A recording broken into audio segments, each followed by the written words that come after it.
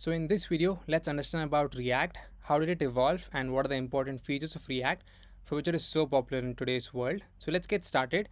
So let's initially understand about all of the prerequisites that are required for learning React.js. So many of them would already be familiar with your HTML, CSS, JavaScript, as well as your DOM manipulation. So for people who are not sure about all of these prerequisites, you can check out the link in the description and you can look into all of those links and learn about the prerequisites. Now let's understand about the prerequisites in simple terms.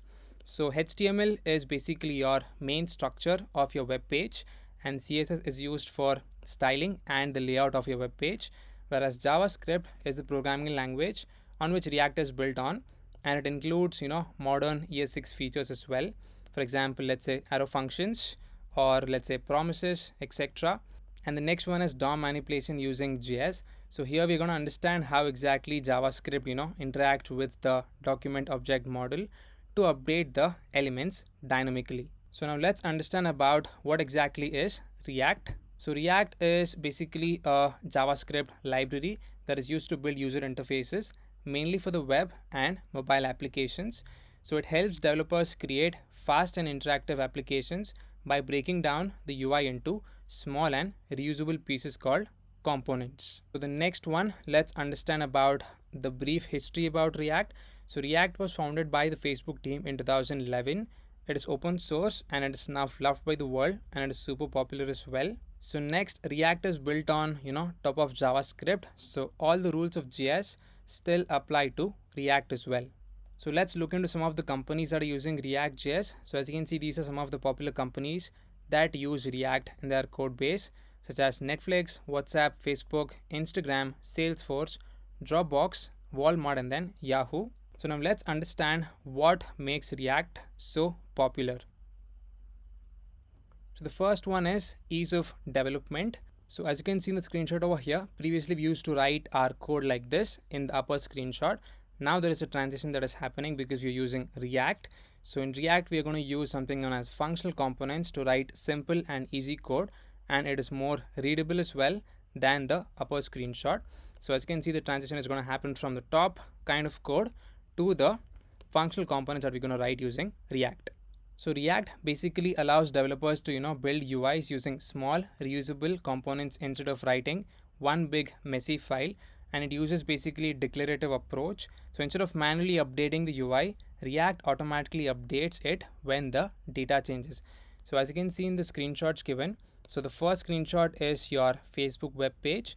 As you can see, we have two parts, that is your sidebar as well as your top header bar, that is built using reusable components, and it is mostly static, whereas your central part where all of your posts are going to be shown, that is going to be dynamic and that is going to be changing as and when the user keeps on scrolling. So similar example in the second case as well, that is the left sidebar as well as your top header is going to remain as is, and we can build that using reusable components. So the next one is your fast performance. So React is lightweight and efficient because it updates only the parts of the UI that change. So React uses something known as virtual DOM that is super important to understand. So it uses virtual DOM to improve the speed of the application, and it also optimizes your re-rendering as well. So React intelligently decides when and what to update by reducing your unnecessary work. So that's how the fast performance is achieved in your web applications. Let's further move on. So React batches your updates. Let's understand what exactly is batching. So let's say instead of updating the UI every time a state change happens, React actually waits and batches multiple updates together in a single render cycle, and then it shows it onto the screen. So let's say in this particular function, we are trying to perform three changes. There is three state updates. One is we are setting the answer to be of an empty field, that is an empty string. So next we're going to say set best to be of true. After that, we're going to set solve to be of false. So in this case, React actually waits and then batches all of these multiple updates together in one single render cycle. That's how React performs batches of your updates. So let's move on. So next we're going to understand about your virtual DOM as well as your real DOM. Let's understand how real DOM works. So inside real DOM, when a particular change occurs, the browser re-renders the entire UI even if only one part is changed. So this is not that efficient for your applications. Whereas in virtual DOM, here React actually uses virtual DOM itself. So here React creates a lightweight copy of the real DOM that is called the virtual DOM, and React compares the virtual DOM with the previous version to detect only the changed parts. Okay. So instead of re-rendering the entire UI, React only updates what has changed. So that's the reason it's gonna, efficiently optimize and then re-render it onto the screen. So this is it about your virtual DOM and then real DOM concept. So yes, we're gonna discuss about point 4 and point 5 later on. We'll get into the coding part now. So that's it for this particular video. So hope you learned about what exactly is React, how did it evolve, and what are the important features of React as well, for which it is so popular. So that's it about this video. Let's see you in the next one, and then thank you for watching. So in this video, we'll be exploring about how exactly a React application or a React project is going to look like. So we'll be understanding about the files as well as the file structure of a React project that we have initialized. So let's get started. So initially, as you can see, I've just opened up a React template in Code Sandbox. So let's get started with understanding about the file structure or the template that any React application is going to have. So usually React applications, have the following structure. Let's say we're going to have the project name that is at the top level, and below that we're going to have your SRC as well as the public folder. And within the SRC, we're going to have three things, that is your app.js, your index.js, as well as your styles.css, as you can see over here. And we're going to have your public folder, and within that we're going to have your index.html file. So now let's understand what exactly are these files and how exactly we are rendering or we are showing the UI elements or the design onto the web page or onto your screen. So let's get started with the two main files that we're going to focus on. That is the app.js, that is the main file. So your app.js basically defines the main UI components. So whatever design you want to do, you're going to do it inside of your app.js, and the same thing is going to be reflected onto your website or onto your screen. So the next one is your index.js. So this basically connects the React app to the actual HTML page, that is by making use of your index.html, right? And it renders the root component, that is your app. So we'll understand in detail whatever is written inside of your index.js as well as your styles.css. So now as you can see onto the screen towards my right hand side, there is two pieces of text which are being rendered. There is hello code sandbox as well as start editing to see some magic happen, right? So basically whatever is there inside of your app.js, that is over here, that is inside of your return block, that is being displayed onto the screen. Okay, so now let's understand the basic code implementation inside your app.js. So as I explained earlier, at the initial point we are importing your styles.css. So whatever styles we have written over here, that gets applied to your app.js, and we are trying to export default function app so that we could use this app in any other screen as well. And we're returning a div, and we're giving a class name to the div, that is app in this case, and within the div we're going to render two pieces of h1 and then h2 tags. So in h1 it says hello code sandbox, and in h2 it says this piece of text. So basically whatever is being written over here, the same thing is being rendered onto your output screen, as you can see over here. So that's it about your app.js. So now let's understand your index.js in a more better way. So this is actually considered as your entry point for your React application. So this file basically renders the app component inside the root div. So let's understand how exactly this part works. Okay, let's break it down step by step. So now let's get to know about the root of React. So React apps essentially start from your index.html file, that is this one, that is present inside of your public folder. So inside the index.html there is a line known as div that is going to have an ID of root. So this is the main important thing. So this is your mounting point for React, right? So let's keep that in mind. And now let's understand the rendering of your app component. So as I initially explained, index.js is your main entry point for any React application or project. So with the help of your create root method, we're going to pass in your root element, and then with the help of the render method, we're going to render your application. Okay, so this basically finds the div that is with ID of root in your HTML file, and we're going to render the app component inside it. Okay, so now let's further understand what exactly is a component in React. So we'll be only focusing on functional components and not class-based components. So let's understand the component. So as you can see over here in the app.js, this essentially is a component. Okay, so a React component is a function that returns JSX, that is JavaScript XML. So we'll understand what exactly this is in the coming videos. So JSX lets you write, HTML inside JavaScript. As you can see, this is basic HTML, right? Of course, everyone knows this. So this is essentially your JSX itself. So as I said, JSX lets you write your HTML code inside of JavaScript. So that's the basic understanding of your component. So here in this case, your app component returns some JSX code.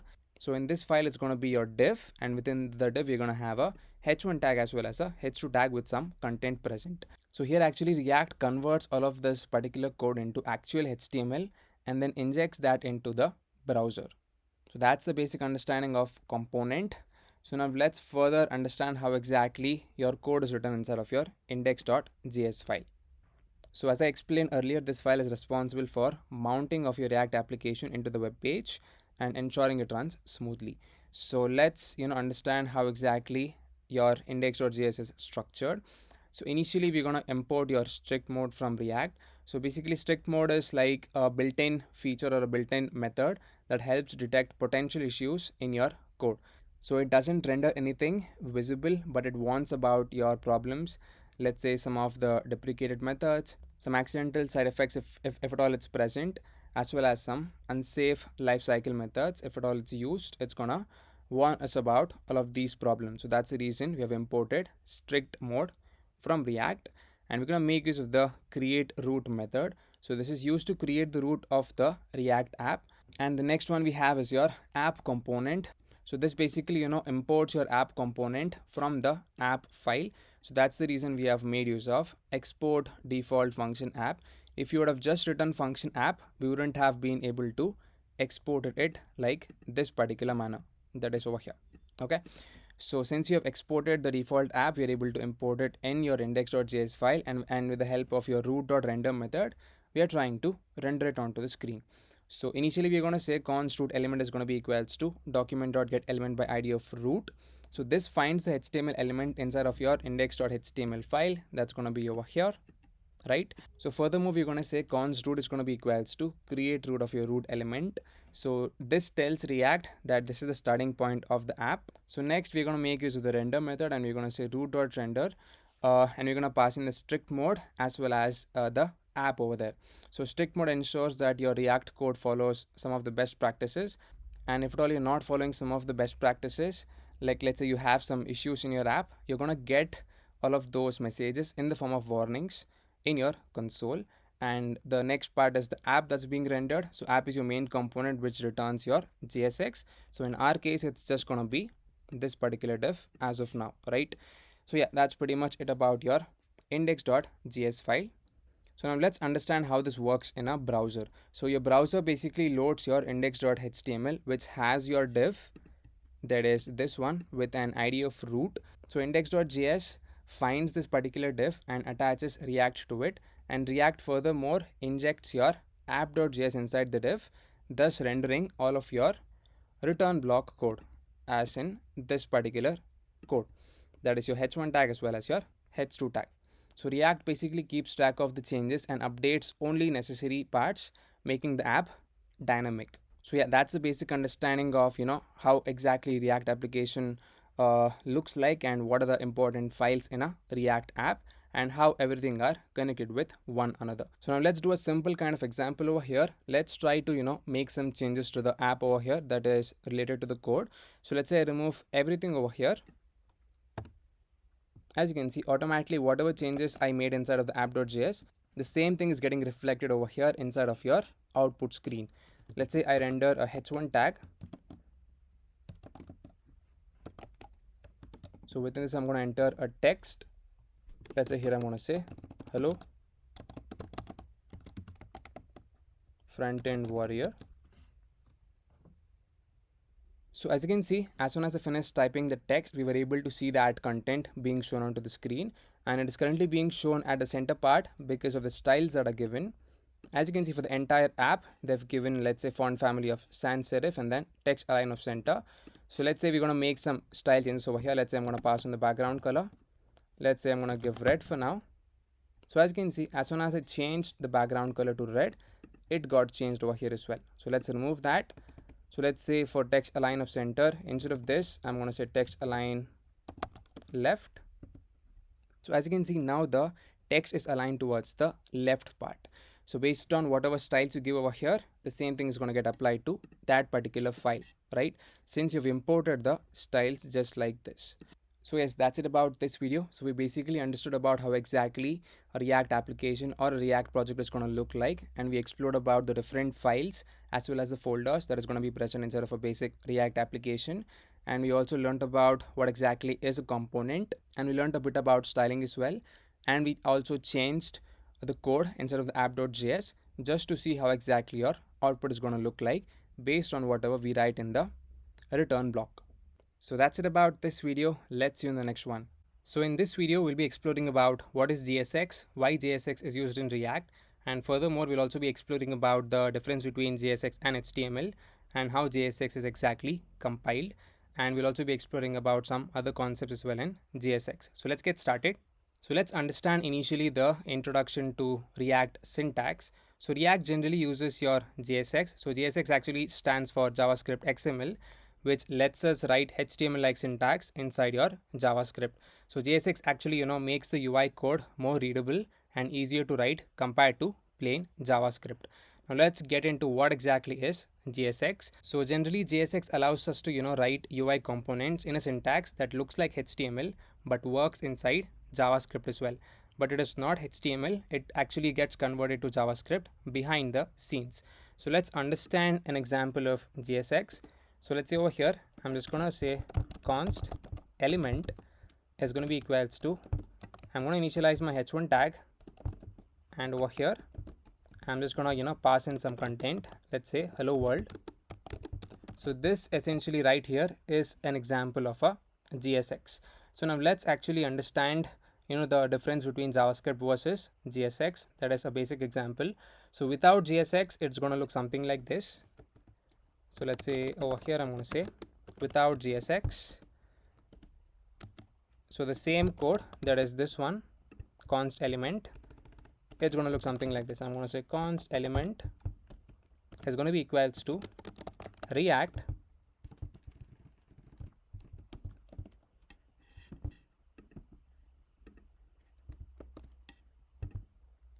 dot create element, and this in turn is going to have your, let's say, h1, and since there are no properties, I'm going to pass in null over here. That's the second argument, and this is your content itself, that is your hello world.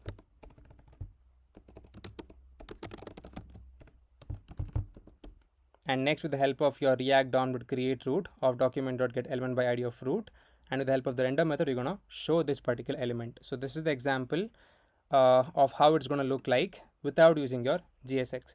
So as you can see, this is kind of hard to write as well as read as well. So with JSX, it's going to look something like this. So here I'm going to say with JSX. So here it's going to be const element. It's going to be equals to h1 tag. And here we're just going to write in the content hello world. All right. So as you can see, this particular example looks much simpler, and it actually looks similar to HTML as well. Okay. So that's the basic difference between your JavaScript versus JSX. So the next important thing to keep in mind is your JSX code, whatever you're writing, must be inside of a parent element. So what I mean by that is, let's take the same example over here instead of our app component. As you can see over here, we have an outer div, and within that div, we're going to have two h1 tags. I mean, a h1 tag as well as a h2 tag as of now. This is correct itself, which is, the correct way of writing your JSX. That is, your JSX is under a single parent element, that is your div in this case. So you cannot write your code like this. Let's say instead of this part, we're just going to have this one. Let's actually remove this code, it's not required. Hope you understood this example. Yeah, so let's say instead of the return, instead of the div, I'm going to write this one. So this would basically throw an error because you cannot write JSX like this, because JSX, must be inside of a parent element. So just in case you want to write like this, you need to use something known as fragments in React. So that's going to be just empty and empty opening and closing tags. Use that and put it inside. So now you should not get that error. As you can see, we are able to render the texts. So JSX must be inside of a parent element, otherwise it's gonna error out. Let's come back to the previous state. So yes, that's the brief understanding about the syntax of JSX and what exactly is JSX in React. So now let's understand a few more concepts regarding JSX with the slides that I've prepared. So yes, what exactly is JSX? Let's understand that once again. So JSX allows us to, write HTML-like syntax inside of JavaScript. However, your browsers won't understand the JSX directly. They can only understand your JavaScript, right? So as you can see, JavaScript syntax is an extension to JavaScript that lets you write HTML-like code. This is what we discussed earlier. So as I said, your browsers, won't understand your JSX directly. That is whatever code you write. So they only understand your JavaScript. So yes, now what exactly is Babel? Let's discuss on this.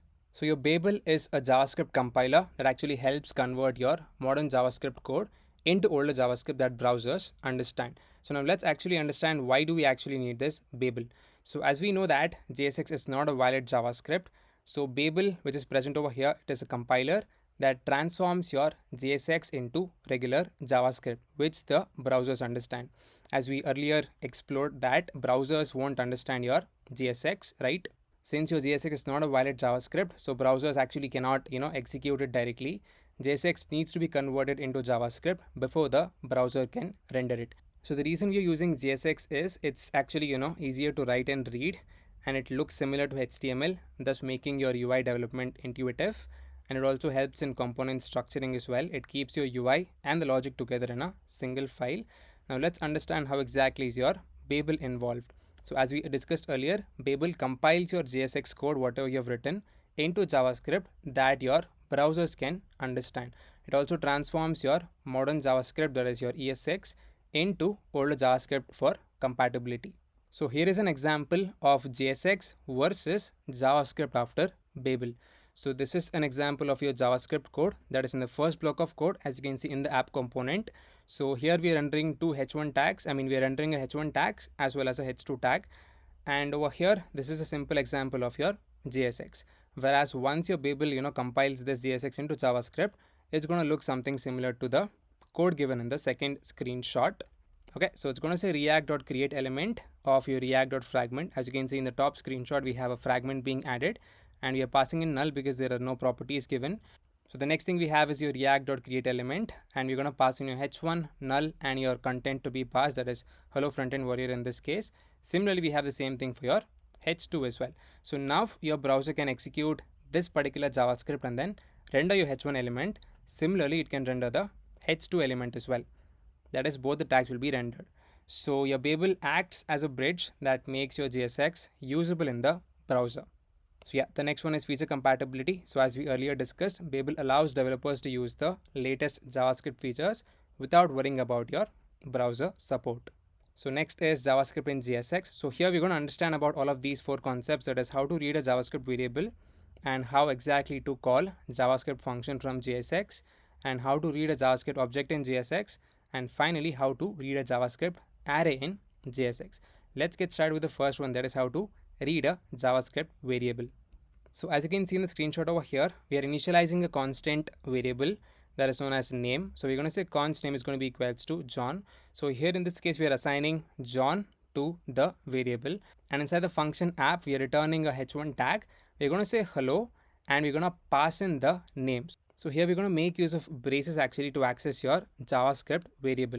So as you can see in the screenshot, they've made use of your braces, and within the braces, they've passed in the exact same spelling, that is name. So here in the console, we should be able to see hello John printed. So similarly, you can try assigning different names to the variable, and then you can try accessing it with the help of braces. So the way we access again is we're going to make use of braces, and within the braces, you're going to pass in the variable name to access. So in this case, we need to access name. So that reason they've just passed on name within the brace. So the next one is calling JavaScript function from JSX. Okay, so as you can see in the screenshot, the first code snippet says function greet, and we're going to say return welcome to React. So this is a simple function, and it is returning a string which says welcome to React. It is a simple function, as you can see. And below that, in the second code snippet, we have a function app. So here we're going to make use of a h2 tag. And again, as you know that to access any kind of thing in JSX, we need to make use of braces. So initialize that brace and just call in a function how you usually call a function, right? So just call in the greet function within the brace. So once the app loads, this should print welcome to React onto the web page or onto the console. So hope you understood about how to, call a JavaScript function from JSX. Let's further move on. So the next thing is how to read a JavaScript object in JSX. So let's understand this. So as you can see in the screenshot, in the initial code snippet, that is, we have an object that is user, and we have two pieces of information, that is first name and the value is Alice, and the last name, the value is do. And below that, we have initialized the function app, and we're returning a p tag over here. Okay, so over here we need to access both the first name as well as the last name. So in objects, you know how to access it with the help of the dot operator, and the way to access any name in JSX is by making use of braces. So again, initialize your brace, and to access the first name, it's going to be user. Initialize your object name. So in this case, our object name is going to be user. To access the first name, it's going to be user dot first name. So we are using the dot operator here because user is an object, and the way we access the values instead of an object is by making use of your dot operator, right? So that's the reason we're going to say name is going to be equals to user dot first name. Similarly, leave a space and then initialize your second brace, and to access the last name, we're going to say user dot last name. That's it. So once the app loads, this should print Alice do in the web page or onto the console. Let's further move on. So here we'll be understanding how to read a JavaScript array in JSX. So let's get started. So as you can see at the top part, we have a numbers array, and it contains 4 values, that is 1, 2, 3, 4. And below that, we have a function being initialized. So we're going to say function app. Open your brace to start writing the code. So here we're going to return a UL tag, and over here we're going to map over the number. So we're going to say numbers.map, and this map is going to take in a function. So hope you know about your map, filter, and reduce functions in JavaScript. So similarly over here, we're going to map over each item inside of your numbers array, and then we're going to show the number. So that's what is written over here. We're going to say numbers.map. So for each number, we're going to return a li tag, and within the li tag, again, to access the variable name or the value name inside of the number, just try to initialize the brace and then pass in the number over there. So in this case, once you load the app, you should be seeing 1, 2, 3, 4 printed onto the web page or onto the console. And this also takes in a key prop, and we need to provide the number itself. So that's the overall understanding of the concepts in JSX. So hope you understood about what exactly is JSX, how to use it, and how exactly this is working, and how your browsers, understand your JSX, and how your Babel, acts as a bridge and converts or makes the JSX, usable in the browser. All right, and also hope you understood about all of these 4 concepts. That is how to read a JavaScript variable, how to call a JavaScript function from JSX, and how to read a JavaScript object in JSX, as well as how to read a JavaScript array in JSX. So that's it about this particular video. Let's see you in the next one, and then thank you for watching. So in this video, we'll be exploring about what exactly should be our thought process while writing code in React. So let's say we are given a component to design. So just by looking at the component, we must be able to analyze, that is, how exactly the code flow is going to happen, so that we will be able to design that component successfully. So let's move on to the next part. So as you can see over here in the screenshot, we are given a particular component to design. So let's break this down into simpler parts. So as you can see, we have a main component that is known as your card component, and that is your entire box which contains all of these small designs inside it. And within the card component, we have 2 more components being rendered, that is your image component as well as your button component. And apart from the button and image, we have 2 or 3 pieces of text which says Slack and the number of followers, as well as at the bottommost part we have a button, or we have a pressable kind of design which says view full page. So this is essentially considered to be your entire component, and within your component we have a bunch of unique designs being rendered. And under them we have two more components, that is your image component as well as your button component. So this is just a gist about your design that's being shown, that is for your card component. So now let's understand the hierarchical data relationship of this entire card component. So at the top level we have this card component, that is your entire part which contains your image, button as well as all of those three texts that are present on the card. So that's the reason your card component is going to be at the top level, and under the card or below the card we're going to have two more components, that is your image component as well as your button component. And your image component is being responsible for showing that particular image onto the card, whereas your button component is being responsible for showing that follow button inside your card, as you can see over here in the card component. So that's pretty much about your hierarchical data relationship. So since this is a small kind of component, it's easier and better to understand how exactly the data is being passed, or how exactly your card component is being structured over here. So let's further move on. So the next one is where exactly the state should live. So as you can see, the card component is at the top level, so the entire state is going to reside from there, and from that particular card component we would be sending information to your image as well as to your button component as well. So based on that we're going to design it into this particular card component. So at the top level we would have our card component, and to that particular card component we're going to send some information as props, so that would be utilized into all of these two sub components, that is your image as well as your button component. And the same thing is going to be initialized over here, and the card structure is going to be shown, or the card design is going to be shown just like this. So yes, now let's understand how exactly we can design this piece of component with the help of code. So let's understand this code snippet line by line. So at the top of the screenshot we have three lines where the imports are being done. So initially we are importing React, and we're importing two components, that is image as well as button, from those particular files, right? So the next thing we are going to do is we're going to define your interface, because this is written using TypeScript. So this piece of code, that is interface card props, so this usually defines a TypeScript interface called as card props in our case, which actually specifies the structure of properties or props that the card component can accept or will accept, right? So this basically helps in enforcing your type safety when using this particular card component. So as you can see we have four things, that is src is required for your image, and alt, that is alternative value, so both are of type string, so we need to pass in that. And next one is your button text, even that is of type string, so pass in it as a string. The next one is a on click, so this is basically a function with no parameters that returns nothing but a void. So this function will be called when your button is clicked. So these are all of the informations for your interface, that is for your card props, right? So the next thing we have is your card component definition. So here we're going to say const card is going to be equals to react.fc. Within that we're going to pass in our card props that is just defined above, and here we're going to define the required things within the card component. So this line essentially says that this defines a functional component named card, right? Whereas your react.fc, and within that we have the card props, so this tells TypeScript that card is a functional component that accepts your card props as its props. So essentially fc is your functional component. And furthermore we are trying to destructure, as you can see, so we are trying to destructure four values, that is src, your alt, your button text as well as your on click. So let's say instead of using your props.src or props.alt or props.button text, we are directly trying to extract all of these four values by destructuring. So the next part is here we are essentially trying to return some JSX that is going to contain outer div. Within that we're going to have your image component being rendered, which is going to show the image, which in turn is going to take in the src, and whatever src is coming from the props we're going to show that, right?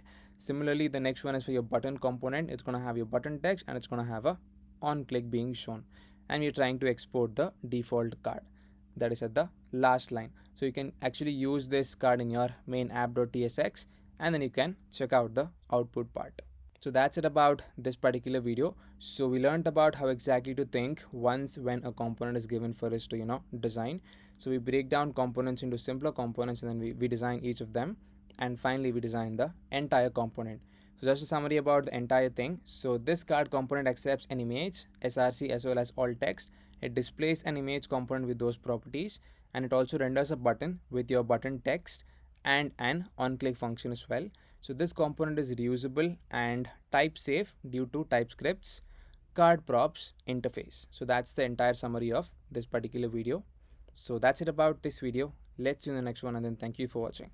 So in this video, we'll be understanding about what exactly are React hooks. So let's get started. So React hooks are functions that let you use state and lifecycle features in functional components without needing to convert them into class-based components. So React hooks were introduced in React 16.8, and they provide a cleaner and more readable way to manage state and side effects in your React applications. Now let's understand why were hooks introduced. So before React hooks, we used to use class-based components. So class-based components were required if you wanted to use state or lifecycle methods such as component did mount, component did update, etc. But class-based components, had some issues such as complexity, like managing the state in large class-based components becomes kind of difficult. The next one is reusability issues. So reusing stateful logic required your higher order components or rendering props, making the code harder to read as well. And it also was difficult to understand because the this keyword often caused confusion in your class-based components. So React hooks solves all of these problems by allowing your functional components to have state and side effects. So now let's understand what data should not be a state. So your first one is constant values. So let's say if a value never changes, store it as a variable instead of a state. So we have a very common hook that is used for storing state, that is known as your useState hook. So if at all a value never changes, there is no need to store it inside of state. Using useState for a constant is unnecessary because your state is meant for data that can change and needs to trigger your UI updates. So let's say you have a constant string which says my React app. So for this particular string, you need not store it inside of useState. You can directly assign it to a constant variable. So you can just say const app name is going to be equals to my React app. So the next one is functions. So we can define it normally, not inside of state. So again, let's say you have a function and you're defining a function inside of a useState hook. So functions should not be stored inside of state because functions do not change on re-renders. Instead, they should be defined as a normal function inside of your functional component. So the next one is your DOM elements. So here we can actually make use of your useRef hook instead of a normal state. So let's say if you need to store a reference to a DOM element onto your website, like let's say for example a button or an input field, we can make use of your useRef hook instead of your useState because useRef allows direct access to your elements without triggering your re-renders. So that's the basic usage of your useRef hook. So the next one is computed values. So here we can compute dynamically instead of using state. So if a value is derived from other states, compute it dynamically instead of storing it inside of state. So let's understand in a better manner and in simpler terms what exactly are hooks. So as we earlier discussed, hooks are kind of functions that let you use state and other React features in functional components, and it was introduced in React 16.8. This also we discussed earlier, and it allows using state, lifecycle methods and side effects without needing your class-based components. So that's the basic understanding of what are hooks. So let's move on to the next one, that is why were hooks introduced. So even we explored about this as well. So first one is the complexity in your class-based components because it is hard to manage your state logic across your multiple lifecycle methods. So that's the reason hooks were introduced. And the second point is code reusability. So it's difficult to reuse your stateful logic between your components. And the next one is better function component support. So hooks make your function components more powerful. Hence, hooks are preferred over your class-based components. So now let's understand what data should be inside of a state. So here in the screenshot given below, we have a basic example of useState, and it is an example of a counter where we have a button to increase the counter value. So this is the usage of a useState hook. We'll understand about the syntax in the coming videos. So here we'll understand what data can be used inside of a state, that is inside of a use state. So as you can see, we are making use of the useState hook, and that hook is coming directly from React because it is a built-in hook. And in the parenthesis, we are passing a number known as 0. Okay, that is known as your initial value. So over here in this case, it is 0. So 0 is actually a number. So along with number, you can pass in all of the values that are given in the bullet points, that is numbers, strings, booleans, arrays, as well as objects. So inside of your parenthesis, you can either pass your numbers, that is 0, or your string value, or your boolean such as true, false, or you can pass in an empty array or array with values, or you can pass in objects as well. Okay, so any change in the value of state variable triggers a re-render.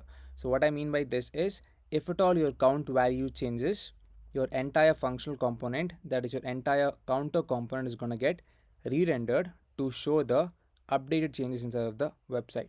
So now let's say at the initial state of the application, the value set to 0, and the count value that is in the p tag would be showing 0 onto the website. And below that we have a button to increment. So we do have on click set onto that button, which actually increases the counter value to 1 from 0. So as you can see, once the user presses on the button, we see a state change happening, because initially the count value was 0 when the app loaded, and once when the user pressed on the increment button, the count value changed to 1. So as you can see, there is a change of value for that particular variable count from 0 to 1. So since a change has happened, the entire component is going to get re-rendered, and it shows the updated value, which is 1.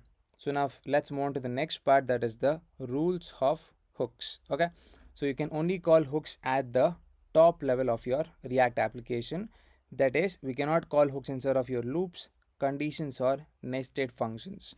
So let's come back to the same component over here. So we can only call hooks at the top level as being shown in the screenshot. So you cannot call hooks inside of the return block or where the design is being rendered, or you cannot call it at the bottom part as well. So you only need to call it at the top level, that is where your functional component is being initialized. So the next one is, we can only call hooks from React functions. So we cannot call hooks from your regular JavaScript functions, that's not correct, and we need to call hooks only from your React functional components, and we can call hooks from your custom hooks as well, which we will learn in the later part. So yes, these are some of the commonly used hooks, such as useState, useEffect, useContext hook, useRef, useMemo, useCallback, useReducer, useImperative handle, useLayoutEffect, useTransition, useDeferred value, useSync external store, useID, and then your custom hooks. So yes, that's it about this video. So we basically learned about what exactly are React hooks and why were hooks introduced initially, and what are the rules of hooks, and we also understood about the commonly used hooks. So that's it about this video. Let's do the next one, and then thank you for watching.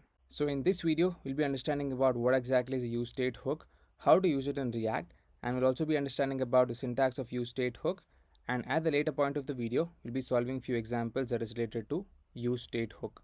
So let's get started. So let's understand what exactly is useState in React. So your useState hook is a built-in hook in React that allows your functional components to manage state. So before hooks, state was only available in your class components. So with the useState hook, functional components can now store and then update your stateful values. That's the basic understanding of useState. So now let's understand the syntax of useState. So as we learned earlier, we can only define hooks at the top level of your functional components. So here let's understand the syntax part. So here you're going to define it as, you're going to say const, you're going to open up your brackets, and then you're going to write in two values, that is the state as well as your set state. Here you're going to say equals to, initialize your useState hook, import that from React, and here this is going to take in your initial value. So here let's understand what exactly is your state, set state, as well as your initial value. So essentially your state is, so this is the current state value at that particular point of time. Okay, that is your state. Your set state, this is essentially considered as a function. So I'm going to say this is a function or a setter that updates the state.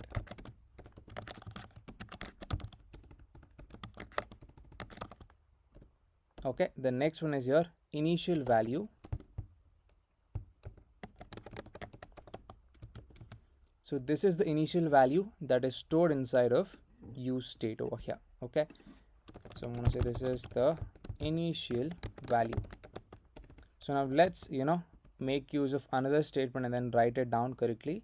I'm going to make use of a counter statement over here. I'm going to say const counter comma set counter is going to be equals to useState. Initially I'm going to set it to be 0 because our counter is going to start from 0. So here this is another example of a useState hook. Here we are defining two things, that is counter and then set counter. Counter value at the initial state would be pointing to whatever is stored inside of the initial value. So now if you just log your counter, it should be giving 0. So whatever value is there over here, that should be equals to this particular value. Okay, so that's how your useState works. Whereas this one, your set counter, is considered to be a function or a setter that updates your counter value, right? So initially it's 0, so it can update to any value based on whatever implementations you make inside of your design part. So now let's understand how exactly your useState works inside of your functional components. Okay, so useState initializes the state with a given value. So in our case it is 0. That is with the help of your counter example.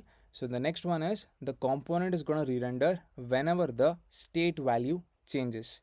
So as you can see over here in this particular example, let's say we have some implementation done over here, and let's say if your counter value changes from 0 to 1, then in that case your entire app component is going to get re-rendered and it is going to show the updated change onto the website. Let's say in the return block you are showing the counter value, that is in the dynamic way.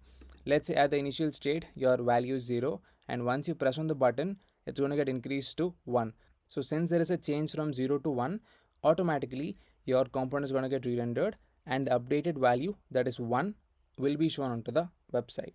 And we generally use the setter function, that is set state or your set counter, to update the state.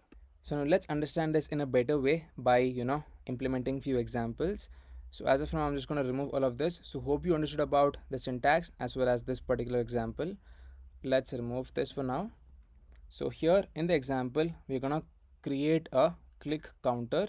So what essentially this does is you're going to have a p tag that is going to show the count, and you're going to have a button to show how many times the counter is being clicked. That's essentially what we're going to do in a simple way. So we're going to make use of useState to implement this example. So here I'm going to initialize my state. I'm going to say const, I'm going to say count comma set count is going to be equals to useState, and initially I'm going to pass in my initial value that is going to be set to 0. So now let's say inside of the return block I'm going to remove these two tags that are not required for now. I'm going to have my heads2 tag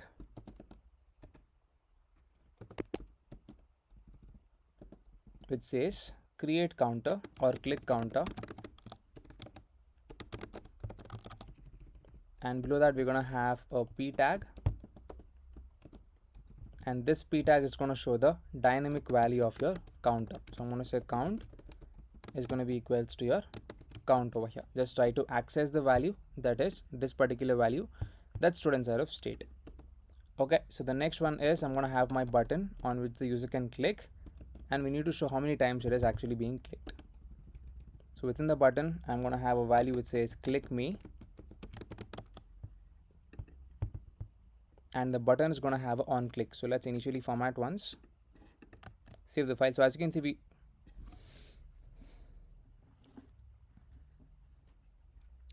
do have the design being shown onto the right side.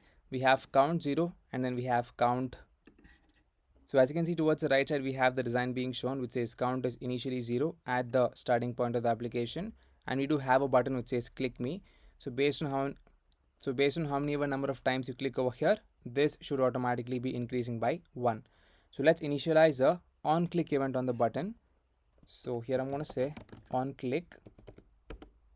So this in turn is going to take in a function, and here I'm just going to say access your set count because this is a function or this is considered to be a setter which changes the value of this particular count. So for that reason I'm going to say set count over here, and I'm just going to say count plus 1. Alright, so here in the setter I'm just going to say set count, initialize the count value whatever is.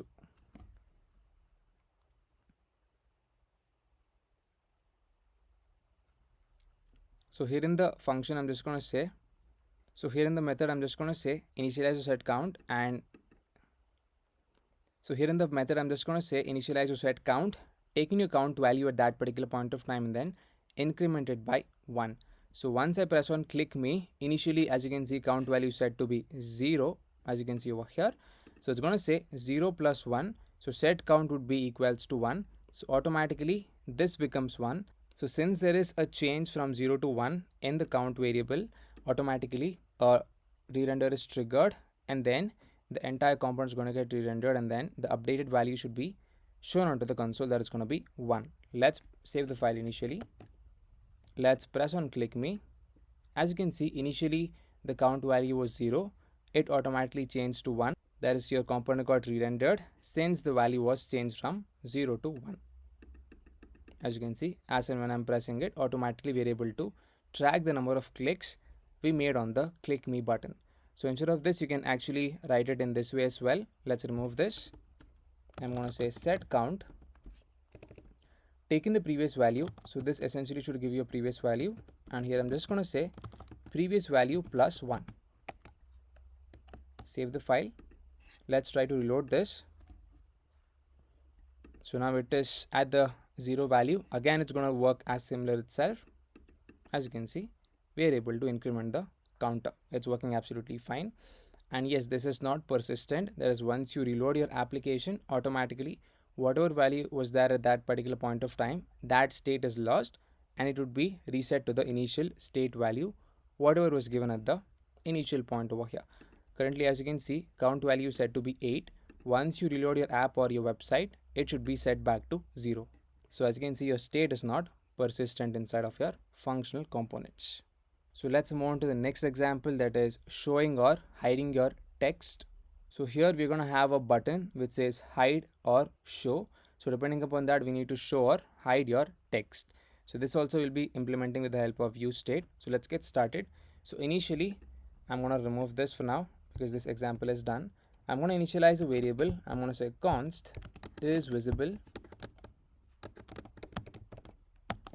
comma set is visible is going to be equals to useState, and it would be set to true initially because we need to show it in the initial point. And instead of the return block, I'm going to have my heads2 which says show or hide text. That's for the heading part.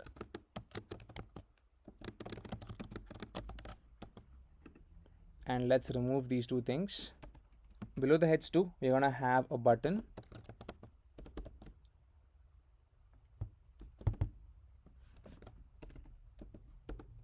which is going to say hide, and below this we're going to conditionally render. We're going to say if is visible is going to be true, then only render the text whatever you want to render. So I'm going to say is visible, and I'm going to render a p tag over here. Within the p tag, I'm going to show hello React. You can pass in any string you want to. Save the file. Yeah, so essentially that's it. We need to make one more change. We'll do that in just a bit. So let's understand what exactly we've written over here. So I've just initialized a state which says const is visible, comma set is visible is going to be equals to useState, and initially I've passed in a true value to this. So essentially your is visible is equals to true, and over here we have a button which says hide. Okay, so here we're going to say if at all your is visible is going to be equals to true, then only show this particular text, or else we need not show it, right?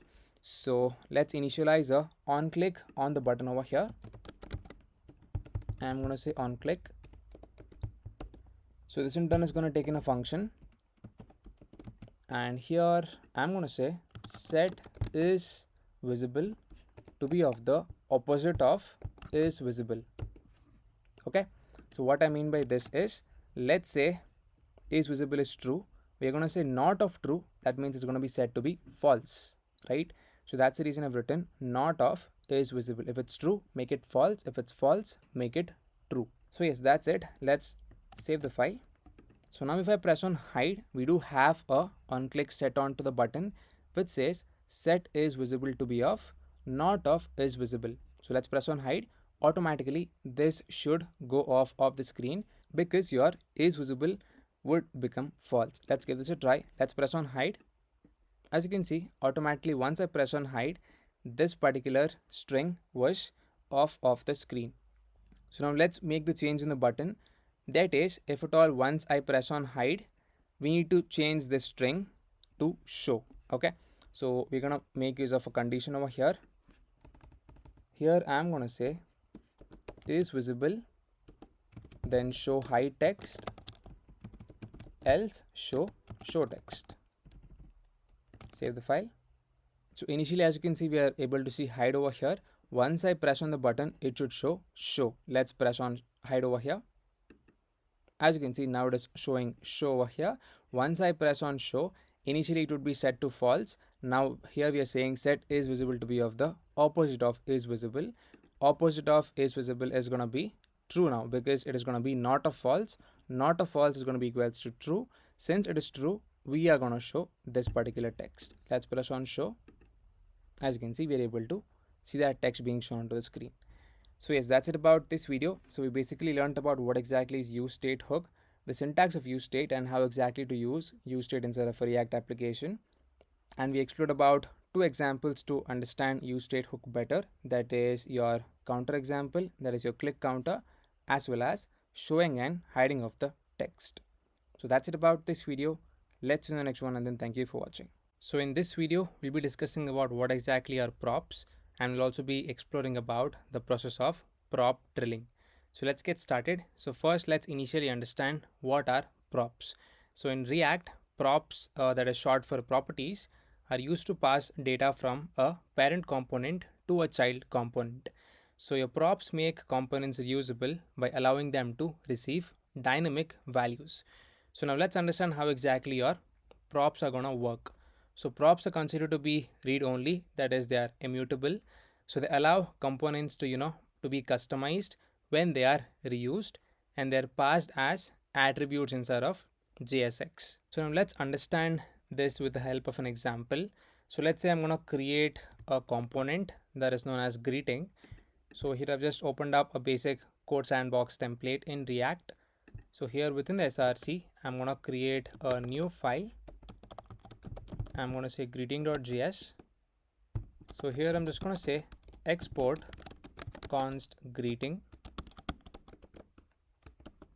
is going to be equals to a normal arrow function. So here for now, I'm just going to return my h1 tag over here. So I'm going to say h1, and within the h1 tag, I'm just going to give a name over here. I'm just going to say hello name. I'm going to save the file. Now let's come back to the app. So now instead of showing these 2 pieces of text that are initially being shown, let's remove this, and over here I'm going to show my greeting component. So make sure to import greeting from greeting, save the file. So now as you can see, since we had some text being shown inside of greeting which says hello name, the same thing is being shown onto the screen, which is correct. So now let's send some props to this particular component. So let's say I'm going to send in a name. So here I'm going to say name is going to be Elias. Save. And now let's actually get in this particular name from your greetings component that is over here. So the way we access that is over here. So we can take in the props and let's try to render the name that we sent from the app component. So for that, let's come back over here, and the way we access that is it is just going to be equals to just write in props, and whatever name you have given over here, the same thing should be entered over there to access this particular value. So now we need to access the name. So over here it's going to be props.name.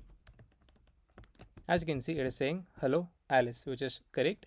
So the other way, that is the ES6 way, is to destructure the props over here directly. So instead of taking in the props and writing in props.name, you can directly take in this particular value, that is name, so that you can directly destructure it. So for that, I'm just going to say open the brace and take in that particular name, and here in this part you can directly access the name over here. As you can see, even this is correct. So here we are able to see the text which says hello Alice. Let's similarly reuse the component again with a different name over here. Let's say I'm going to pass in John and over here Bob.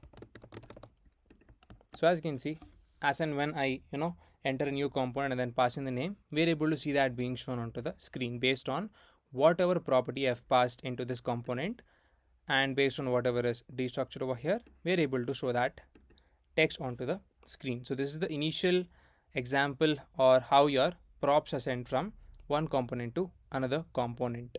So just a summary about this. So here in this case, the greeting component receives a name prop, and your app component, that is this one, passes different names such as Alice, John, Bob to your greeting component as props, and your greeting component displays different messages based on the props received, just like this.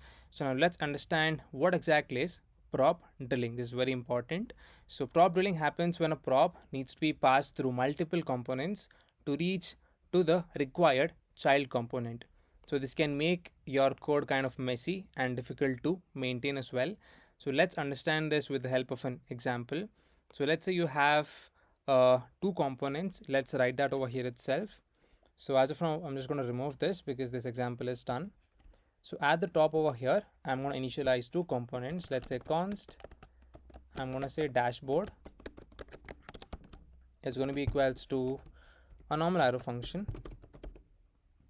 and I'm going to have another function, not a function, another component. I'm going to say const display user is going to be a normal arrow function. Here I'm just going to return a h2 tag, and within this I'm just going to say welcome name for now. Save the file. So now inside of your app component, I'm going to render the dashboard.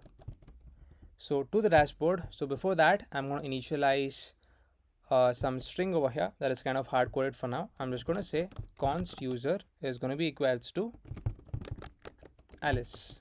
Okay, so just imagine these two are different components in different files, but as of now I'm just going to use it in this file itself for the example.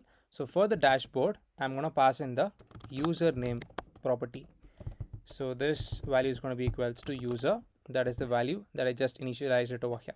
Okay, so this dashboard is going to take in this prop, that is this particular component itself. So let's get that over here. So let's destructure that, and then I'm going to say username. So furthermore, this dashboard is going to have this display user being shown, right? I'm going to say return display user, and here this again is going to get passed down. So I'm going to say username is going to be equals to username. So this username is the property value, and this username is the key value that is coming from your props over here.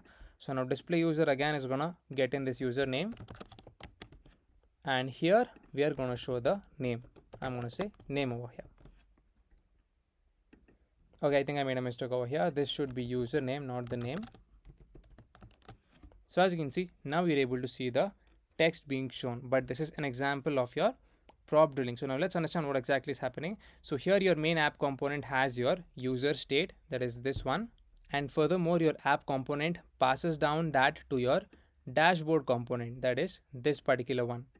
So as you can see over here in the code, your dashboard component doesn't use your username. Your username is only used inside of your display user. So even though your username is not used, we need to pass down to your display user, just because we need to access that at the last level over here, which in this case is your display user. So as you can see, display user finally uses the username prop and then it is displayed. So this process of sending down props from the topmost level, that is from the parent level to the bottommost child level, is known as your prop drilling. So in this case, prop drilling is occurred because the username prop is being passed down through dashboard, even though your dashboard does not need that prop. So let's understand few basic things, that is some problems with prop drilling. So the first issue is like unnecessary passing. So let's say components in between like dashboard have to pass props even when they do not need them, that is to show it onto the screen. So the next one is difficult to maintain. So if a new component is introduced between your app and the display user, it also needs to receive and pass the prop. So some of the solutions to avoid prop drilling is by making use of the context API. So this actually provides a global way to pass data without manually passing props. So you can also use your state management libraries like let's say Redux or the stand for managing the global state of the application. So yes, that's a basic understanding of what exactly are props in React. So we understood that with the help of an example, and we also explored about what exactly is prop drilling with the help of an example as well. And we also learned about what are the solutions for prop drilling.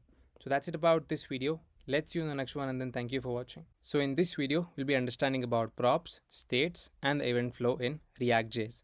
So we'll be taking examples of images as you can see over here in the slides, and then we'll be understanding properly how exactly everything is gonna work. So let's get started with this part, that is the first slide.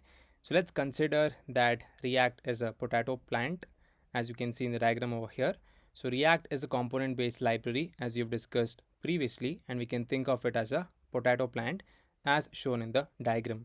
So over here the plant itself represents your entire React application, and the potatoes growing underground represents different kinds of components in the app.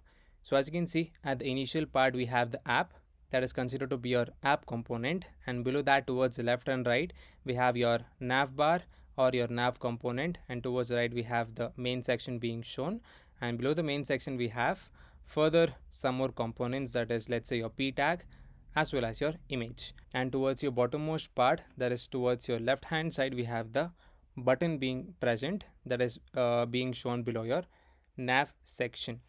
So let's move further. So here your components are connected by the props root network. So just like your potatoes that are being shown over here in the diagram are connected to the plant through roots, React components are connected using your props. Okay, and your props allow data to pass from your parent component, that is the plant, to your child component, that is your potatoes. So as you can see over here in the diagram, we are passing down your props from let's say the app component down to your nav, and furthermore down to your button component. Similarly, we can pass down props from your top level app component, that is from your plant, to the app, that is your potato, and furthermore down if we go we have your main as well as your p as well as your image tag. So this is just a diagrammatic explanation of how your props are being passed from your top level component, that is in this case our plant, down to your child components, that is your potatoes. So let's consider a basic example. So let's say we have a function app, and inside that function app we are rendering something known as your nav, just as similar to this particular example. And inside the nav we are receiving the props, because in the rendering of the app we are returning the component nav, and to that particular component we are sending a title, let's say as home. Once when you render this particular nav, that is your second potato towards the left hand side, there let's say we are rendering a h1 tag, and over there we are destructuring the props and we are trying to show the title. So it's going to be props.title, or if you're destructuring it, it's directly going to be title itself. So this is just a simple example of how your props are being passed on from your app down to your nav. So basically your data flows down like water. So let's say in React, data flows downward from parent to child. So this is similar to how water flows from the top of the plant down to its potatoes through your roots. So the parent component provides data to its child components using props. So that's the basic understanding of this diagram. And we can take in the same example as we took earlier, that is taken an app component, and in that we are rendering a nav component, and for that nav component you can send in some props, and while designing or while returning your nav component you can show some h1 tag, and then you can show the props. So by this we understand that your data is being passed on from the top level to the bottommost level, just like how water flows from the top of the plant to the potatoes through its roots. So that's the basic understanding of this particular diagram. Let's move further. So this is about your nutrients part. Okay, so events move up like nutrients. So let's say while data flows down from top level to the bottommost level, events are going to move up from your child components to the parent components or the parents. So think of your events as, let's say, nutrients that are moving from the potatoes back up to the plant, right? So let's say when a user interacts with your child component, it sends some information back to the parent component. Similarly, how nutrients, move from the potatoes back up to the plant. So here let's understand this with the help of an example that is based on this particular explanation, that is whatever we went through. So let's say we have a function app, and inside that function app we are returning a button component, and for that button component we are having an on click, we are going to say handle click. So in the same app component we are going to define that handle click, and we're just going to give an alert message saying that button is clicked.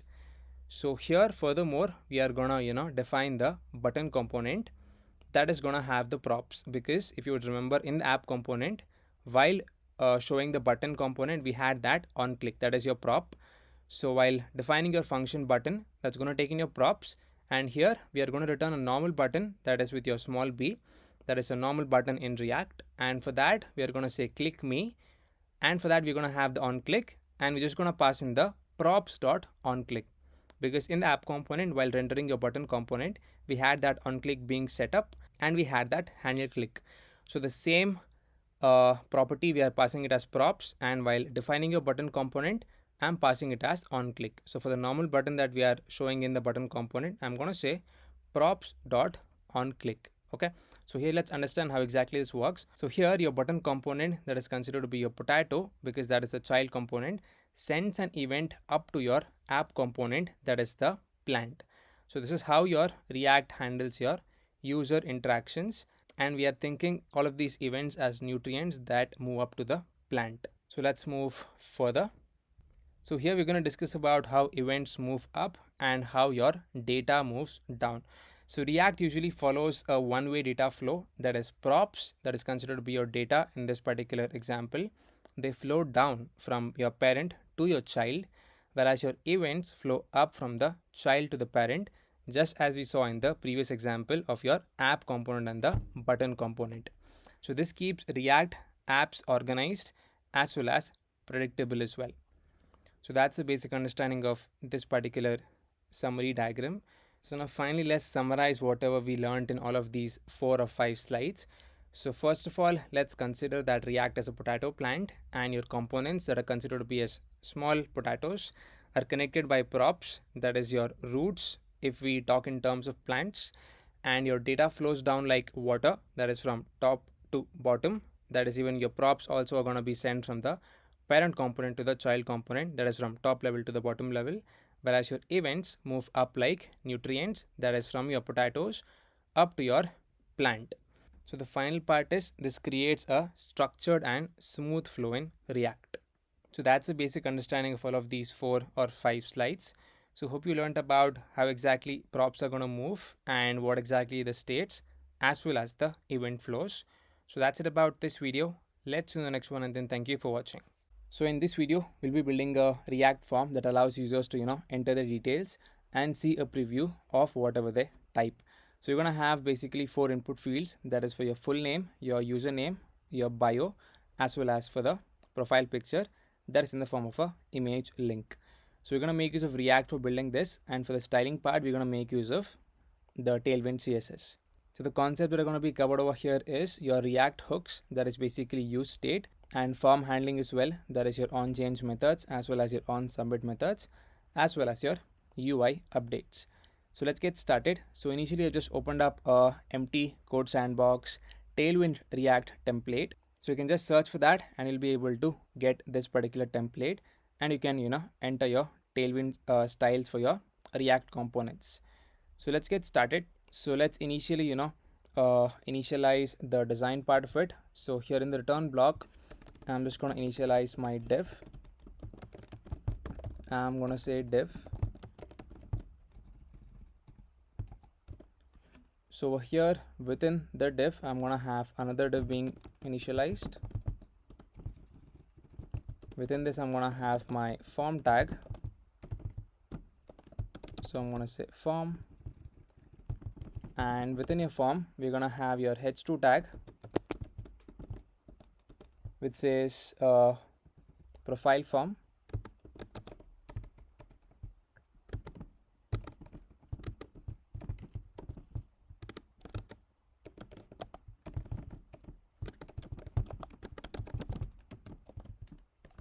Save. Yeah, so as you can see, we're able to see that onto the screen.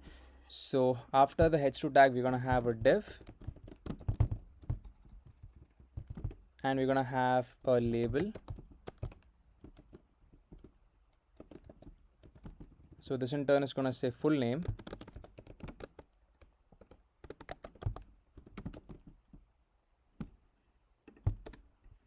Alright, let's try to save the file. Below that, we're gonna have the input field.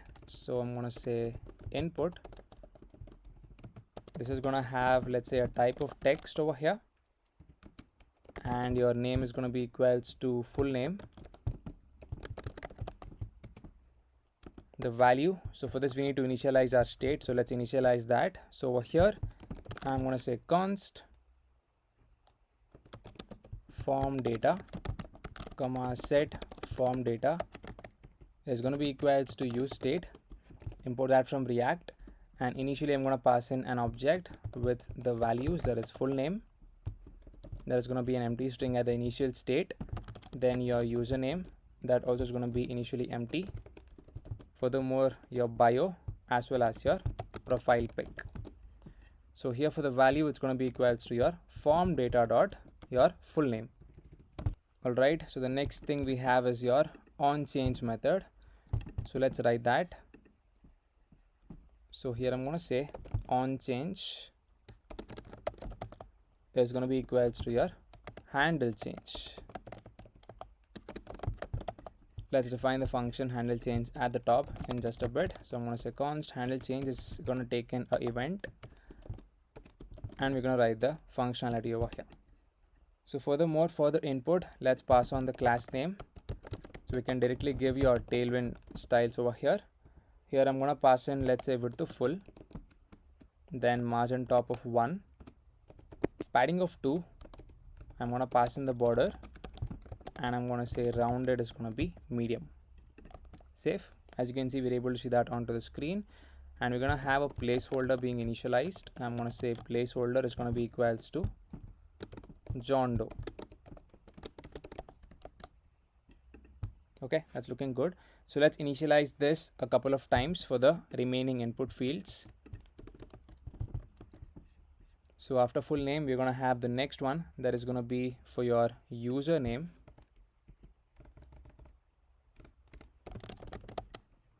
So the value is going to change over here. It's going to be form data dot username, and again it's going to have the handle change. The style is going to remain as is, and the placeholder is going to say add John Doe.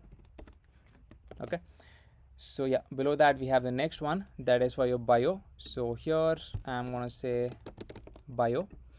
Type is going to be of text. The form data is going to change, I mean your value is going to change. It's going to be equals to form data dot bio over here, and on change is going to be equals to handle change. The style is going to remain as is. The placeholder is going to change. We're going to say tell us something about yourself. Save. Furthermore, we're going to have it for the final one, that is for your image. So here I'm going to say profile picture. It's going to have a type of text. Name is going to be profile pic, and here it's going to say form data dot profile pic. So the style is going to remain as is. Placeholder, it's going to say https example.photo. This is just a random link, it wouldn't work. Just for the placeholder, we're going to enter it. Save. So finally, before the div, finally after the div, you're going to have your button to submit. I'm going to say button.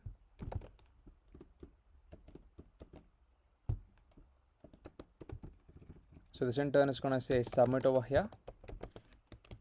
Save. And let's pass on the class name for this. I'm going to say class name. Initially it's going to have a margin top of 4 and then bg blue of 500. Then we're going to say text white, padding x of 4, padding y of 2, rounded, and if I hover over it, I'm going to say bg blue of 700. And let's also pass in the transition. So let's format once. These are the styles given. So as you can see, the hover effect is looking really good. So furthermore, let's start defining your handle change first. So let's come back over here. So this in turn is going to take in the event. Let's get in two things, that is your name as well as your value. That's whatever the user is typing. It's going to come from your e.target. Okay, so here I'm just going to set it into state. I'm going to say set form data to be of whatever is there in the previous. Take that value and here just include that value. So make use of the spread operator, and here for that particular name just insert the value. So let's say the user has entered full name. So for full name, add in the value whatever the user is typing. That's going to come from your event.target. Let's try to save the file, and let's also define the handle submit. I'm going to say const handle submit is going to be equals to a normal arrow function. Initially we're going to prevent default. I'm going to say e.prevent default, and here you can actually try to log your answers. I'm going to say console.log form submitted, and here I'm going to pass in the form data. Let's try to save the file. Let's pass on the style for the outermost div so that the design looks better and it comes to the center part of the screen. I'm going to say class name. Initially it's going to be min height of the screen. So I'm going to say min height screen, bg gray of let's say 100. I'm going to say flex and item center. So as you can see, automatically it came to the center part. Let's also pass on justify center and then some padding of 6. So I'm going to say justify of center and then padding of 6. As you can see, now it's looking really good. So let's start styling out the next div. That's the inner div. I'm going to say width of full. Let's pass on a max width of 4xl.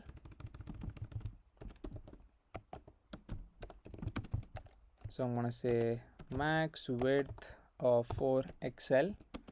bg is going to be white. This is for your internal container. Okay, and I'm going to say padding of 8, some internal spacing. I'm going to say rounded is xl. Let's also pass on some light shadow. I'm going to say shadow is going to be lg.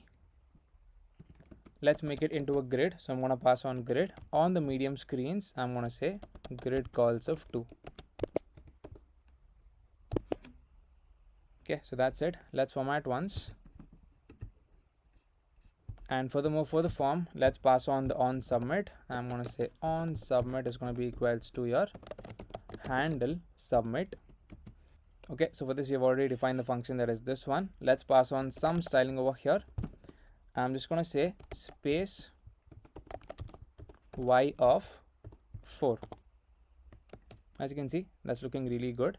So below the form, we're just going to initialize another piece of design, that is to just look at the preview part, how exactly our design is looking.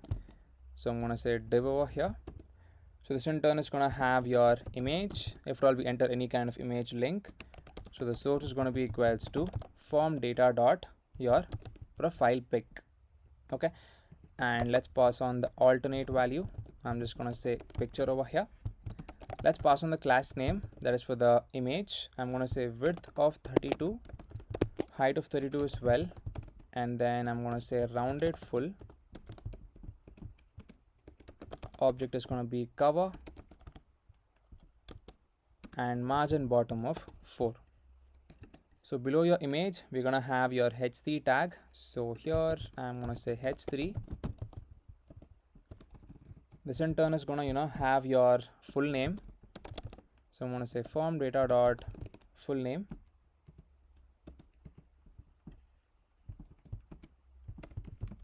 Or it is gonna have a hard coded value that is full name. Save. So below the h3 tag, we're gonna have a p tag. Here I'm gonna say p. This in turn is gonna have your form data dot username. So I'm gonna say form data dot username. Just initialize this one more time. This is gonna say form data dot bio. Save. Now let's try to enter some details and then let's try to show it over here. Let's pass on some basic styling for the p tags. I'm gonna say text blue of 500, margin bottom of 2. So similar stylings, I'm gonna pass it to the next p tag as well. For the h3 tag, I'm gonna have the class name. Let's say text is gonna be Excel, margin bottom of 4 or margin bottom of 2. Font is gonna be semi-bold. Let's give this a try. I'm gonna say full name, Sujan Anand, username. Okay, so for some reason the second input field is acting weird. Let's look into the data over here. Okay, my bad, the name is wrong. So this should be username. Save. This also should change. It should be bio. This should be profile pic.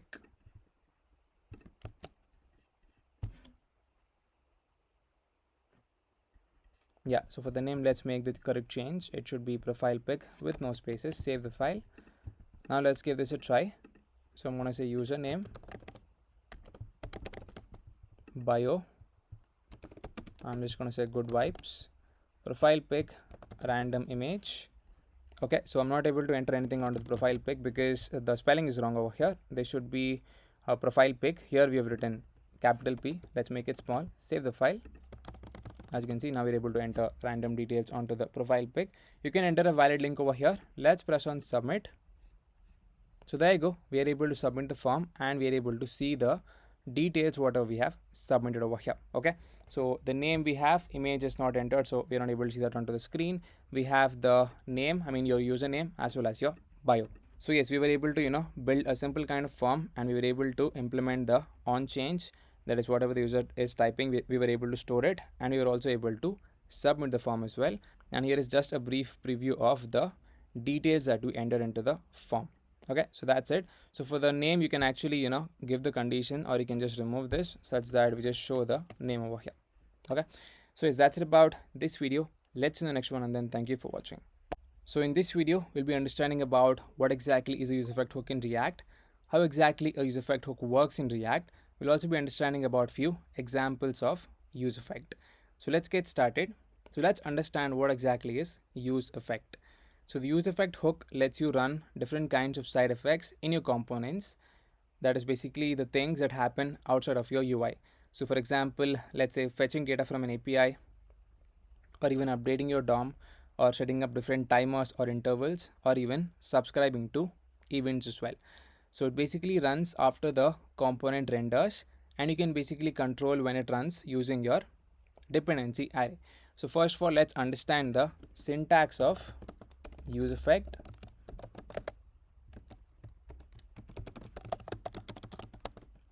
So we're going to initialize your hook like this, that is useEffect. This in turn is going to take in a function. So this is the initial syntax, and it might or it might not have a dependency array. Okay, so this is your initial syntax. Here all of your dependencies are gonna go into. So we have three simple use cases to understand useEffect in a better way. So let's get started with the first one, that is without dependency array.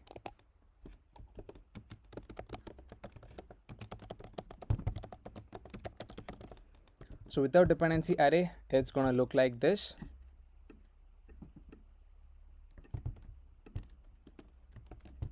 let's remove this. Okay, yeah, so this is your useEffect without your dependency array. So let's give a console message over here. I'm going to say console.log runs after every render. Yeah, so this particular useEffect runs every time the component re-renders, which can cause infinite loops if the effect causes a state change. Okay, so useEffect generally runs on every component render. So let's say you have a useEffect in your main app component, that is this one. So useEffect is going to run every time your app loads.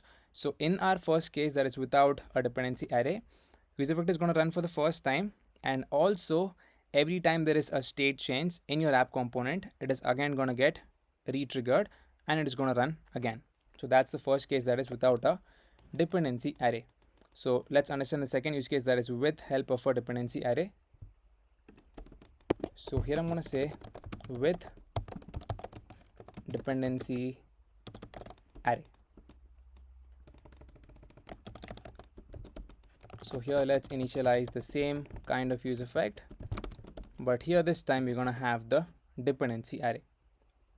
So let's say over here in this example, we're not going to pass in any kind of dependencies inside of the dependency array. It is just going to remain as is. So here I'm going to say console.log this is going to run only once when app loads. Okay, so this case is such a case wherein if at all we pass a empty dependency array, this useEffect is going to run only once when your app component loads, and it's not going to run again. So this is basically used for your initial API calls where you want to show and fetch some data. We're going to make use of an empty dependency array, and then we're going to write the functionality inside of it. Okay, so let's understand the next example, that is, or the next use case. So I'm going to say 3 with single dependency. Let's initialize this and let's pass on the useEffect over here. So as you can see, with single dependency means we're going to have one dependency variable. Let's say that is count. So this useEffect is going to run every once the app loads. By default, useEffect runs every once your app component or whatever component loads. And since in this case we have single dependency, so whenever that particular variable or value changes, so in our case it is count. So let's say we have initialized a basic counter in this particular application. So whenever that particular count value changes from, let's say, 0 to 1, again this particular useEffect is triggered, and whatever code is there inside of the useEffect, that is going to get run again. So this basically runs on the mount, that is when the app loads, and it also runs whenever your count value changes. Okay, so similarly let's understand the next one, that is with multiple dependencies. Let's say you have another dependency over here, that is name. So you can pass in n number of dependencies over here. Whenever each of the dependencies change, again it's gonna get a run. So over here, let's say the name changes, even in that case your useEffect is going to get re-triggered and then it's going to run again. So now let's understand examples of your infinite loop cases. So many times people make mistakes and then the component might get into an infinite loop and it keeps on rendering in the UI part. Let's take a simple example of a counter itself, so it's easy to understand. Let's say we have a useEffect over here and it's gonna have an empty dependency array, and here I'm going to say just set count, and here I'm just going to write in count plus 1, that is just trying to increment the count value by 1. So here in this case, even though the array is empty, that is your dependency array is empty, this example will throw a warning because count is used inside but not inside of your array. So if you add the count dependency to the dependency array, this creates an infinite loop. So over here, let's say over here I'm going to pass in my count. So in this case, this is going to have a infinite loop and it keeps on rendering it onto the UI, that is your count value. So this basically creates an infinite loop because every time you change the state, it re-triggers another render which triggers the effect again and it continues the loop. So yeah, that's a basic understanding of how useEffect works. So useEffect only runs on the initial render. So based upon whether or not we have any kind of dependencies or it's empty, it's going to run again or it's not going to run again. Okay, so based on all of the 4 cases we discussed, it's gonna work like that. So hope you understood about how exactly a useEffect works in React. So now let's understand few of the best practices that are gonna be used while implementing useEffect. So the first one is we need to always include dependencies that are used inside the effect, and we should not change the state inside the useEffect unless you're careful with the dependencies. And we should always use an empty array if you want to run it only once, like the component did mount method. And we should also do the cleanup with return functions if you are setting up your time intervals, subscriptions, etc. Now let's discuss few beginner related questions on useEffect. So the first question is, what does the useEffect hook do in React? So it allows you to run side effects like data fetching or DOM updates. Okay. So the next question is, what happens if you don't pass a dependency array to useEffect? So in this case, the answer is going to be, as we discussed, the effect is going to run on every render. So the next one is, how can you run a useEffect only once after the component mounts? So the answer for this is, as we discussed earlier in this session, we need to pass an empty array as the second argument. Okay. The next one is, what causes an infinite loop in useEffect? So the answer is, updating your state inside the effect without your proper dependencies might get you into an infinite loop. The final question for this is, how do you clean up inside a useEffect? So we usually do the cleanup of intervals as well as subscriptions by making use of a return method. So we basically try to return a function inside useEffect, try to clean up things like your event listeners or your time intervals. So that's the basic understanding of this particular video. So we learned basically how your useEffect is going to work in React, and we also learned about different use cases of your useEffect. So yes, that's it about this video. Let's do the next one, and then thank you for watching. So in this video, we'll be understanding about what exactly is a useRef hook in React. So we'll also be exploring about few examples that are related to useRef hook. So let's get started. Let's initially understand what exactly is a useRef hook. So the useRef hook is used to hold a reference to something, usually a DOM element or a value that you want to persist without causing a re-render. Whereas if you use your useState, if all the state changes, then it is going to cause a re-render in the entire component. So let's think of useRef like a box where you want to put a value, and React won't mess with it when the component re-renders. So in this case, we're going to make use of useRef hook, which prevents from causing your re-renders. So now let's understand when exactly we should use a useRef hook. So whenever you want to access a DOM element directly, let's say while focusing a input field, we can use that useRef hook, or to store mutable values that do not trigger a re-render when changed, unlike your useState hook. In that case also we can use your useRef, and to also track your previous values across re-renders, useRef hook is used, and to also store your timers as well as intervals, we can use your useRef hook. Let's understand the basic syntax of useRef. So here I'm just going to say syntax. So here you're just going to say const myref is going to be equals to initialize your useRef hook, import that from React over here. So I'm going to say useRef, and over here this in turn is going to contain your initial value, just like useState. Okay, so this is your basic syntax of your useRef hook. Now let's understand with the help of an example. So the first example that we'll be focusing on is how to focus an input field. So as we discussed earlier in the use cases, we're going to make use of the first example, that is, how can we focus on any kind of input field on a React app. Okay, so for that, let me just initialize my div over here. Here I'm going to say div. So within the div, I'm going to have my input field.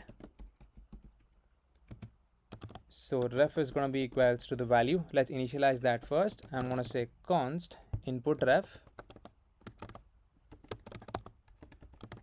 is going to be equals to useRef, initially pointing to null. And here I'm going to say reference is going to be equals to myref.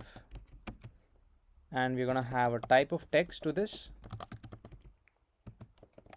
Placeholder is going to say type something, just like this. Okay, it says initial value is not defined. This was just for the syntax part. Let's comment it out. My ref is not defined. Okay, so this should be input ref, my bad. So let's pass on input ref. Yeah, so now we should be able to see the text input. Let's pass on the class name for this, some basic styling. So I'm going to say class name. It's going to have a slide border and then padding of 2. Okay, yeah, that's looking good. So for your div, I'm going to provide a class name that is a padding of 4. All right, so below this we're going to have a button. I'm going to say button over here. So this button in turn is going to have a title that is going to be focus. Okay, so as you can see, that's being shown onto the screen. Let's initialize some basic style for this as well. I'm going to say class name. This in turn is going to have some margin top of 2, padding x of 4, padding y of 2, and then bg blue of 500, text of white. So let's try to save the file. As you can see, the design is looking nice. So let's initialize a on click event on your button over here. I'm going to say on click. I'm going to define a function that is known as handle click. So now let's define the function that is handle click at the top over here. So I'm going to say const handle click is going to be equal to a normal arrow function. Here what we want to do is once we press on focus, automatically the input should get focused. So for that, I'm just going to say access input ref. So each ref is going to contain an object within which there is a value known as your current value. So I'm going to say input ref, target that, go into the current value, and I'm just going to use the method that is focus. So you can actually try and log your input ref. You can just give a console.log of input ref. You should be able to see an object wherein we have a value known as current. So I'm just going to make use of your method that is focus method, and I'm just going to say input ref.current.focus. Let's try to save the file. So now as soon as I press on focus, automatically the text input field which says type something should get focused. Let's press on focus button. As you can see, automatically it got focused. So this is how we access DOM elements with the help of your useRef hook. So here basically your input ref.current points to the actual input element in this particular example. Let's understand another example, that is store a timer ID. So for that, I'm going to initialize my another ref. I'm going to say const timer ref is going to be equals to useRef. This as well, initially it would be pointing to null. Let's pass on null. And I'm going to remove this. This example is done. So over here, I'm just going to remove the input as well as the button. And I'm going to initialize just a div. Okay, so within this I'm just going to say timer is running. You can just say check console. Okay, save the file. So yeah, furthermore, let's initialize the useEffect to make this work. Here I'm going to say useEffect.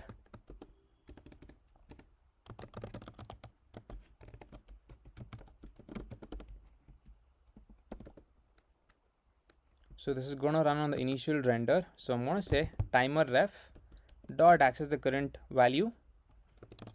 So here we're going to make use of a set interval, which in turn is going to take in a function. Here I'm just going to say console.log tick. You can pass in any kind of string over here, and it's going to run for every 1000 milliseconds or 1 second. Here I'm just going to do a cleanup. I'm just going to say return. Here I'm just going to say clear interval of your time. Here I'm just going to say clear interval of your timer ref.current.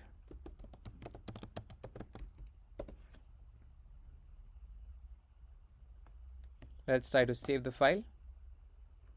useEffect is not defined. Let's import that.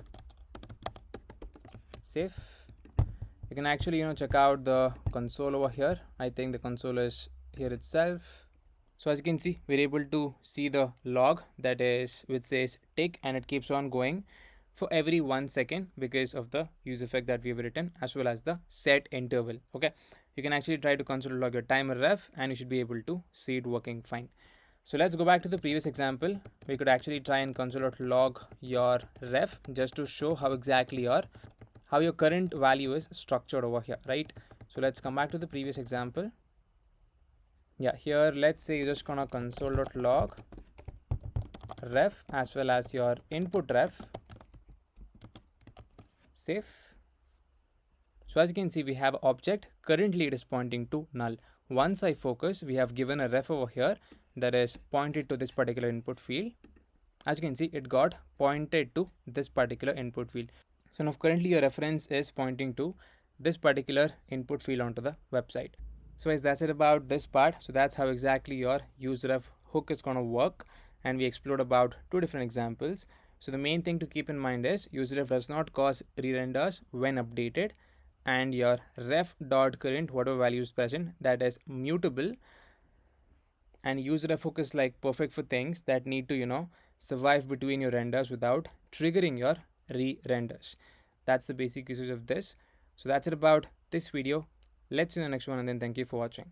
So in this video, we'll be understanding how to create a timer in React, and we'll also be understanding the concept of cleanup functions in React. So let's get started. So initially, let's look into the design part of creating a timer. So as soon as the app loads, the timer should start, and we'll also be understanding the concept of cleanup functions. Okay, so inside of the return block, I'm going to initialize my div.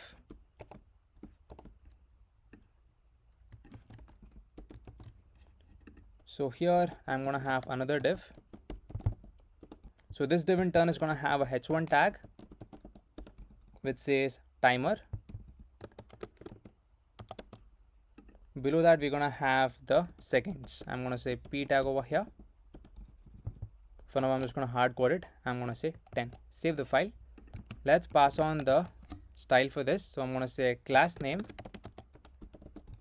is going to be equals to text 3xl, font of bold, text blue of 500, and a margin bottom of 4. Alright, so for the second piece of text, let's pass on the styling. I'm going to say text is going to be 5xl, a larger font size, font of semi bold, and then text gray of 700. Alright, so now let's initialize the useEffect to implement this. So you can implement actually both kind of timers. That is a timer starting from 0, or a timer starting from 100 to 0, or from 10 to 0 as well. Or you can do it from 0 to 10, or from 0 to 100 as well. So I'm going to follow the first one. You can follow the same thing or the other way as well. So I'm going to say const seconds, comma set seconds is going to be equals to useState. Initially it would be pointing to 0. And here I'm going to have my useEffect being initialized. So useEffect.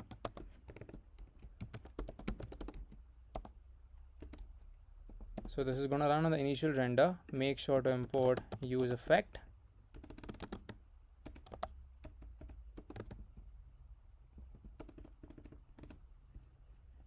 And over here, I'm going to say const interval is going to be equals to set interval.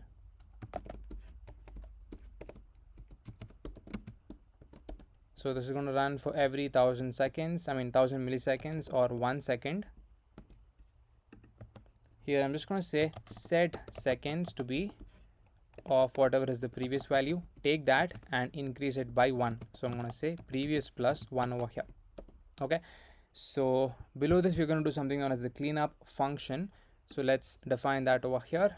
I'm going to say cleanup. Here I'm just going to say return. We're going to make use of your clear interval method. So I'm going to say clear interval of your interval that was created earlier. So now over here, we're going to try and show the seconds over here. So I'm going to say seconds. Save. Okay, for some reason your app is not being loaded. Yeah, it is loaded. As you can see, as and when the app loads, we are able to see the timer being increasing from 0, and each second it is increasing by plus 1. So this is the simple and basic example of how to create a timer. So you can do it the other way around as well. Let's say we're going to go from 100 to your 0. I'm going to say minus, save the file. As you can see, it's going to go from 100 to 0 now, since you have just changed the operation over here. Instead of plus, I've just written minus. So here we basically understood about how exactly to create a simple kind of timer in React with the help of set interval. And we also learned about how to do the cleanup. That is really good for the performance of the application. So here your set interval runs every second to increase the time, or it runs every second to decrease the time depending upon the operation you're doing. In this case it's minus, so it's going to decrease the time. And the cleanup function that we have written, that is clear interval of interval, makes sure that we don't create multiple intervals. Okay, and the empty dependency array that we have passed ensures that it runs only once when the component is gonna mount. So that's the basic understanding of this part. So we basically learned how to create a timer, and we also learned about the cleanup functions inside of the useEffect. So that's it about this video.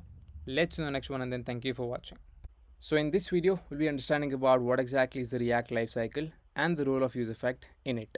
So let's get started. So let's initially understand what exactly is this React lifecycle. So previously, if you remember, we were using the class-based components before coming into the functional based components. So in class based components, React has three lifecycle methods.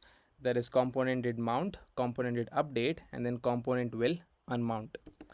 So the first one is going to be component did mount. So this is basically going to run once when the component re-renders or the component renders.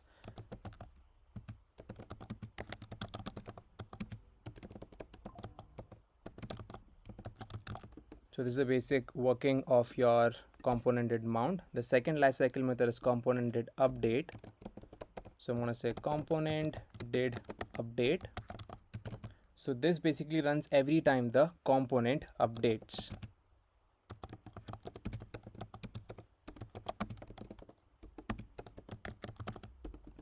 The next one is going to be component will unmount. So I'm going to say component will unmount.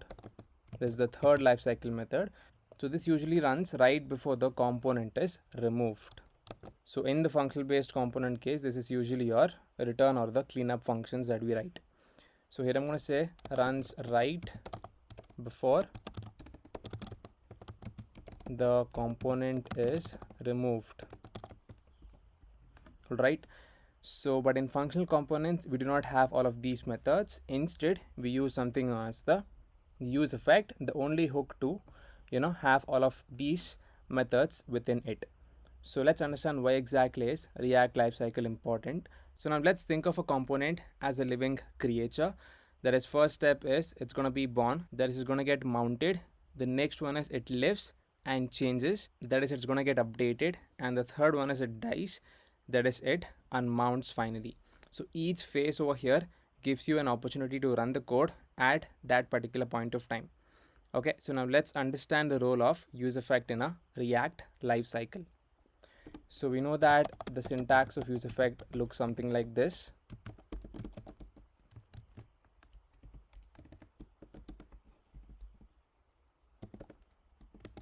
Alright, so this basically acts like your component did mount. As you can see over here, it runs once after the component renders.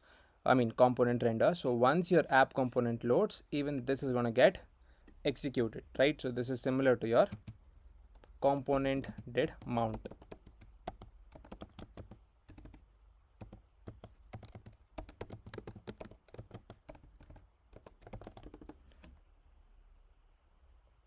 So it basically runs once after the component renders for the first time.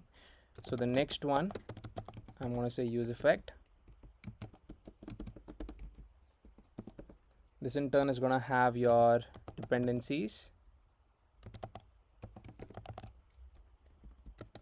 Okay, so this basically acts like component did update. As you can see over here, we have written runs every time the component updates. So whenever this particular dependency updates, that is whatever values are there inside the dependency array, once they change, automatically again your useEffect is gonna get run. So it basically runs after the initial render, and whenever the dependencies change, again it's gonna run. So this is similar to component did update. The next thing we have is your return within your useEffect. So I'm going to say return, where we do the cleanup of a function.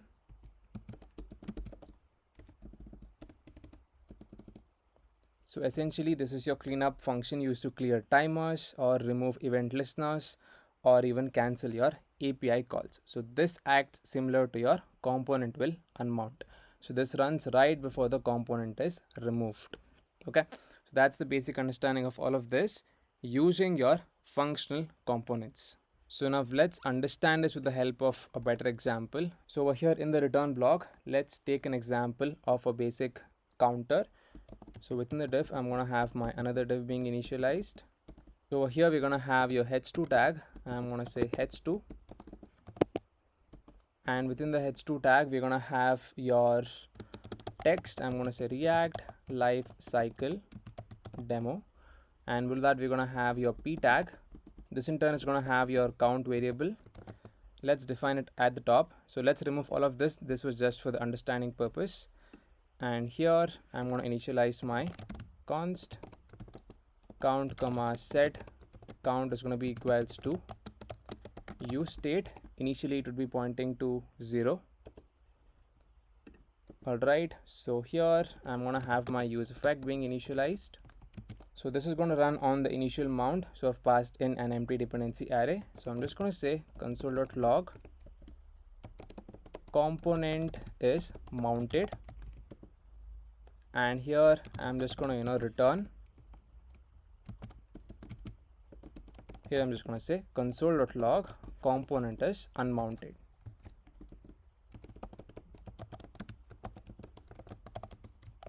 Save. And over here below the p tag, we're going to have a button.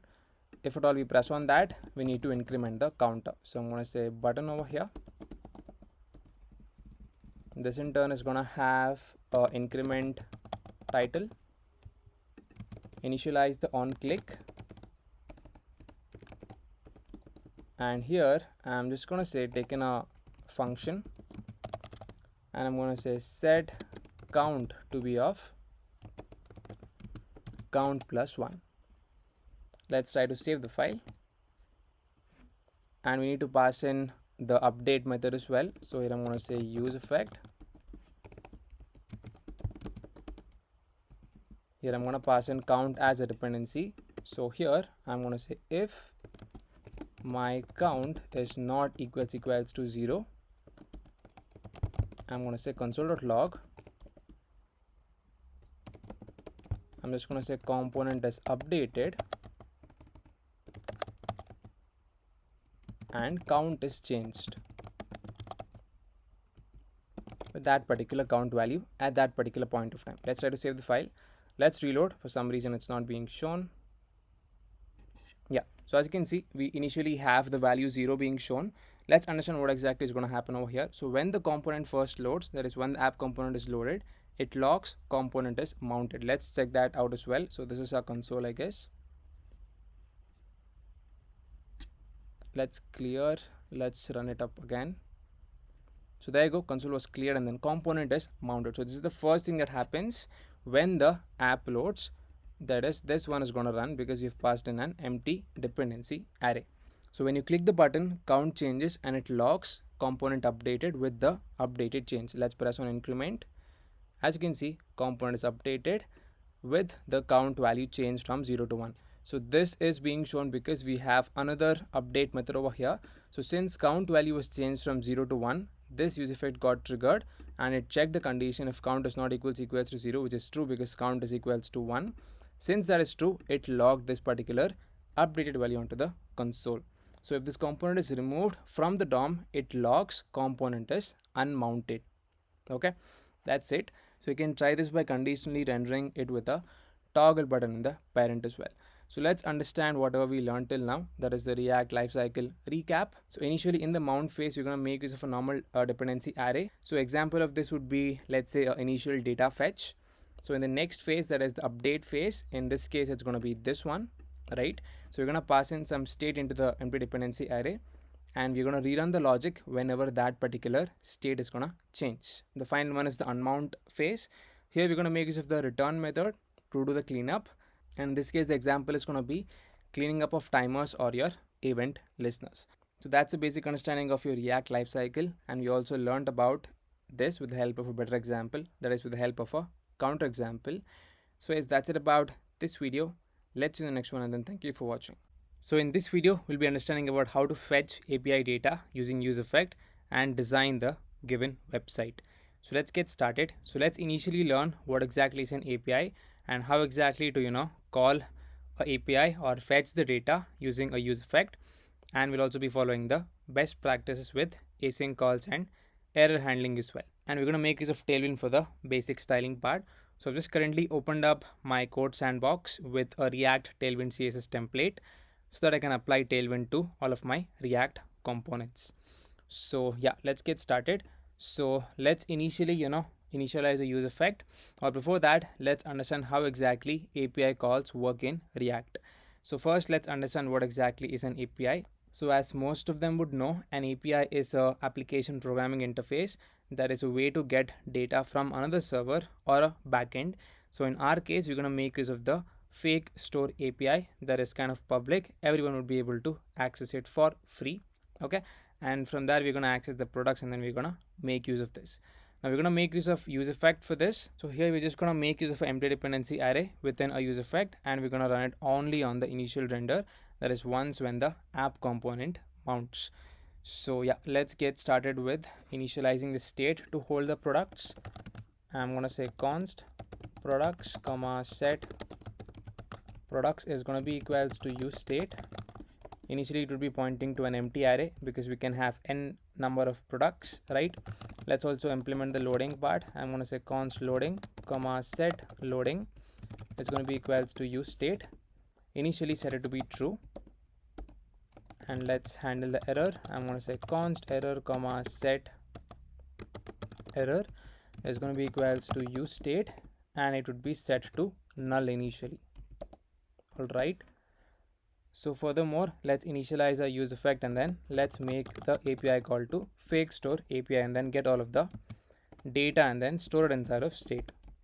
So here I'm just going to pass in an empty dependency array so that it runs only on the initial render, that is when your app component loads. So within the useEffect, I'm going to define my function, that is const fetch products is going to be an async function.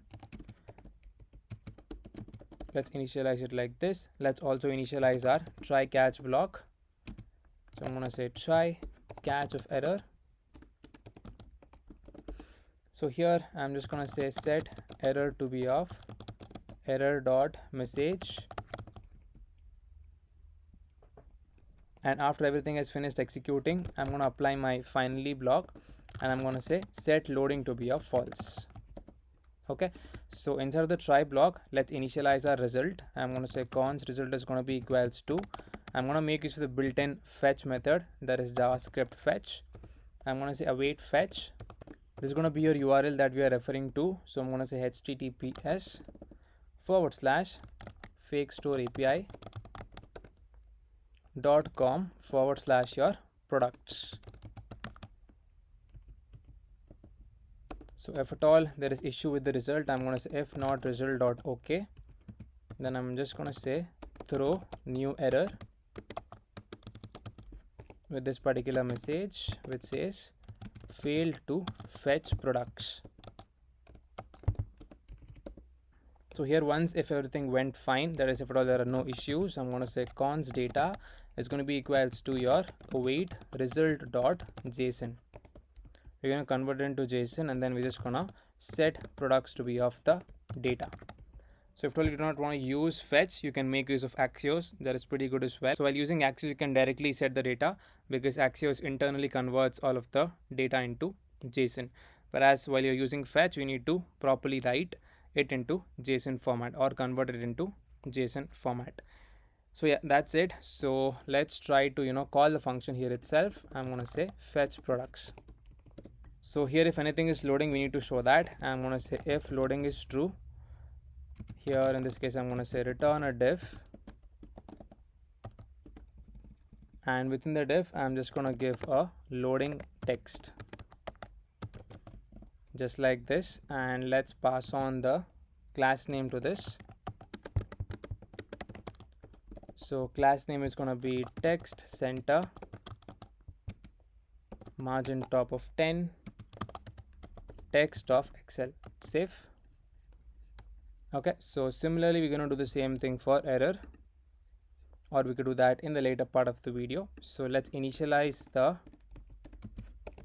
div over here within your return block.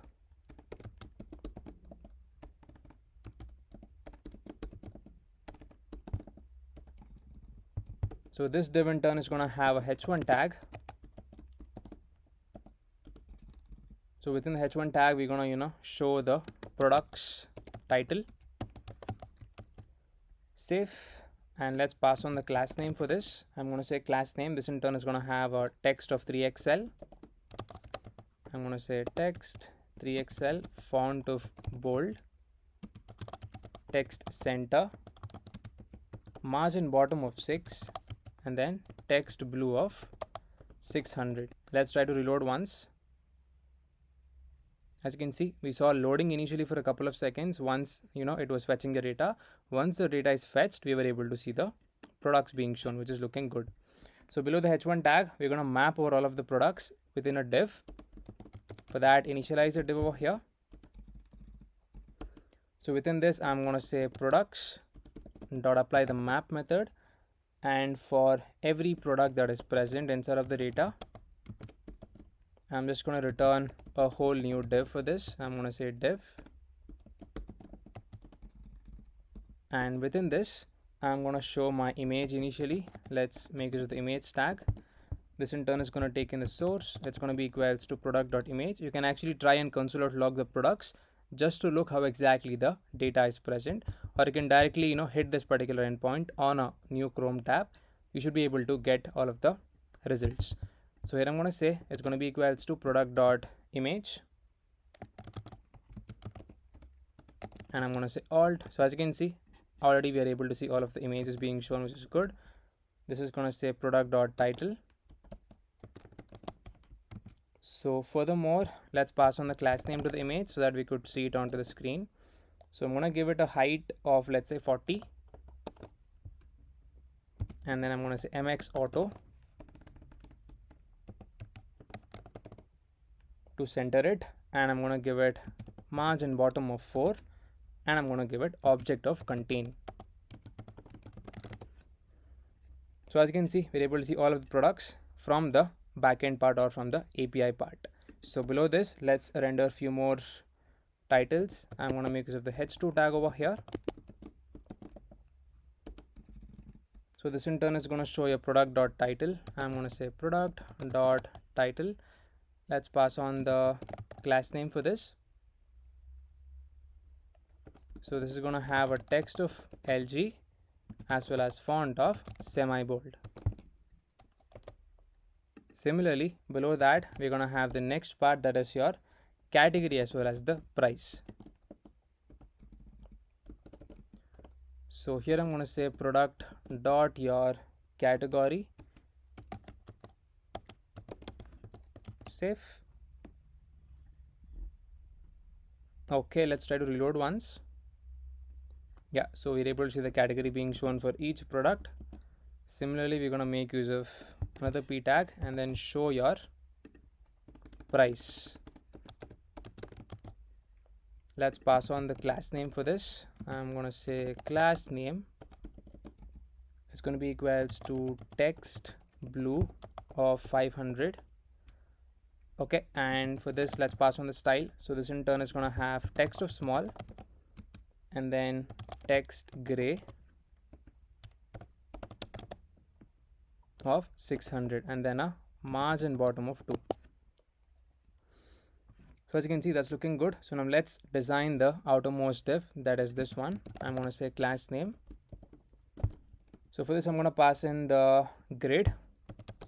Let's make use of grid, and I'm going to say grid calls of 1 on the smaller screens. So grid calls 1 on the medium screens. On the small screens, I'm going to say grid calls of 2. I think this is for the mobile screen. That's the initial screen. And on the medium screen, I'm going to say grid calls 3. And I'm going to give it a gap of 6. So for the final div, that is outermost div. Let's pass on the style. So I'm going to say min height of screen, and furthermore I'm going to say bg gray of 100 and padding of 6. So as you can see, now the design is looking good and we're able to see each of the product that is coming from the backend part. So that's it about this video. So we mainly learned about how to fetch data using useEffect, and we also learned about the async and await part, and we also were able to store all of the products inside of state, and we are able to show all of the products that are coming from the backend with this particular design. So that's it about this video. Let's see the next one, and then thank you for watching. Hey everyone, so in this video we'll be understanding about the use callback hook in React, which is a powerful tool for optimizing performance by memoizing your callback functions. So we'll explore about why exactly your use callback is useful and how exactly it works and when to use it in a React application. So let's get started. So we'll be exploring a practical example that demonstrates your use callback hook in a simple kind of to-do list application, so that this concept would be clear, that is when exactly to use callback hook, and also understand how exactly this works. So let's initially get started with understanding what exactly is a use callback hook in React. So the use callback hook is a React hook that actually returns a memoized version of a callback function. So this ensures that the function reference remains stable across your re-renders unless its dependencies are gonna change. So this is actually kind of crucial for optimizing performance, especially when passing callbacks to child components or using them inside of use effects. So let's understand why exactly we should use callback. So the first 3 points that we can discuss is to prevent your unnecessary re-renders. So we do know that React re-renders whenever there is any kind of state change. So to prevent unnecessary re-renders, we're going to use your use callback hook. So let's say when a function is passed as a prop to a child component, a new function is created on every render. So if the child is memoized, example with help of let's say React.memo, React.callback, a function reference causes it to re-render unnecessarily, right? So the next one is a stable reference.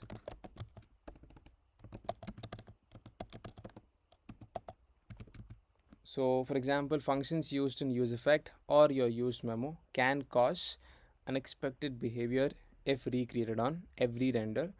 Okay, so that's the second point. And the third one is your performance optimization. So this basically reduces the overhead of creating new function instances in a performance sensitive applications. So now let's understand when exactly to use your use callback hook. So let's say we can use callback hook in these particular scenarios, that is passing callbacks to memoized components.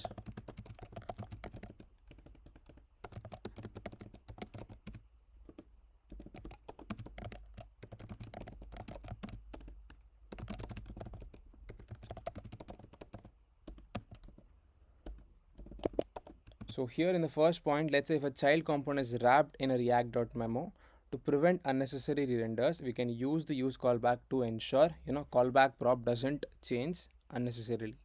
The second one is use callback in your useEffect or useMemo.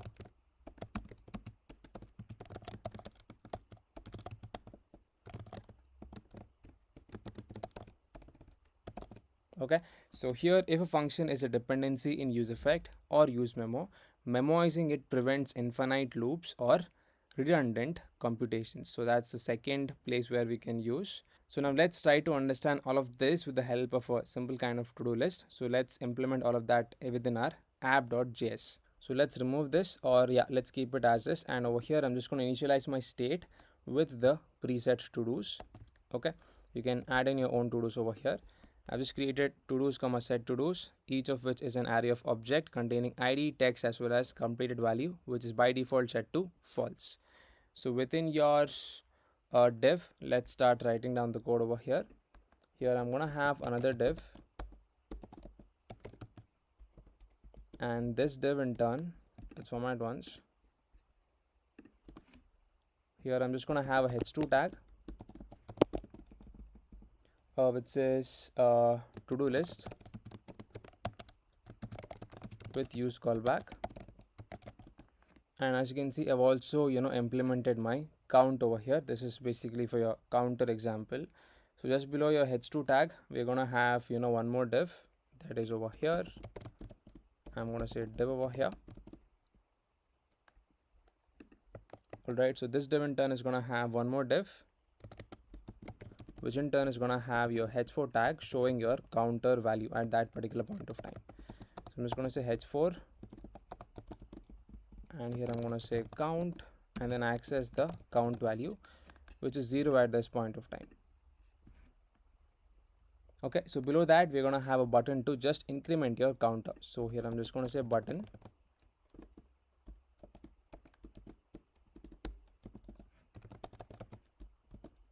So here it is just gonna say increment, and it's just gonna have a on press function or on click function. Here I'm just gonna initialize a function, and I'm gonna say set your count to be of count plus 1. So here I'm just trying to increase the counter value by plus 1. Okay, and below this we're gonna have your mapping of the to-dos. So just below your div, that is at this part, I'm just gonna say a ul tag, and I'm just gonna map over my to-dos at the top, which I've pasted. So I'm gonna say to-dos dot your map. So for every to-do over here, I'm gonna render a to-do item.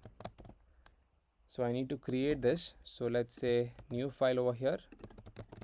I'm gonna say to-do item.js. So let's come back over here. Let's try to import this.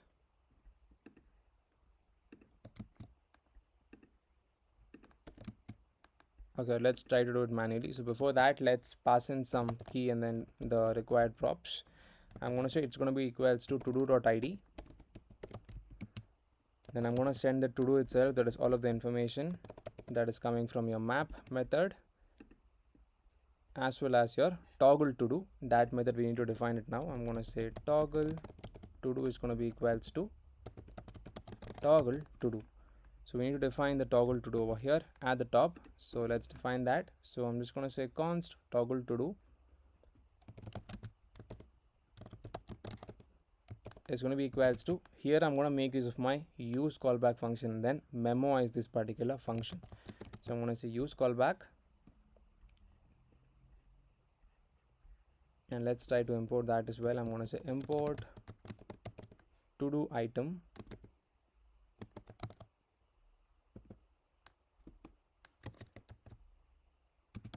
from to do item.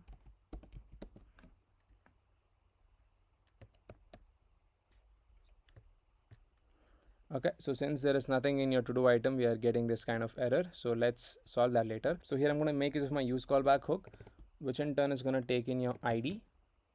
And over here the syntax is going to be similar to useEffect. So here I'm just going to pass in an empty dependency array, since your set to dos is stable.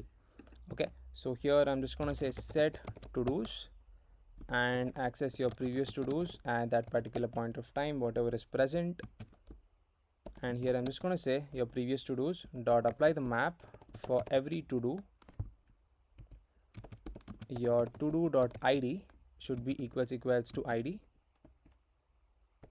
If this is the condition, then just spread all of your to dos and mark it as completed. So I'm going to say completed is going to be not of to do dot completed, else it is going to be the to do itself.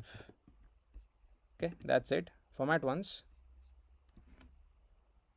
So now we need to start writing down the code for the to do item over here. Save. Here I'm just going to say function to do item. So this in turn is going to receive the props, that is your to do as well as your toggle to do. These are the two things which we defined in the previous screen. Okay, so here I'm just going to say return li tag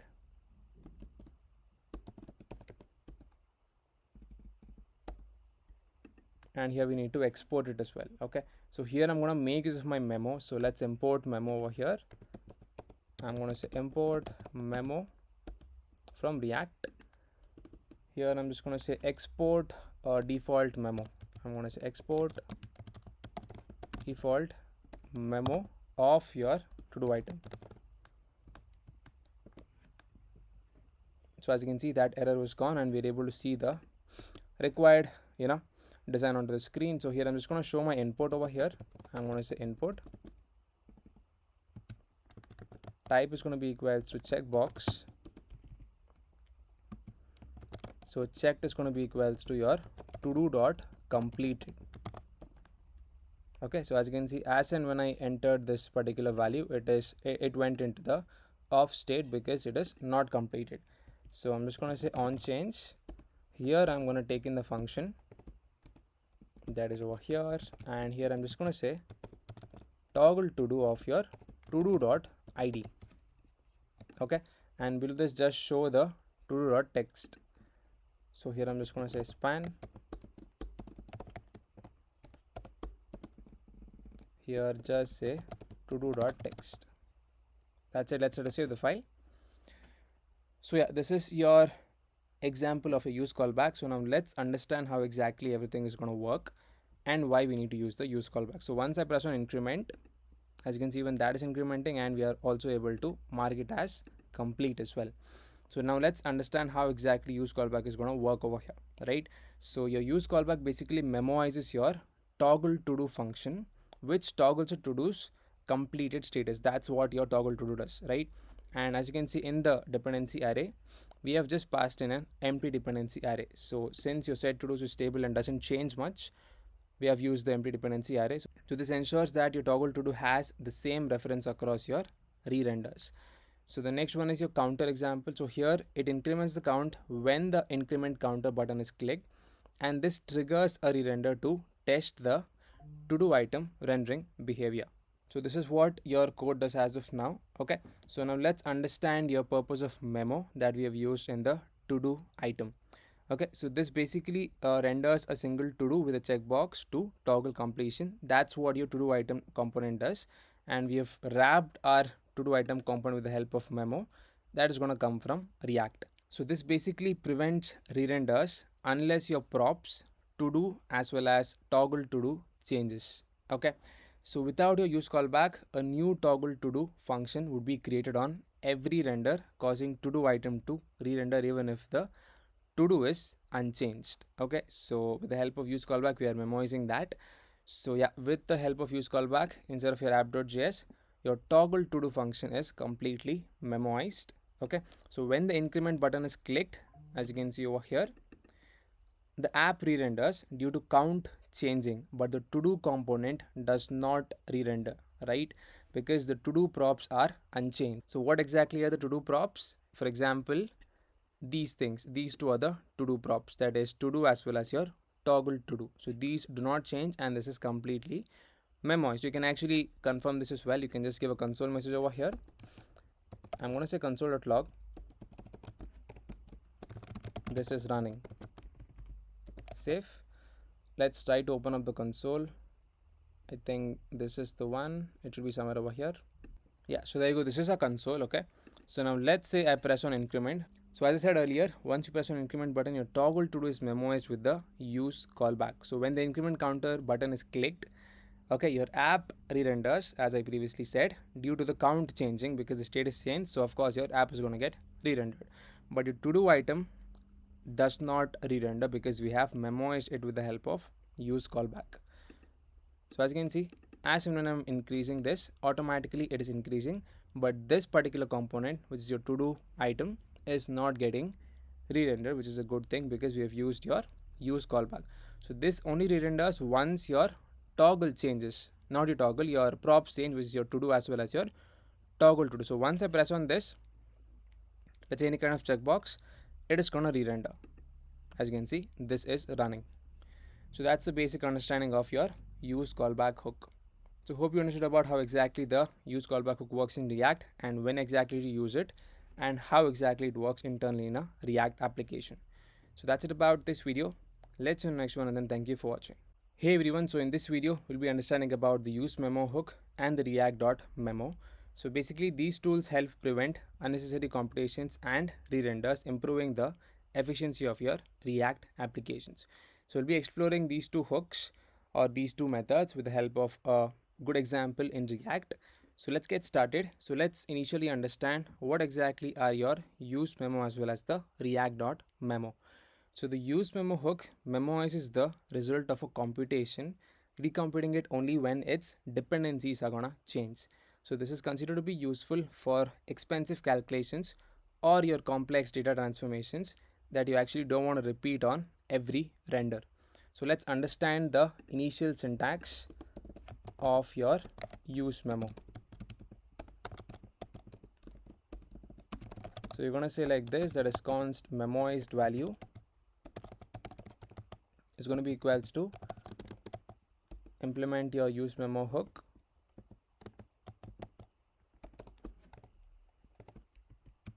so this also is going to have a similar syntax with respect to useEffect hook. So you're going to say compute expensive value,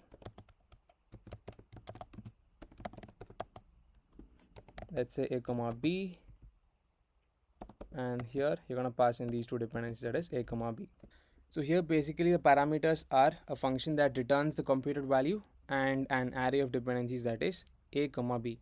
So the memoized value is recomputed only if the dependencies change. Okay, so now let's get started with the next one, that is React.memo. So React.memo is considered to be a higher order component that memoizes a component, preventing re-renders if its props are unchanged. So it's actually similar to your pure component but for functional components. Let's understand the syntax. We've already defined this in the previous videos, that is for useCallback. So here I'm going to say syntax of React.memo.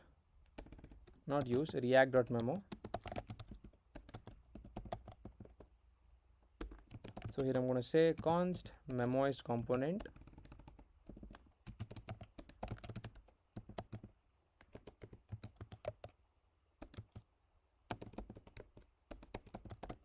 is going to be equals to React.memo of your component. That's it. So this is how you use the React.memo. So here it basically takes a functional component as a parameter and it returns a memoized version of the component that only re-renders if the props change. So let's understand with help of a better example, that is when exactly to use your React.memo as well as a useMemo. So initially within the app.js, let's start defining few products. Okay, with the help of that we're going to define these two functionalities. So I'm just going to paste in my hard-coded products over here. So these are some products, array of objects containing id, name as well as the price. Okay, so within the app over here I'm going to initialize few states that are required. I'm going to say const max price comma set max price. It's going to be equals to useState. Initially it would be set to 1000, and I also need to initialize my count. I'm going to say const count comma set count. It's going to be equals to useState, and initially it would be set to 0. So here initially within the div I'm going to have another div.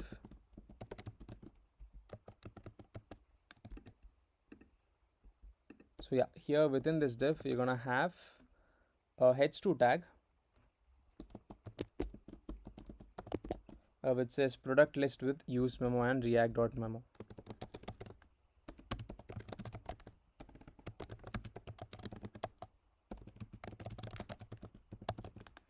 So below this we're going to have one more div tag,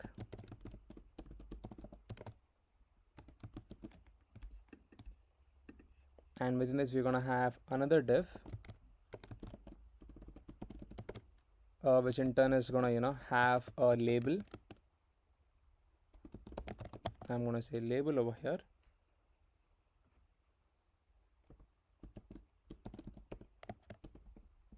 So this is basically going to have max price, that is going to be equals to $max price. Okay, so let's format once. So below this, we're going to have an input field to set the max price. So let's initialize that input. Here I'm going to say input. So it's going to have a type of range, and we're going to have the min value of 0, and it can go up to maximum 1000. As you can see, we have that being shown onto the screen. So the value is going to be max price.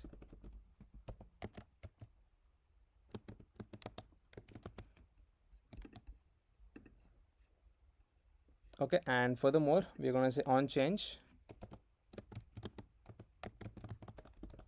Just take in the event over here, and here we're just going to set the max price to be of use your number property, and here I'm going to say e dot target dot value. Format. Yeah, so this is the code for the input part. So now next we're also going to have the next part, that is your counter part of the design. So let's just initialize that over here. I'm going to say div. So yeah, this div in turn is going to have a h4 tag. So I'm going to say h4,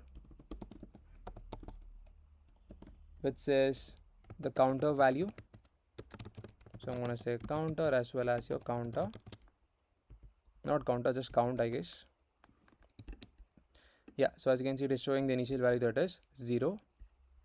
So here below this, we're going to have a button to increment the counter. So I'm going to say button, and here I'm just going to say increment. It's going to have on click, and once we press on the counter button or the increment button, we need to increase it by 1. I'm just going to say set count to be of count plus 1. Okay, that's it. So here let's understand what exactly we're trying to build with those products. Okay, so initially we're going to display a list of products with a price filter input, and we're going to make use of useMemo to memoize the filtered product list, avoiding redundant filtering. And we're going to make use of the React.memo to memoize the product item component, that is to prevent unnecessary re-renders. So this also includes your counter example, as you have defined it over here, to actually trigger your parent re-renders and test the memoization if all is working fine or not. So yeah, we have done this part. So now the next step is we need to show in all of the products. That is basically your filtered product. So let's define that with the help of useMemo, and let's understand how exactly it actually works. So I'm going to say const filtered products is going to be equals to useMemo. Import that from the React, and over here you can just say return initial products dot apply the filter method. So for every product, here we're going to say your product dot price should be less than or equal to your max price. That's the condition, and this is dependent upon your max price. So let's pass on the dependency array and then pass in max price over here. Format, and then let's try to save.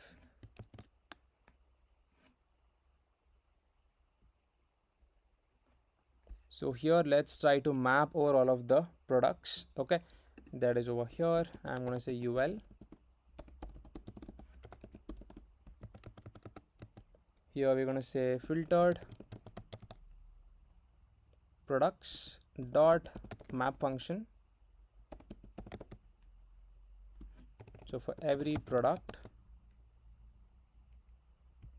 we're going to return a product item. I'm going to say product item. This in turn is going to take in the key, that is going to be equals to your product.id as well as your product, and that is just like this. So it says product item is not defined. Let's try to create that particular product item.js file. So here I'm just going to define my product item component, just trying to show the product name as well as the product price. Let's try to save the file, and also let's try to give the condition over here, that is at this point of time, because there are no filtered products.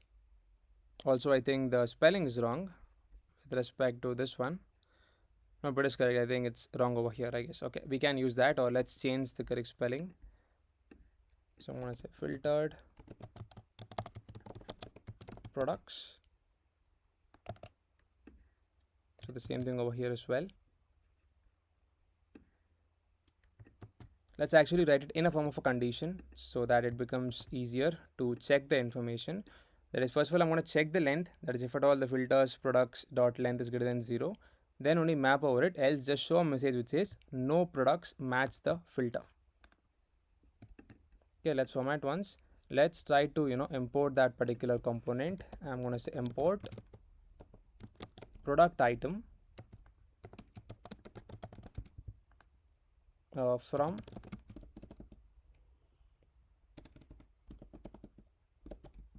your product item.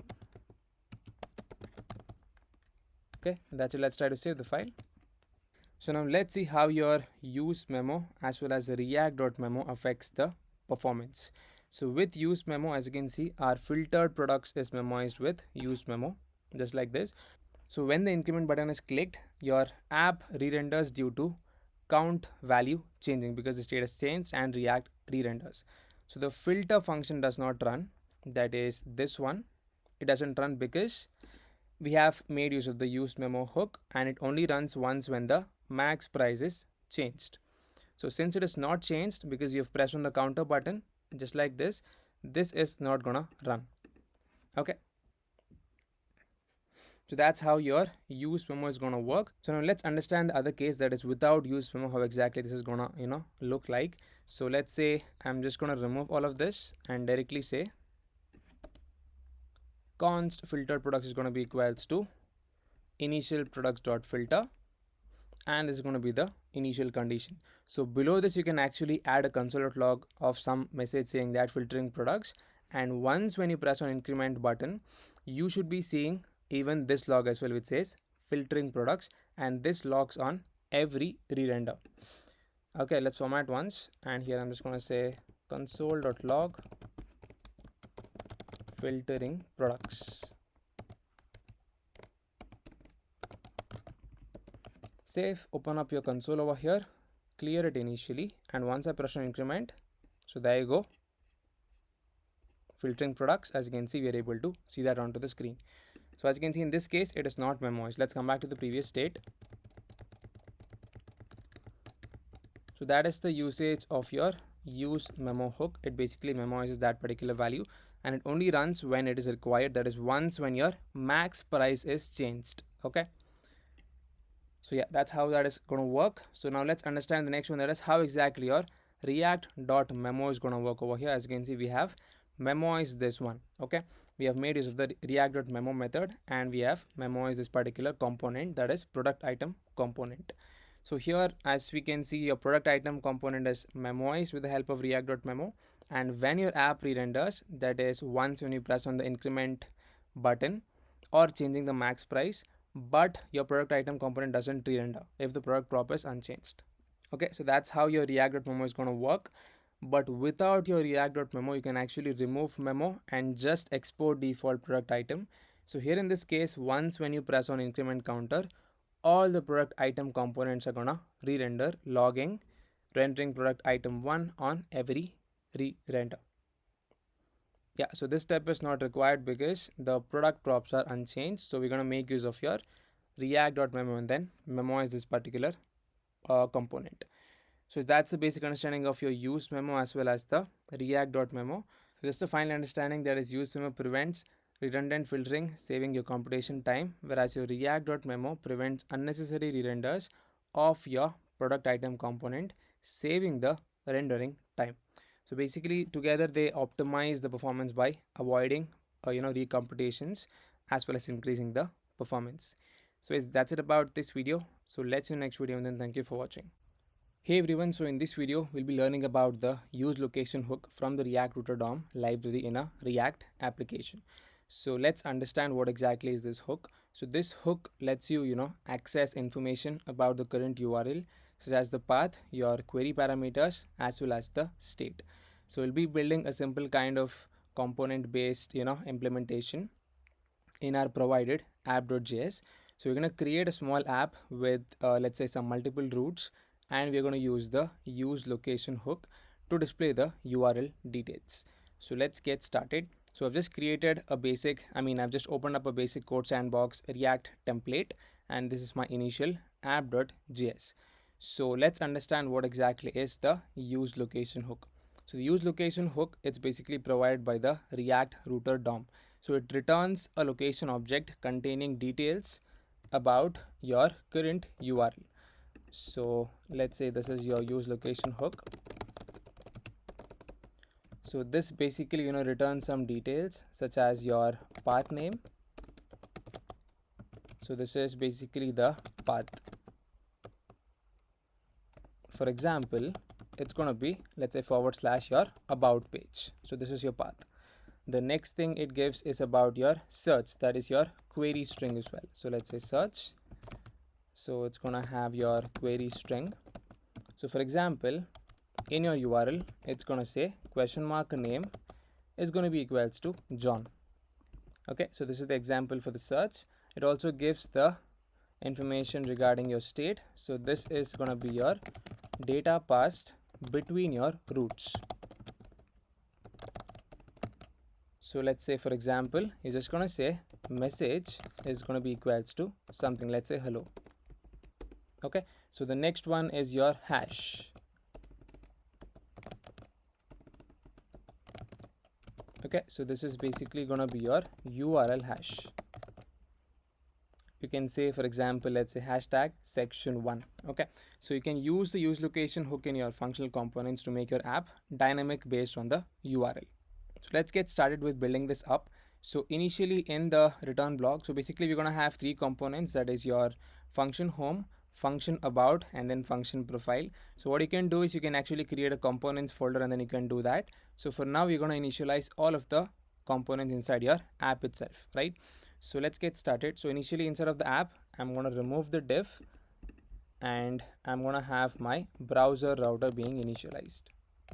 So this browser router is going to come from your React router DOM. So I'm going to say import browser router, comma your routes. We're going to use this as well as your root, your link, as well as your useLocation hook. I'm going to say from React router DOM. So as you can see, it says this dependency is not yet initialized. So make sure you install that. Just press on this button.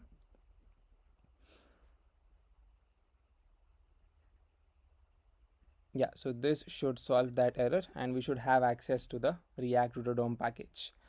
Yeah, so as you can see, it's working fine. So within your browser router, I'm going to have my div being initialized. I'm going to say div over here. So let's format once initially. Yeah, so within your div, we're going to have your, nav tag.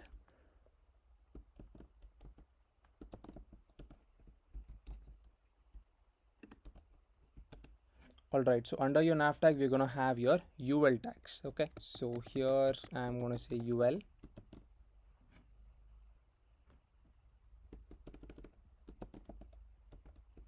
So under your UL tag, we're going to have your LI tag.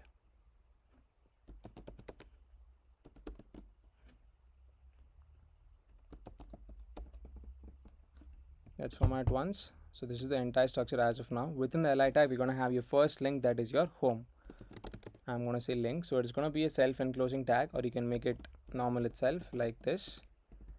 Within this, we're going to have the text which says home. Okay, so this link is going to take in the to path, that is where exactly we should go once it is pressed on it. I'm going to say /, which means this is just going to go to the home page. Okay, so as you can see, we're able to see that link being shown onto the screen. Let's pass on the style initially for this. We're going to focus on inline styling for now. I'm going to say color of white, and then text decoration is going to be none. And apart from that, I'm going to say, font weight of bold. Then I'm going to give it some padding, that is 8 pixels. as well as 12 pixels. Let's initially give a format once, and I'm going to give it a border radius of, let's say, 4 pixels. So save. Yeah, so let's actually give the style for the nav. So because we have given white color over here for the text, I'm going to say style over here.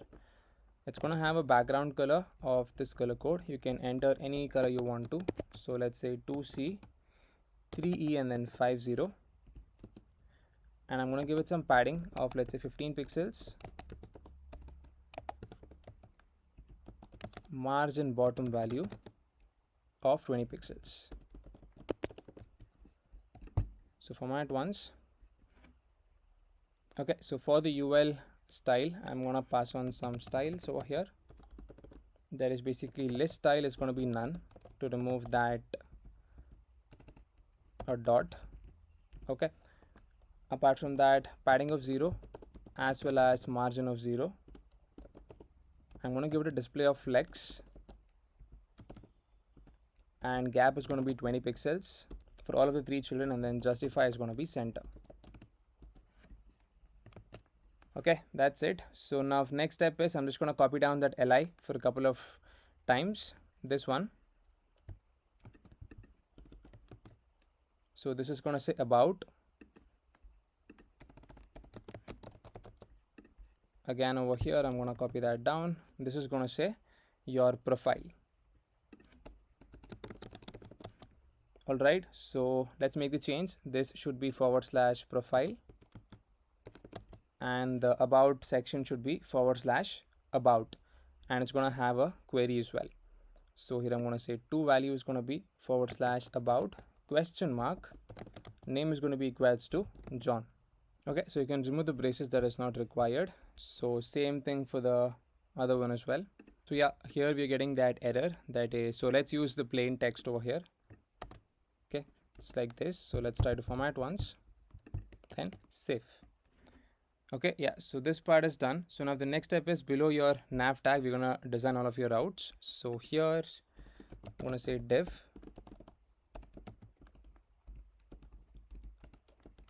So yes, over here I'm gonna have my routes being initialized. It's already imported from the top.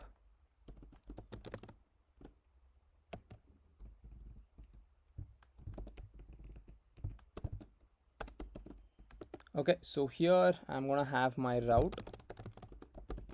It's gonna have a path that is gonna be just / and your element is gonna be equals to home.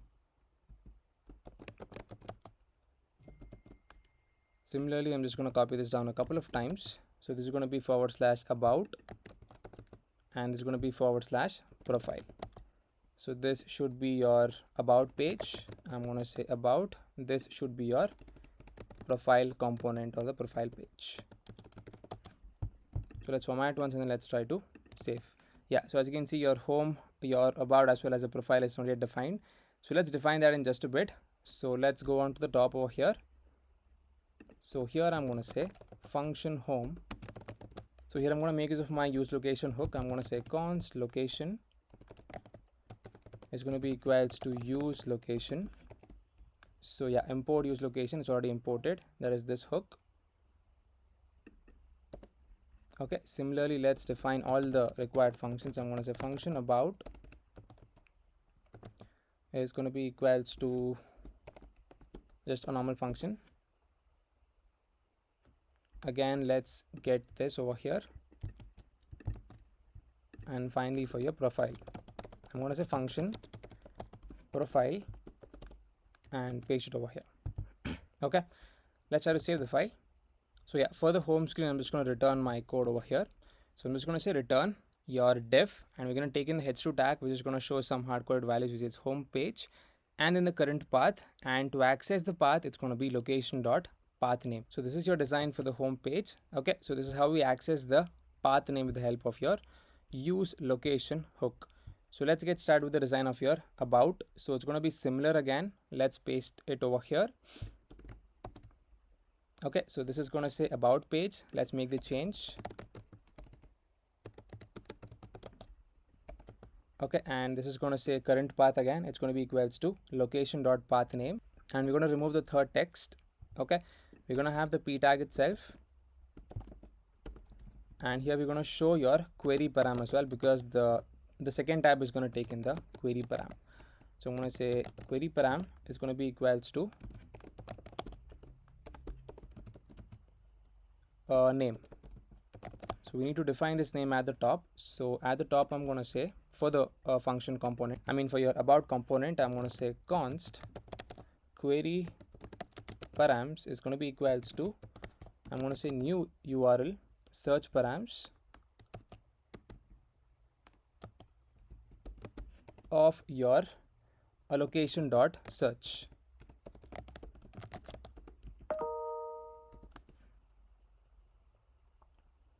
And here I'm going to say const name is going to be equals to your query params dot apply the get method and target the name,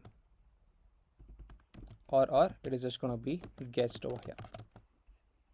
So yeah, that's pretty much it, and you can pass on some style to that as well, or you can give the same color that we have given for the other p tags.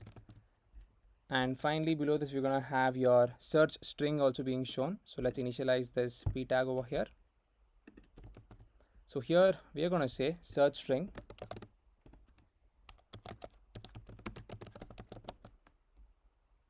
it is going to say location.search. Okay, so that's it. Let's try to save the file.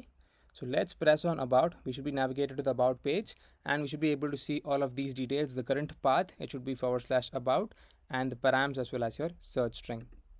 So there you go, it's working absolutely fine. So your current path is /about, your query params is name, that is basically John, that was sent in the URL, and this is your search string, that is !name is going to be equals to John. Yeah, so this is working absolutely fine. So now next is for your profile. So just copy down the design for the home from the home, and then just make the changes for the profile. So here just like this. So apart from your location, I'm going to access my state. I'm going to say const state is going to be equals to location.state, or I'm going to say message is going to be equals to no state passed. Okay, so that's it. So here, yeah, in the h2 tag, we're going to show your profile page as the heading, and current path is going to remain same, location.pathname, and you're going to show the state message over here. Here I'm going to say state message, it's going to be equals to state.message. Save the file. Let's give this a try. Profile, as you can see, current path is /profile, state message is currently no status passed, because we've just directly passed over here, as you can see in the link, just to profile. Okay, so that's it. So yeah, we have completely designed this simple kind of application, understanding about your use location hook. So yeah, that's it about this particular video. So we basically learned about what exactly the use location hook does.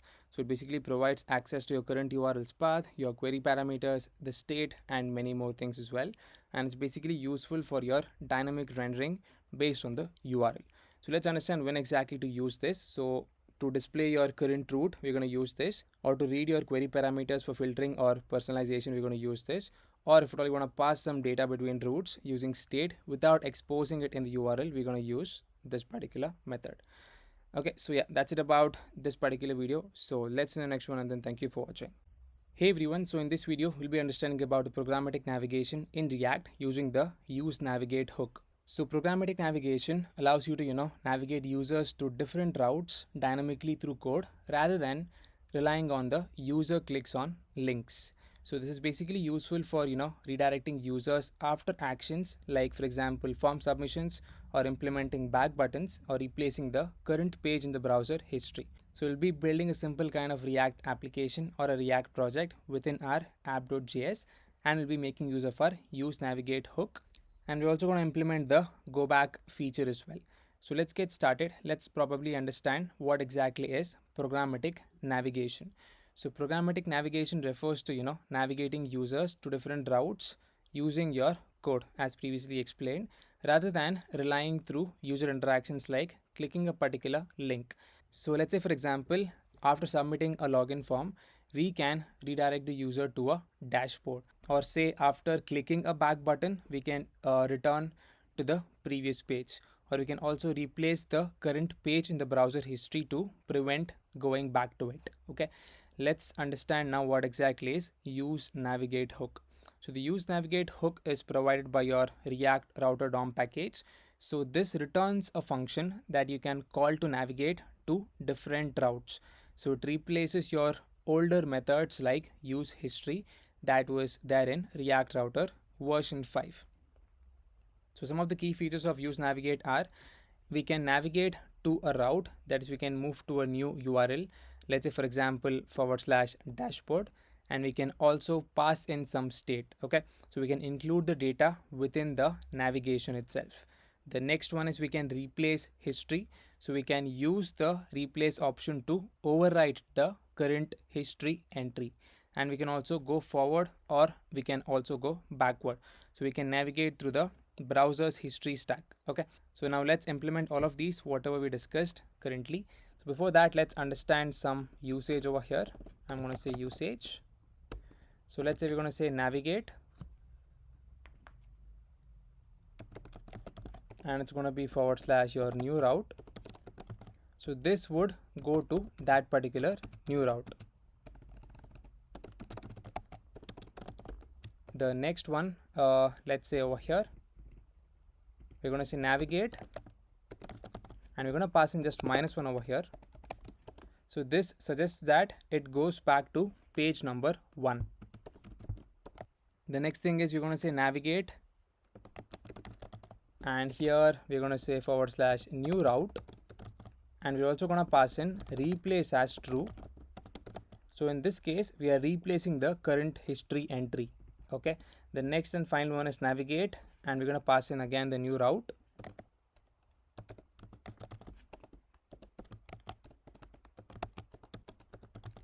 So again over here, I'm going to pass in the state. Instead of replace, I'm going to pass in a message which says hello. So this is how you pass state to the next route over here. Okay, so let's understand all of this. Let's remove all of the code. This was just for the understanding part. Let's get started with the designing of our app.js. So we're going to have 3 components. That is a home page with a button to navigate to a form. Then we're going to have a form page where the users submit data, triggering a redirect to a success page. And we're going to have a success page with a back button and a button to replace the current history entry. Okay, let's get started with the designing of app.js. Initially in the app, we're going to return your browser router. So here I'm going to say import browser router, your routes as well as route, your link as well as your use navigate hook from React router DOM. So it is not yet present. Let's press on install button over here, and let's get started with the return block over here. I'm going to say browser router. This in turn is going to have your div.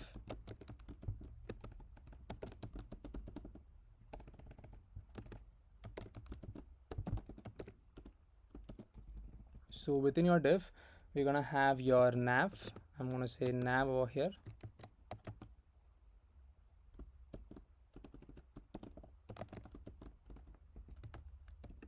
Let's format once. Alright, so below the nav, we're going to have your UL tag. I'm going to say UL. Within that, we're going to have your li tag, and here we're going to have all of the links being present. So starting off from your home.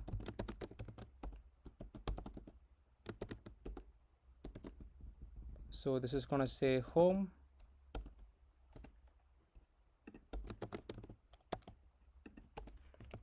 save.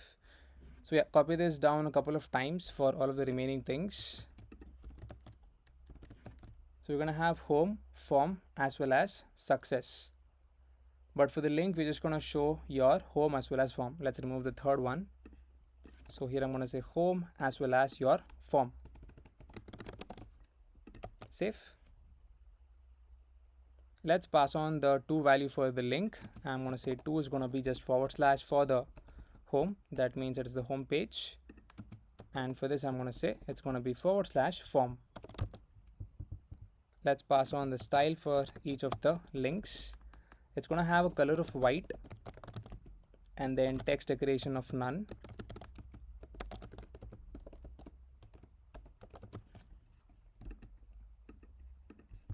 Apart from that, we're going to give it a font weight of bold.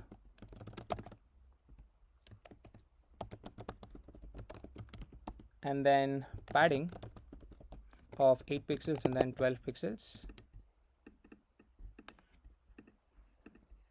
Okay, so let's actually give the style for the nav. That is some background colors.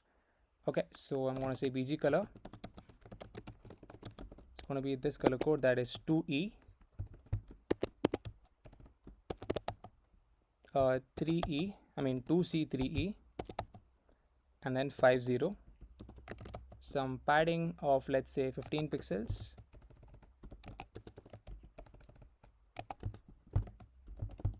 Furthermore, I'm going to say a margin bottom value of 20 pixels. Okay, so for the UL tag, let's pass on the style. I'm going to say style over here. This in turn is going to have a list style of none, padding of 0, as well as margin of 0. Then I'm going to say display of flex. Let's format once. For this, display flex and then a gap of 20 pixels. And justify content is going to be center.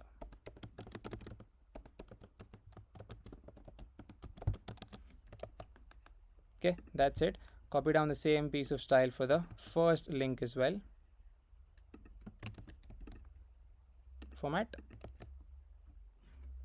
So now below this, let's initialize our routes with the help of a div. So below the nav tag, I'm going to say div over here.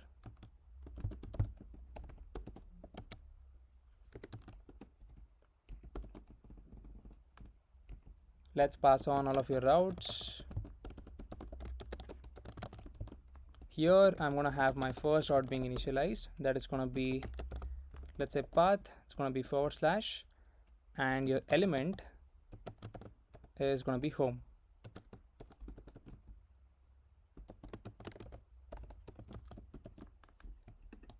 Format. Let's initialize this a couple of times. This is going to say / form. Element is going to be form. This is going to say / your success. Element is going to be success. Okay, that's it. Let's start designing all of your components, starting off from your home component. So let's say over here, I'm going to say function home. Here I'm going to say const navigate is going to be equals to use navigate, and I'm going to say return a div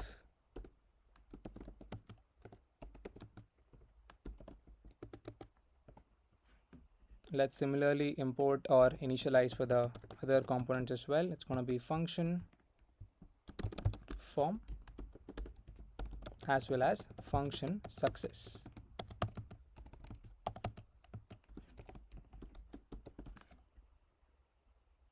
Yeah, use navigate is not defined. Import it from your React router DOM, just like this. So instead of your div tag, over here we're gonna have a h2 tag which says welcome to home or just the home page. Below that h2 we're gonna have your p tag. Here I'm just gonna say welcome to home page.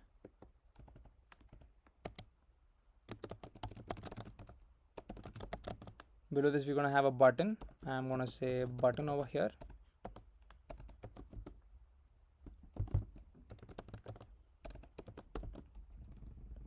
This button is gonna say go to form. Let's pass on some basic style to the button. Background color.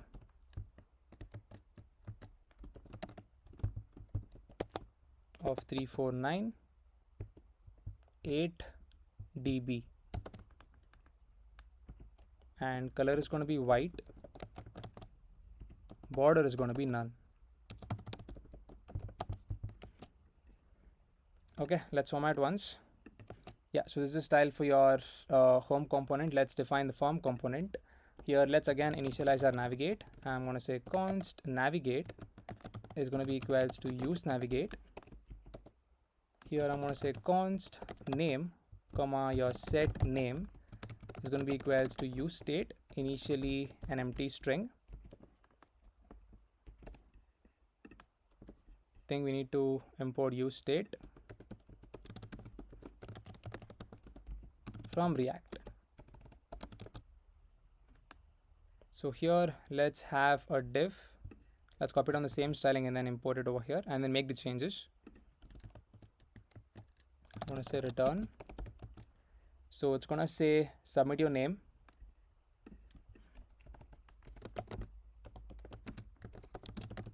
And below that we're going to have another div which is going to have a input as well as a button.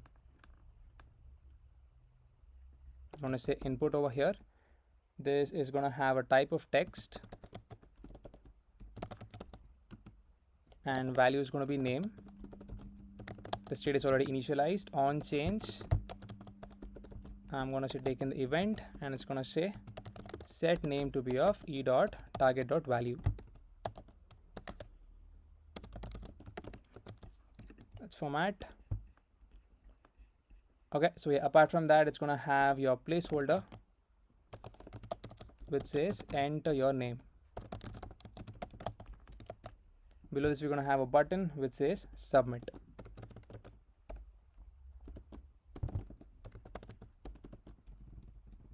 Here I'm going to say submit. So save. Okay.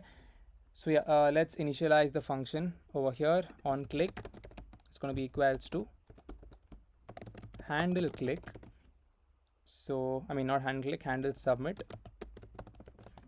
Let's define the function over here within your form component. Here I'm going to say const handle submit is going to be equals to a normal function, that is an arrow function. Here I'm going to say e dot prevent default initially.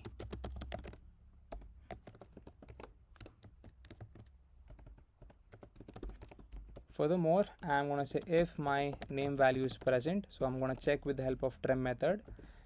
Here I'm going to say navigate dot just / success. I'm going to pass in the state that is going to be your name. Okay, so we are trying to redirect with the help of state. Let's format once, save the file. So now next we need to design our success component. So here I'm just going to say function success and then import the required things. Okay, that is your navigate hook as well as the state. So here we're going to make use of the use navigate hook and we're going to access the dot state, else your name is going to be guessed. That is just the other value which is going to be shown if at all there is no state. And here we have designed the div. Okay, so let's remove the style for now. So yeah, this is the initial success component. So we're going to show two buttons which says go back and we're going to have go home as well. So go back would take you to your next place, that is navigation.navigate to -1. So as you can see, we have two buttons over here within the div, and at the top we're just going to say hello state.name, that is or guest, your submission was successful. So in our case the name should be shown because we are tracking that and we are sending that from the form component. Okay, so over here we have two buttons which is go back as well as go home. So if you press on go back, you should be saying navigate to -1. So this would basically go back to page 1. And if you say go home, which is handle replace, so this should say navigate to your this path, which means / just the / this would take you to the home page, and you're saying replace is going to be true. So this would replace your current history entry and this would navigate back to your home page. So this is your entire component for the success. Let's save the file. Let's press go to form. Okay, I think I made a mistake over here for the link. So it should be / form. And let's check over here, yeah, /form and then success. Let's press on form. As you can see, it says submit your name, enter your name. We can enter any name over here. So I'm going to say Anand, and let's try to submit. So as you can see in the form part, once if we press on submit, we have that handle submit button. If we do have the name, we are navigating to the success page, and then we're going to show that particular name. So let's press on submit. So there you go. Hello guest, your submission was successful. And we have go back button as well as go home, that is the replace button. So for some reason we are not able to see that state because it should have shown the name, right? So let's look into that once. Okay, I think probably I've written the state wrong. I mean the method is probably wrong. Let's change that. We're going to make use of the useLocation hook as well. I'm going to say const location is going to be equals to useLocation. Import that from React router DOM. And here next I'm going to access the state that is over here. I'm going to say const state is going to be equals to location. So here below I'm going to say const name is going to be equals to state.name or guest. So now if I save the file, as you can see, automatically we are able to see, hello Anand, your submission was successful. Once you press on go to home, it should be navigated to home page. And if you press on again form, it should come back over here. Let's enter a different name.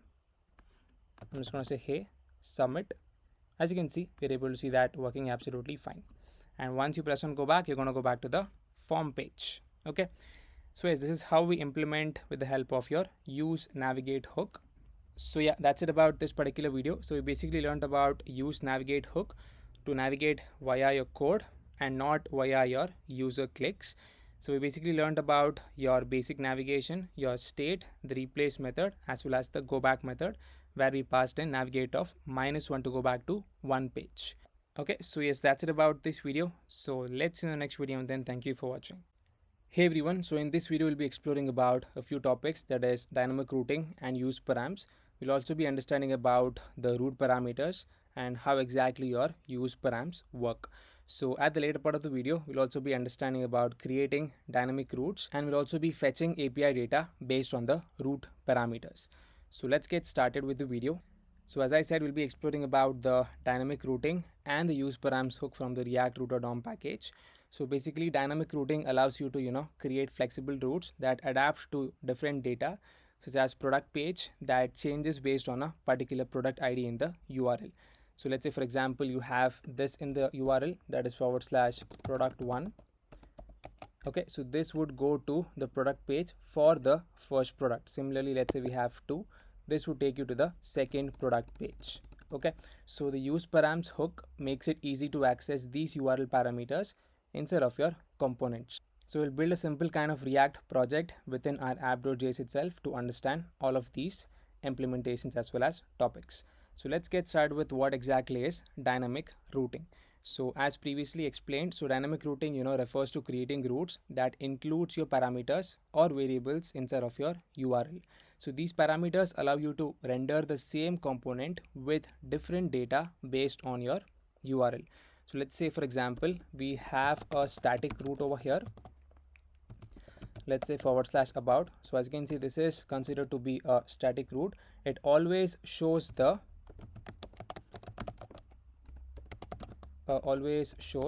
same about page no matter what.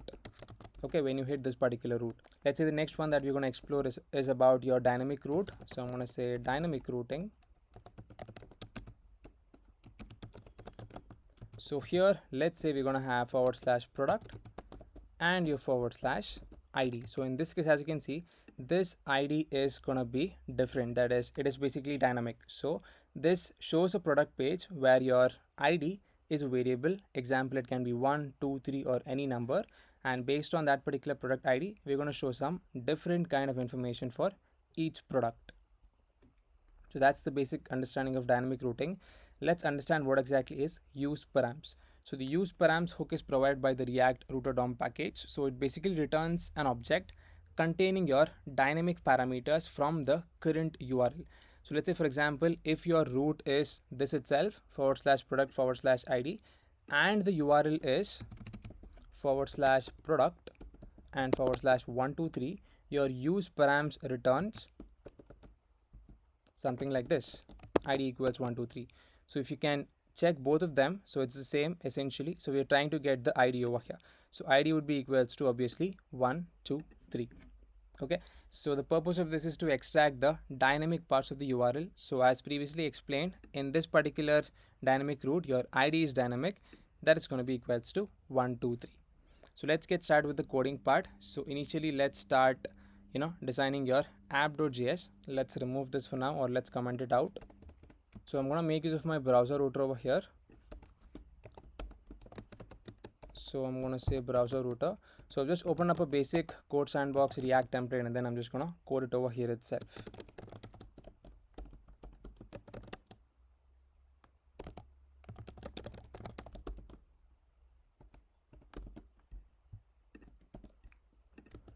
So yeah, we need to define the browser router at the top of the application. So let's say we're going to import few things.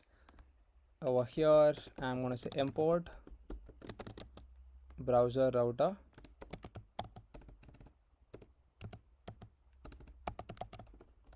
As well as your routes, your route, and your link, and your use params as well. It's going to be equals to, not this one, it's going to be imported from React router.dom. Okay, so here within the browser router, we're going to have your nav being initialized. So let's implement that. But before that, we have the diff. So here I'm going to say diff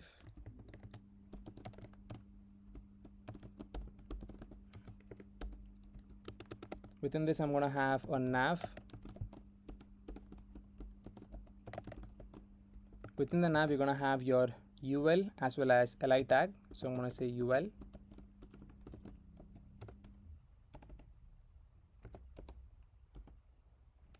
And within this, you're going to have your li tag. Here I'm going to say li. And within this li tag, we're going to have your link being displayed.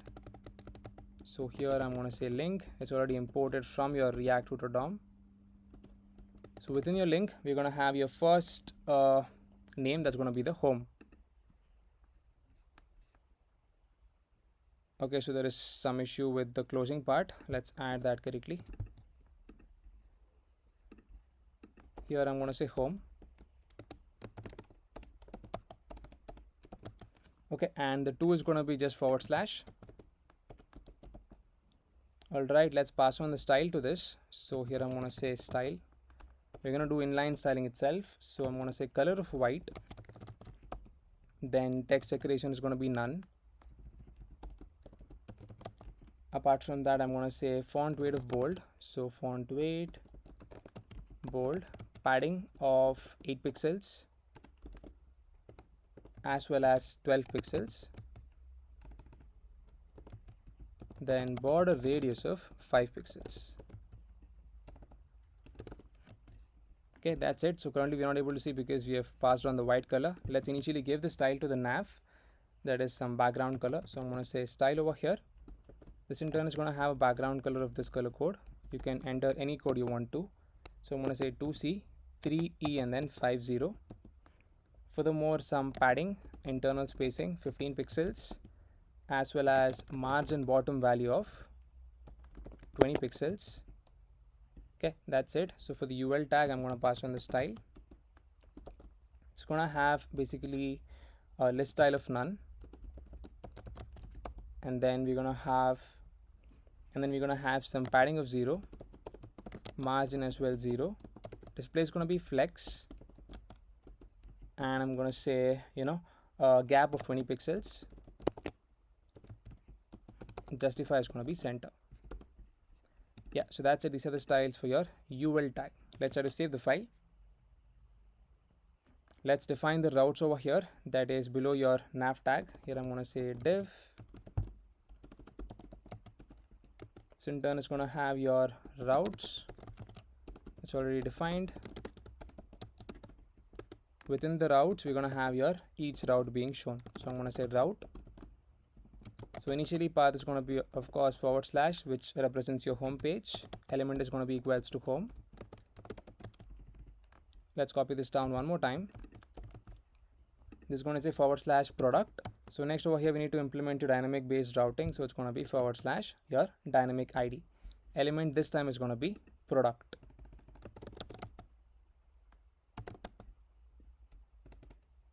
Okay, my bad, I've written it wrong. So it should be like this.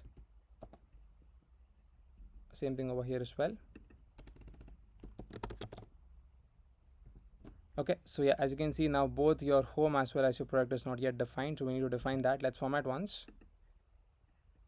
Okay, I think first we need to solve this issue. So let's write this correctly for the home. So next we need to define these components, that is your home as well as your product.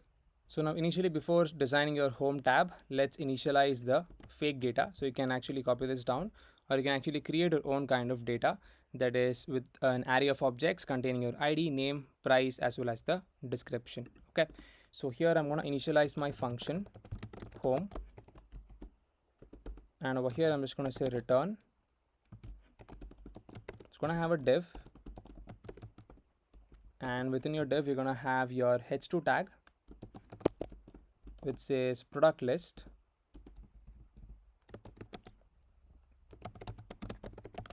Let's also define the profile tab. I'm going to say function profile, and let's leave it empty as of now, so that error goes off. Okay, I mean not the profile, my bad, product. Yeah, so within the product list below this, I'm going to have a ul tag being initialized. So here we're going to map over all of the products. I'm going to say fake products dot apply a map for every product that is present.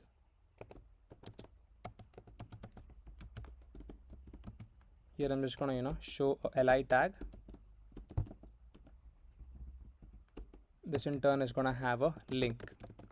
Link is already initialized over here, and within the link we're going to show the product name. I'm going to say product.name hyphen product.price. Save. So yeah, as you can see, we are able to see all of the product lists being shown onto the screen. That's laptop, smartphone, as well as headphones. So let's give some basic styling to your div over here. I'm going to say style. It's going to have some padding of, let's say, 20 pixels and a bg color of this one. That is F0, F0, F8. I mean F0, F4, and then F8. Furthermore, some border radius of, let's say, 8 pixels. Then we're going to have some margin of 20 pixels. Okay, that's it. So for the UL tag, you're going to give list style of none.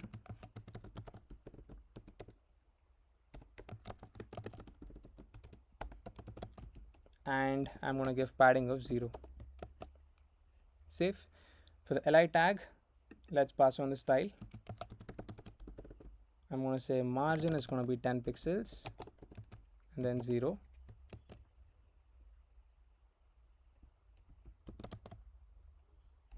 So for this, let's say text decoration is going to be none,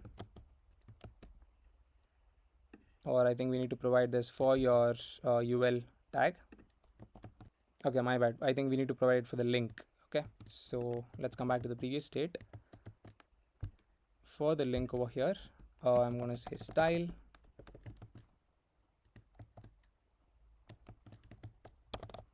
so text decoration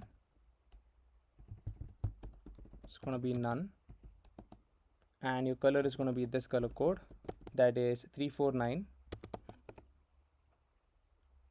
and 8 dB. Okay, and yeah, font weight is going to be bold. Format once. Yeah, you could also give some padding as well of 8 pixels. Okay, that's it. So now the next step is, once you press on this, we should be navigated to your product part. I'm going to say 2. It's going to make use of backticks, and I'm going to say product / your product ID. So to access that, it's going to be product dot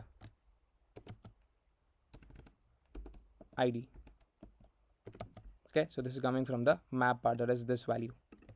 Let's try to save the file. Let's look into the design of your product component over here. So initially I'm going to say const id is going to be equals to, here we're going to make use of the useParams hook. Okay, this would give you that particular id. So I'm going to say const product comma set product is going to be equals to useState, initially null. So I'm going to just copy this down a couple of times. This is going to say for error comma set error, it's going to be equal to useState of true, or you can keep it as null itself. This is going to say loading and then set loading. So I'm going to say loading as well as set loading is going to be equal to useState of true initially. So here I'm going to make use of the useEffect and then fetch the product by that particular id. So here I'm going to say useEffect. I'm initially going to say set loading to be of true. Okay, and I'm going to call the function that is fetch product by id of your id, that's coming from your useParams, dot then of whatever data you get, just set the product for that particular data. And here I'm just going to say set loading to be of false. If there is any error while implementing this, then we're going to catch that error. I'm going to say dot catch of error, set error to be of failed to fetch product. Below that, set loading is going to become false, and this is going to be dependent upon your id. So I'm going to pass in the id over here for the useEffect. Format initially. So here I'm just going to say id. So here at the top I'm just going to define the method that is fetch products by id. Okay, so here just I'm going to make use of the new promise method. I'm going to take in the resolve. I'm going to make use of the set timeout method, and I'm just going to resolve the product. And here I'm going to make use of the find method in JavaScript, and I'm going to search based on the id. So I'm going to say p.id should be equals to your parse int of id, and once we get that product, it is going to resolve that product, and then we're going to get that data over here in your this method, that is the then of data. So it should be stored over here. So I think, my bad, this should be written above all of your app component, or I think it should work over here itself. So yes, I'm just going to paste in the code for showing the product details. It's going to remain pretty simple. We're just going to show the product id, product price, description, as well as some basic design and a link to go back to home. So let's initialize it over here. Okay, or let's copy down the entire product function and let's keep it over here or at the top. So the same thing for your other details as well. Okay, we're still getting this error which says a return outside of the function. I think probably because still the code is remaining over here. That is for your other block, products page. So let's paste that over here for the product.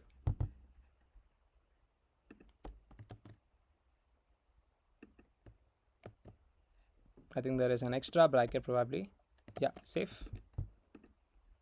Yeah, so this is your entire structure. So make sure your function product is outside of your app component.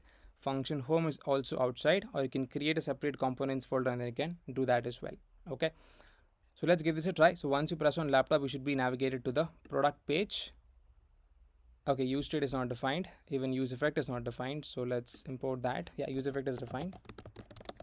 useState, safe, reload. Okay, yeah, so I've just added in the loading part as well as your error message. So if there is any error, we're going to show that particular error. Okay, so let's give this a try. So once if we press on laptop, we should be navigated to that particular product page. So there you go. So it's absolutely working fine. We're able to see the product details as well as the description, the price, and the product ID as well. And once you press on back to home, we should be navigated back over here. So this is how your dynamic routing works. So the same thing for your headphones as well as smartphone. Okay, so that's pretty much it. So that's it about this particular video. So we basically learned about how exactly to implement dynamic based routing, as well as we also understood about the useParams hook. So that's it about this video. Let's see the next one, and then thank you for watching. Hey everyone, so in this video we'll be exploring about the query parameters and the useSearch hook from the React Router DOM. So first of all, let's understand what exactly are query parameters. So query parameters are like a powerful way to store and manipulate the state in your URL, such as filtering or sorting data. So for example, let's say you have this in your URL. So here I'm just going to say category is going to be electronics, and price is going to be high. So let's say this is the current description or your filters that are applied in the URL. So the useSearch hook makes it easy to read and update these parameters instead of your components. So we'll be building something similar to this within our app.js. So let's get started. So let's again understand what exactly are query parameters. So these are also considered to be your query strings. So these are basically your key value pairs that are appended to a URL after a question mark. That is just like this. Okay, so they're used to pass additional information to a page without changing the route's path. So let's say, for example, we have this URL in place. So I'm going to say https:/example.com products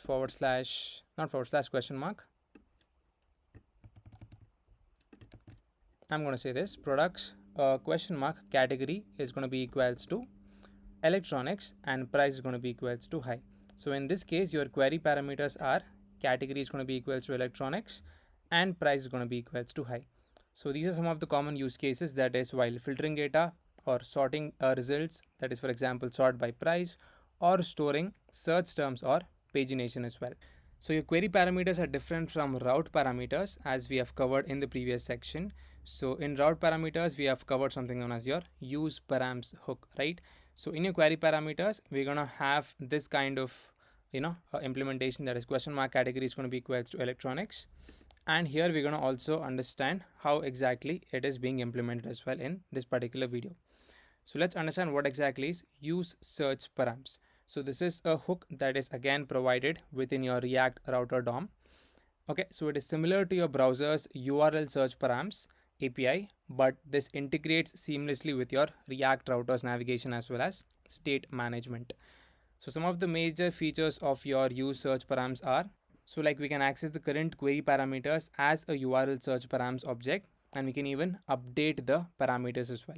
Okay, so let's understand all of these with the help of an example. So let's get started with writing our app.js. So here basically we'll create a simple kind of React application that demonstrates your useSearch hook for filtering the products. So we're going to have a products page with a filter form to set your query parameters, and a product list as well that updates based on your query parameters. So we're going to make use of a fake product data set to keep things simple, and we're going to implement this. So let's get started with your initial app.js. So I've already imported few things, as you can see over here, in a basic code sandbox React template. That is your browser router, routes, route, link, and the use navigate as well as use location. So here within the return block, I'm going to say browser router. Within this, I'm going to have my div being shown. So I'm going to say div over here. Within the div, you're going to have a nav tag. I'm going to say nav. Let's initially format once. Okay, so within the nav, we're going to have a UL tag. And within that, we're going to have we're going to have a li tag basically. So li. Let's format once. Within the li, we're going to have all of the links that we're going to show. We're going to have home and then products. Okay, so let's initially have the link. It's already imported from your React Router DOM. This is going to say home. Save. As you can see, we're able to see that being shown onto the screen. Let's give some initial basic styling. So this is going to have a color of white, and it's going to have text decoration of none. Furthermore, some font weight given of bold, and then some padding of 8 pixels and then 12 pixels, and some slight border radius value as well of, let's say, 4 pixels. Let's format once, just copy this down, and the to value is going to be just /. So I'm just going to copy down my li tag once more, and I'm going to paste it over here. So the next one is going to be for your products part. So here home is done. Here I'm going to say products. The to is going to change. It's going to be / products this time. Save. Let's pass on some style to the nav. So that is basically some background color. Okay, so here it's going to have bg color of this color code, that is 2C, 3E, and then 50. Some padding of 15 pixels, margin bottom value of 20. Okay, so yeah, that's looking fine. So now let's target your UL tag. I'm going to say style over here. I'm going to say list style is going to be none. Furthermore, padding of 0, margin as well 0. Then I'm going to give it a display of flex, so it comes into a row fashion. So I'm going to say display flex and a gap of 20 pixels. As you can see, now that's looking fine. Let's also give it a justify of center.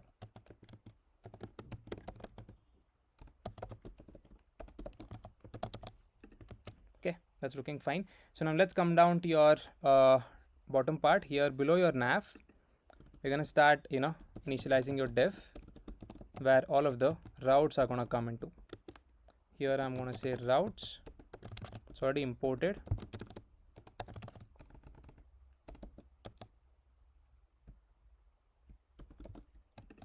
Within this, we're going to have each of your route being shown. So I'm going to say route. So initially pass in the path, that is going to be just /. Okay, and your element is going to be equals to the component you're going to render, let's say home. We need to define that. Copy this down one more time. This is going to say / products. Element is going to be products. Okay, that's it. Let's try to format once. So here I'm going to say initially function home and function products.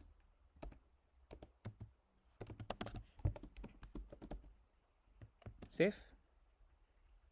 So let's initially design your home component. It's pretty simple. So I'm just going to say return a div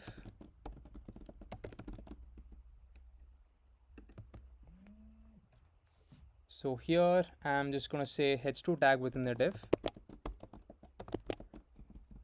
So it's going to say, welcome. Format, save. And over here we're going to have your p tag.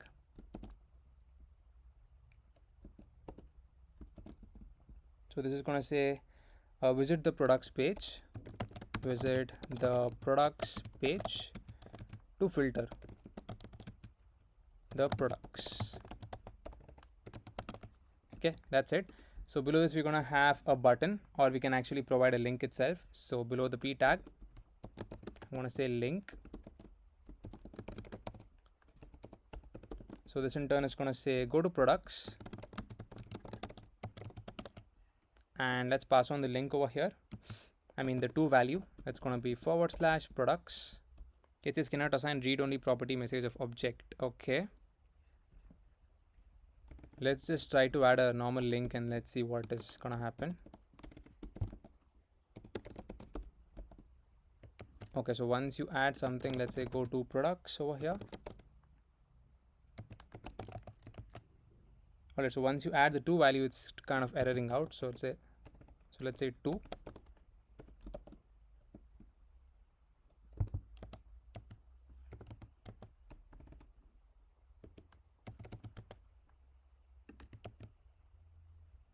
Okay, not sure why it errored out the previous time. Let's say products, that's the correct value.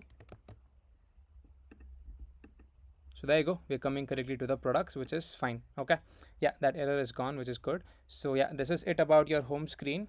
I mean, not the home screen, the home tab as of now. So now let's look into the products component. That's going to happen over here. So here at the top, I'm just going to paste in the code for the products. This is some hard-coded data. You can use your own array of objects. Okay, it's going to look something like this, right? So yeah, this part is done. Let's come back to your products component over here. Here initially, let's get in your search params. I'm going to say const search params comma set search params is going to be equals to use search params. So this in turn is going to come from your React.dom. So I'm going to say use search params. Save.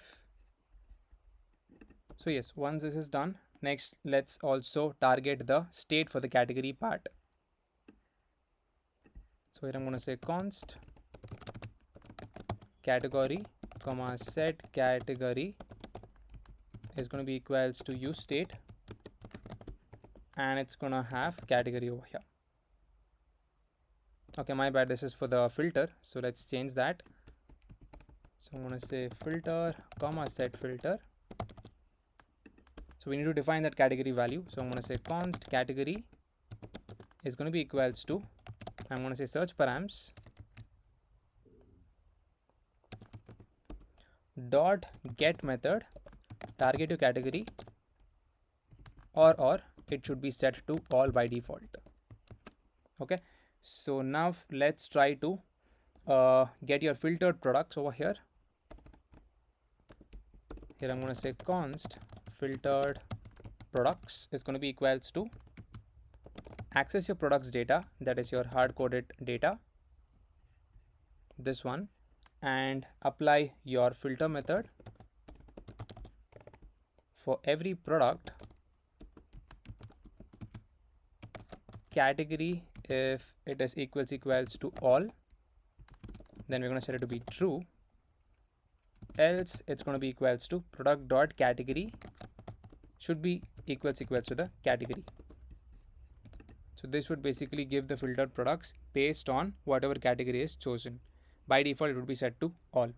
Okay, inside the div, let's start returning something. I'm going to say return a div, and over here let's initialize the h2 tag initially. I'm going to say products catalog. Save. Okay, useState is not defined. Let's import that. I'm going to say import useState from React. I should be able to see that catalog. As you can see, we're able to see that design being shown on the screen, which is good. Below that, we're going to have a div.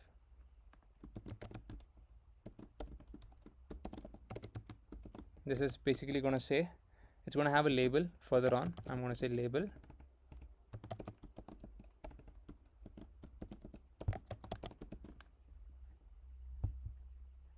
So this is going to say filter by category.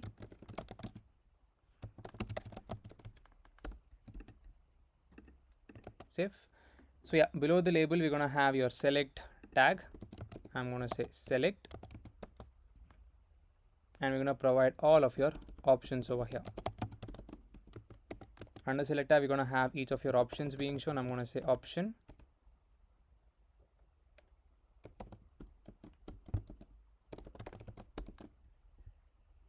This is going to say all. Okay, not over there. Just copy this down a couple of times. So we're going to say all electronics.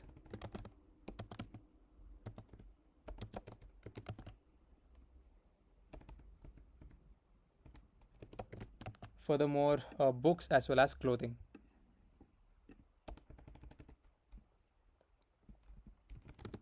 So here I'm going to say books.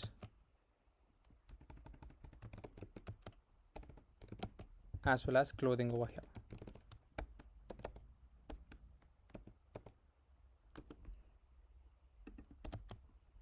Let's try to save the file. As you can see, all options are being shown onto the screen, which is good. Format once. So yeah, below this we're gonna have a p tag that is below your div. I'm gonna say p over here. This in turn is gonna say current filter, whatever is chosen. So let's make use of JSX. If your category is going to be equals to all, then it's going to say all categories. Else it's just going to say whatever category was chosen. As you can see, current filter is all categories. Once you press on anything, it's going to change to that. Okay, for some reason it's not changing. Probably we need to have your handle filter change implemented. So that's the reason it's not changing. So for the select, I'm going to say value is going to be filter. Okay, and it's also going to have on change. I'm going to say on change. It's going to have a function handle filter change. Let's define that at the top. Const handle filter change. It's going to take in the event. Initially just say const new category is going to be equals to e dot target dot value, that is whatever option you pressed on. Right here I'm going to say set filter to be of your new category. Furthermore, I'm going to say set your search params to be of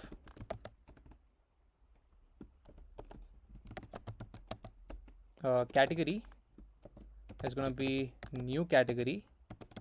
If this is going to be equals to all, then just an empty string, else just show the new category. That's it. Format and then save. As you can see, now we are able to see that being changed. That is, whatever change you make over here, the same thing is being displayed over there as well. So next, let's just try to render the products. That's going to happen just below your p tag. Let's format once, and below this I'm just going to say make use of a ul tag, and we're just going to show all of the products, basically your filtered products, right? Let's format once, save. So as you can see, currently your filter, that is clothing, is selected, and these are the two products for clothing. You can check that out over here. See, as you can see, for clothing we have two categories, two products, t-shirt as well as jeans. So we're able to see that onto the screen. So as you can see, with the help of the use search params, we're able to set that particular category, and we're able to show all of the filtered products as well. So here just try to first of all check if your filtered products dot length is greater than 0. If it's true, then map over all of the filtered products. So filtered products would already be set over here with the help of your filtered method based on whichever category is already selected, right? So just map over it and then show these two informations, that is your span tag, your span, within that show the product.name, your second span show your product.price as well as the product.category. So let's say I choose all, it is going to show up all the products. As you can see, we have 1 2 3 4 5 6 7 products. It is going to show all of the 7 products just like that. Okay, so that's pretty much it about this particular example. With the help of your use search params hook, we were able to implement this. So let's understand what exactly this line does. This might be a bit confusing, right? So this basically reads the category parameter, defaulting it to all if at all it is absent. And the next line, that is this one, this basically keeps track of which particular filter is currently selected. And your handle filter change, even this is simple. So this basically updates the local filter state, and it calls the set search params, as you can see, to update your URL.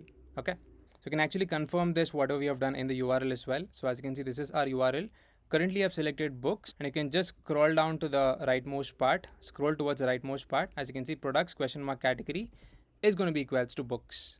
Okay, once I press on all, it should go into the empty state because we are trying to show all of the products.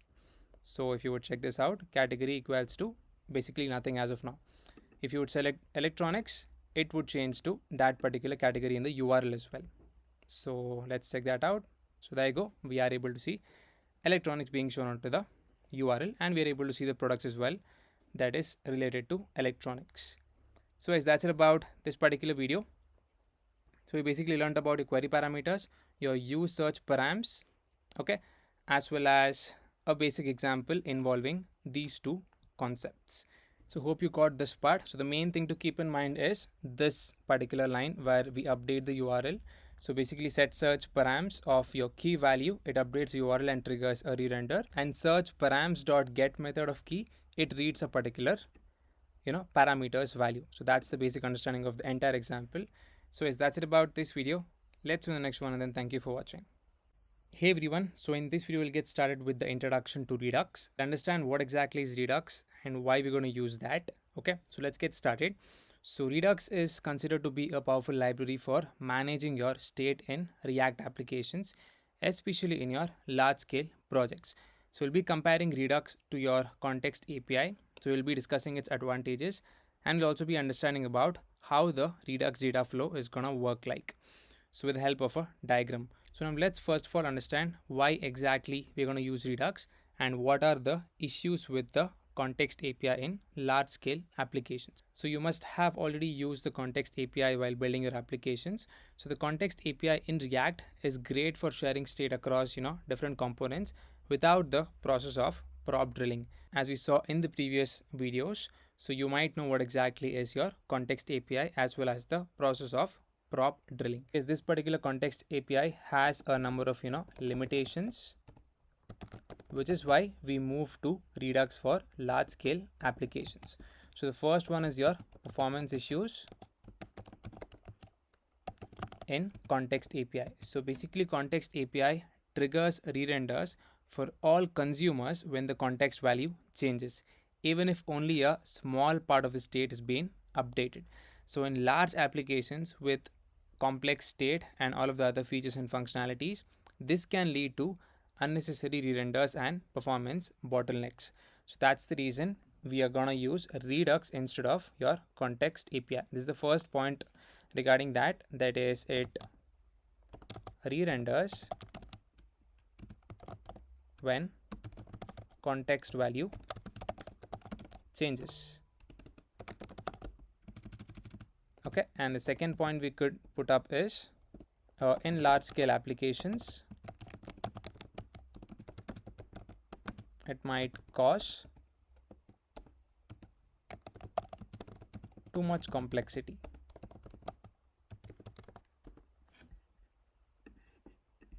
Okay, so the second point we can discuss on this is complexity in state management.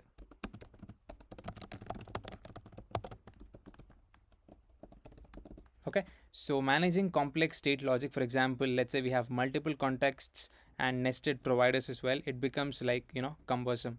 So combining state updates across contexts can lead to convoluted code as well. So this actually causes a lot of complexity in your entire application and it reduces the performance as well. So the next thing we could discuss is about a lack of predictability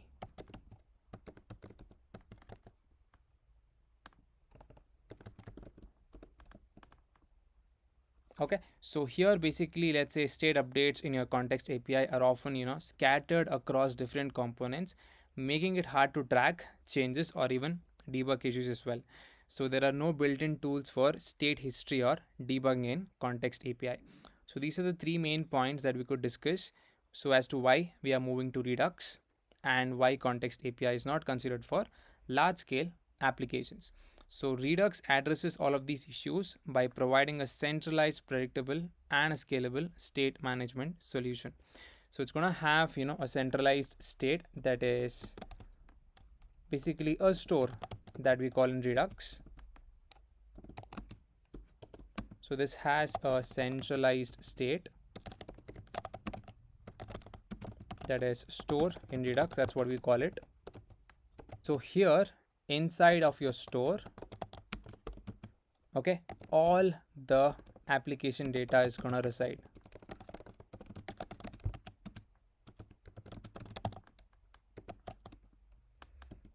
Okay,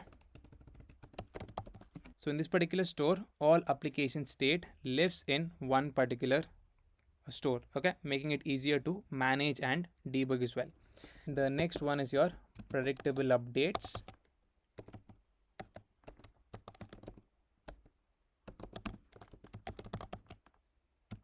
So here your state changes, whatever happens is going to follow a strict unidirectional flow via actions as well as reducers. So you can actually check out this diagram. I've just opened it up on Chrome. Okay, so this is your exact Redux data flow, so as to how it works while anything is implemented in the application. So we have a main store over here where all of the application state lives in a single store over here, and this is your React components where the user is going to interact, and once they interact we're going to dispatch some actions. Okay, so as you can see, once a user interacts, for example a click or a mouse click, something like that, we're going to create or we're going to dispatch events or actions. So the next point we have is, that is point number 3, powerful tools. Okay, so Redux DevTools allows you to inspect state changes, replay actions as well as debug efficiently. So you can actually download that extension such that you should be able to see all of these state changes that happen once you do some kind of events or once the user interacts with your React components. So you should be able to see all of these changes in the extension with the help of Redux toolkit. The next and final point is scalability. So it works well in large apps with complex state, avoiding the performance of the entire application. So yeah, coming back to the diagram. So as you can see, this is how your Redux data flow is going to happen in a particular React application. So Redux is based on the Flux architecture, that is basically a pattern for managing your data flow in applications. So the core idea is unidirectional data flow, ensuring your predictability. So let's again understand what each of the component does over here. We have the main store. So the single source of application state is gonna reside over here. So it holds the entire state tree. So let's say for example we are building a to-do application. So this store holds all of the to-dos within an array, and the components read the state from the store to render the UI. The next thing we have is the actions. Okay, so plain JavaScript objects that describe what exactly happened is going to be considered as your actions. So let's say for example we are building a to-do application and we're going to have a add to-do action. So once the user presses on the add button in the UI, we're going to dispatch this particular action, that is add to do. So it's basically dispatched by the components to trigger the state changes. So the only source of information for updating the store. So next thing we have is something known as the reducers. So these reducers are considered to be as pure functions that specifies the store, that how exactly the state is going to change with response to the actions that is being done by the user. Okay, so we're going to take the current state and an action and we're going to return a new state. Okay, so for example we're going to take in two things while implementing this or while writing the code, that is state and action, and this basically gives us the new state. So we are never going to mutate the state directly, we are always going to return a new copy of it. Okay, so that's the basic part, and this is the view part, that is this is considered to be a components. So this basically reads the state from the store and it dispatches actions to update it. Okay, so yeah, that's the basic understanding of your Redux data flow, or how everything is going to work in Redux. So let's say for user interaction, a user clicks on a button in the component, for example let's say on the add to do button, and the next thing we have is dispatch action. So here the component dispatches an action. Let's say for example we have a add to do action and the payload is going to be learn Redux, that is basically the to do. And the next thing that comes into picture is reducer processes. So here the reducer processes the action and then it updates the store's state because we have added a to do. The next thing is the store is going to get updated with the new state. So the store basically notifies the subscribed components of the new state, and all of the updated state is going to get rendered on the UI. So that's the next step, that is UI renders. So components re-render with the updated state, showing the new to-dos, whatever has been added. So this unidirectional flow ensures predictability, as earlier discussed, that is actions trigger your reducers update the store, and the components reflect the store's state. Okay, so that's the basic understanding of this Redux data flow as well as introduction to Redux. So we basically discussed about the limitations or the disadvantages in your context API, and we explored about the introduction to Redux part, that is what exactly is Redux and how exactly the data flow is going to happen in Redux. Okay, so yes, that's it about this video. So let's see you in the next video, and then thank you for watching. Hey everyone, so in this video we'll be understanding further about Redux toolkit, that is the modern approach. So we'll be basically setting up our own Redux toolkit, and we'll be creating a slice, and we'll be dispatching actions as well, and we'll also be trying to updating the state. So we'll be implementing all of this with the help of a simple counter example using Redux, so that everything is clear while understanding Redux, and we could write our own kind of code using Redux toolkit. So yeah, let's get started. So Redux toolkit actually, simplifies the boilerplate heavy setup of traditional Redux that was being used previously, and it provides a more intuitive API. So we'll be basically setting up Redux toolkit, creating a slice using the create slice method, and we'll also be trying to implement the dispatching actions and updating the state as well.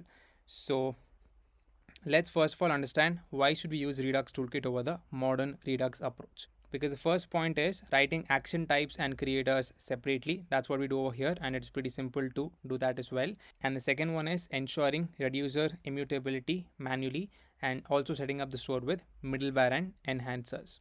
So let's get started. So make sure you have installed Redux toolkit as well as React Redux. You can search for React Redux over here. You can just do yarn add React Redux, or you can search for React Redux toolkit, the first link. Press on get started, and you can try to install with the help of yarn or npm. Okay, that's the first basic step. So now let's start looking into the coding part. So initially I'm going to create my store, or before that let's actually try to initialize some code inside of the app.js. Okay, so let's keep it to be this itself, that is initially the div, and I'm going to create a new file that is known as, let's say, create slice or counter slice. You could name it anything you want to, or you can actually name it counter slice, that's better. So I'm going to say counter slice.js. So here we're going to write initially the implementation for the counter example that we're going to write. So I'm going to say import create slice from add Redux JS / toolkit. Okay, probably over here in the code sandbox, that is in the React template, I don't think this is already initialized, that is it's installed. Let's search over here. Let's try to import that. Yeah, I think it is added. Also React Redux.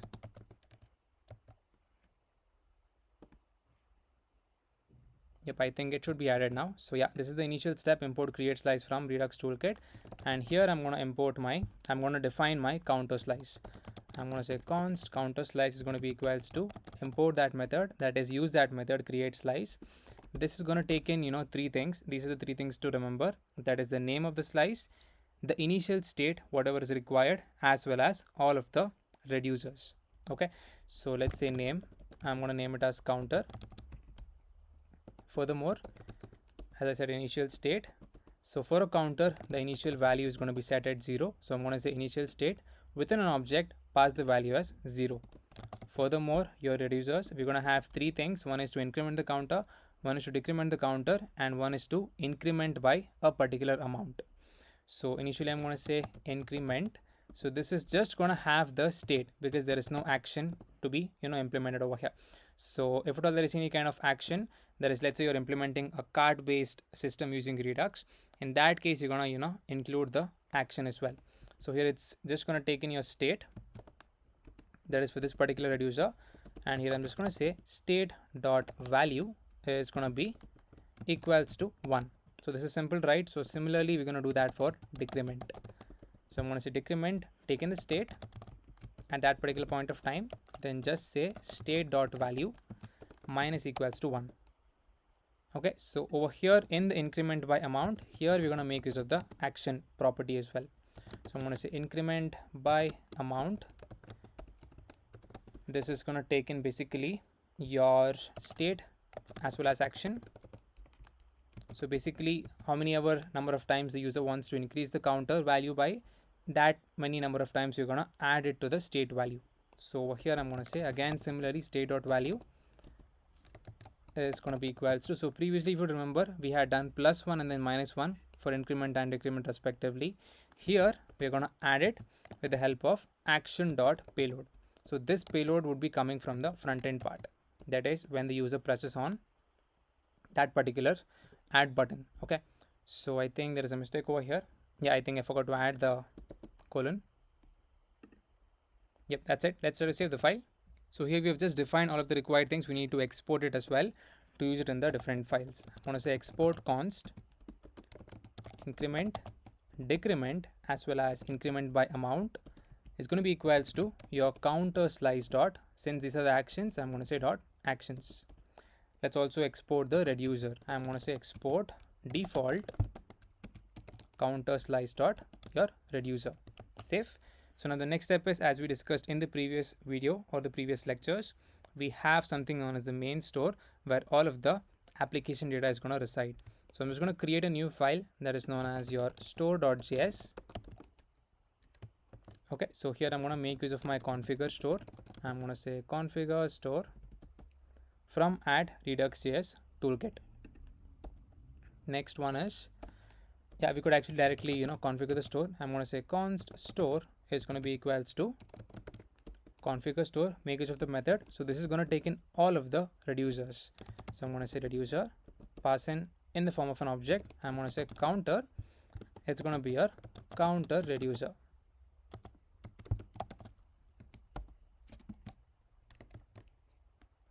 So we need to import the counter reducer from the counter slice file.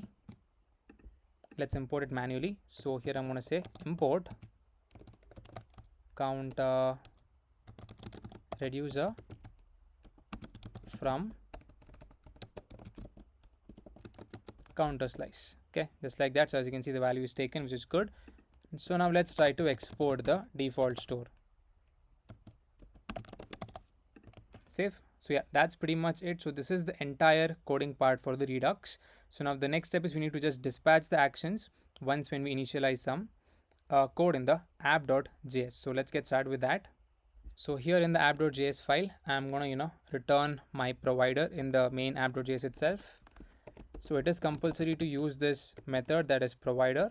That's going to come from React Redux, and this provider in turn is going to take in the store that we just initialized as a prop over here, right? So I'm going to say store is going to be equals to store. So since we had exported store over here, we're going to import it over here. So I'm going to say import store from your store.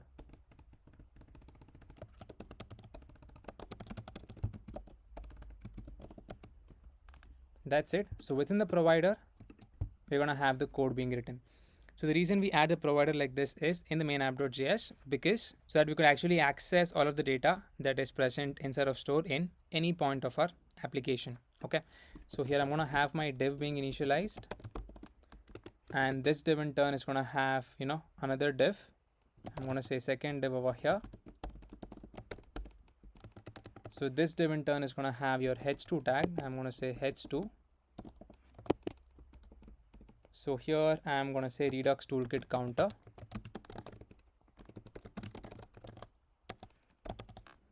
And furthermore, I'm going to, render a counter component over here. So for that, just initialize a new file here itself. I'm going to say counter.js. So here I'm just going to say function counter for now. Let's write that correctly, counter. And here at the bottommost part, I'm going to say export default counter. So here basically let's try to have some, design in the return block. So I'm going to say return over here. This in turn is going to have a div, another div over here. This is going to have a h3 tag basically. So here I'm going to say count value and show that particular count value. So this is currently undefined. So we just need to, set up that. That is for the state. So here I'm going to say const count is going to be equals to. So this is not going to come from useState, because previously we would actually use useState to implement this. So since we are implementing it with the help of Redux toolkit, we're going to get this from the store. So for that, we're going to make use of the useSelector hook. Okay. So access the state. So this value should be equals to your state dot your initial state name, not the initial state name, your slice name, that is counter, your reducer name, sorry, my bad, it should be equals to state dot this one dot your value. That is, if you check out your counter slice dot this particular value to access the right hand side of the value. So it's going to be equals to state dot counter dot value. So that's pretty much it. And yeah, you could show it over here. Let's try to save the file. And let's also include our dispatch event. I'm going to say const dispatch is going to be equals to use dispatch. So this is basically used to dispatch events to the store. Here I'm going to say const amount comma set amount is going to be equals to useState. Initially it would be pointing to an empty string. Within the return block below the h3 tag, we're going to have a div, and within this div we're going to have three things: button increment, button decrement, as well as input value, as well as a button to increment by a particular amount. So I'm going to say button, this is going to say increment, this is going to say decrement.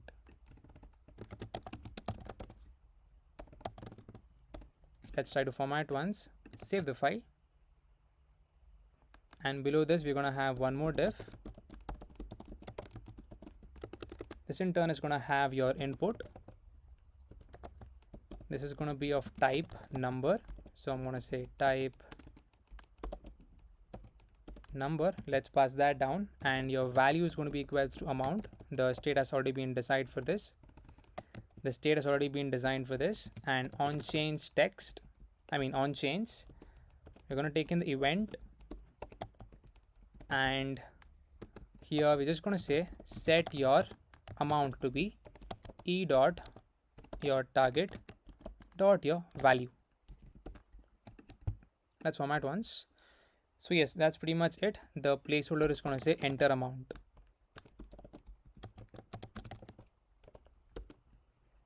And furthermore, we're going to have a button just below this. I'm going to say button.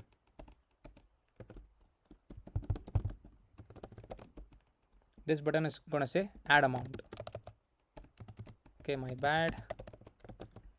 Okay, so let's try to save the file. So now let's try to dispatch both of the actions for increment as well as decrement. Before that, let's try to render our counter over here. I'm going to say counter.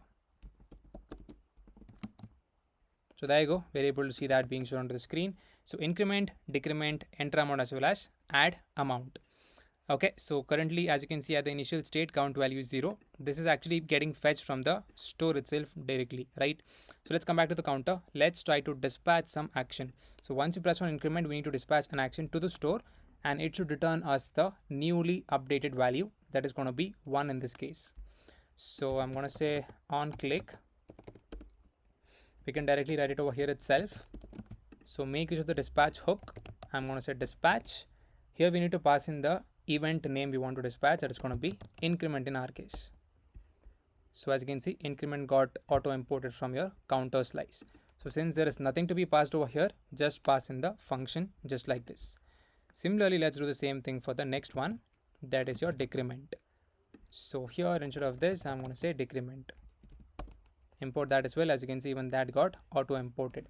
So finally, for the add button over here, we're going to implement that. So let's say on click, it's going to be similar, but for this, it's going to be a different, use case while adding it to the store. So I'm going to say on click, take in a function, or you can directly, create a function that is handle increment.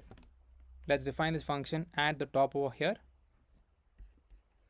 So here I'm going to say const handle increment is going to be equals to a normal arrow function. And first of all, I'm going to get the value. So I'm going to say const value is going to be equals to % of your amount. Okay. And here I'm going to say if not of is not a number of value, then in that case itself, directly try to dispatch, that is increment by amount of your value. So here first of all, we're going to check the condition stating that whatever the user has entered is a number, then only we can increment it, because only numbers are getting added over here, right? So that's the reason we're going to do this. And once that is done, just set your amount to be an empty string once again. So that's it. Let's try to save the file. Make sure you import all of the 3 events from your counter slice file. So once I press on the button, we do have a dispatch event which is increment. So this should directly trigger off this particular function, this one, which says state.value is going to be equals to 1. So initially state is 0, it would be increased to 1, and over here it should re-render 1. Let's give that a try. So there you go, automatically it changed from 0 to 1 as soon as I pressed on increment. Let's keep on incrementing it for a couple of times. So there you go, as and when I press on increment, it is increasing the state value by 1. So this is all handled by Redux internally, right? So let's press on decrement. As you can see, it is again decrementing it by 4. Let's try to increment by a specific amount. Let's say I'm going to enter 10 over here. And since now the state value is 4, it should go over here. Once I press on add amount, that is increment by amount, it should, implement this, that is execute this line which says state.value equals to state.value plus action.payload. So at this particular point of time, state.value equals to 4 and your action.payload is basically your 10. So it should return us 14. So there you go. Once I pressed on this particular add button, it increased the counter value from 4 to 14 and we cleared off the input. Okay, so that's the basic implementation of Redux with the help of a counter example. So hope you understood about how exactly we write a slice in Redux and how exactly we implement the initial state, implement the reducers, as well as export all of the things, and how exactly we configure the store and then use it inside of the app.js. So that's it about this particular video. Let's see you next one, and then thank you for watching. Hey everyone, so in this video we'll be understanding about how to create multiple stores using the Redux toolkit. So in the previous videos and lectures, we basically understood about how to implement a normal kind of example. For example, let's say a counter example using Redux toolkit. So in that example, we had only a single store and we were able to implement the counter example. So here in this video, we'll be exploring about how to create multiple stores using the Redux toolkit. So usually a Redux typically encourages a single store for the centralized state management, but there are some scenarios where multiple stores might be useful for the application. So let's say, for example, isolating state for different features or even testing modular state management as well. So here we'll be implementing the multiple stores with help of an example. So here we're going to create 2 things. That is, one is a counter. It is already created, that is the same code whatever we have done in the previous videos. I've just copied down that code, and we'll also be implementing another to-do list as well. Okay, so let's understand how exactly we're going to implement it. So the code for counter is already ready. So this is the counter.js file.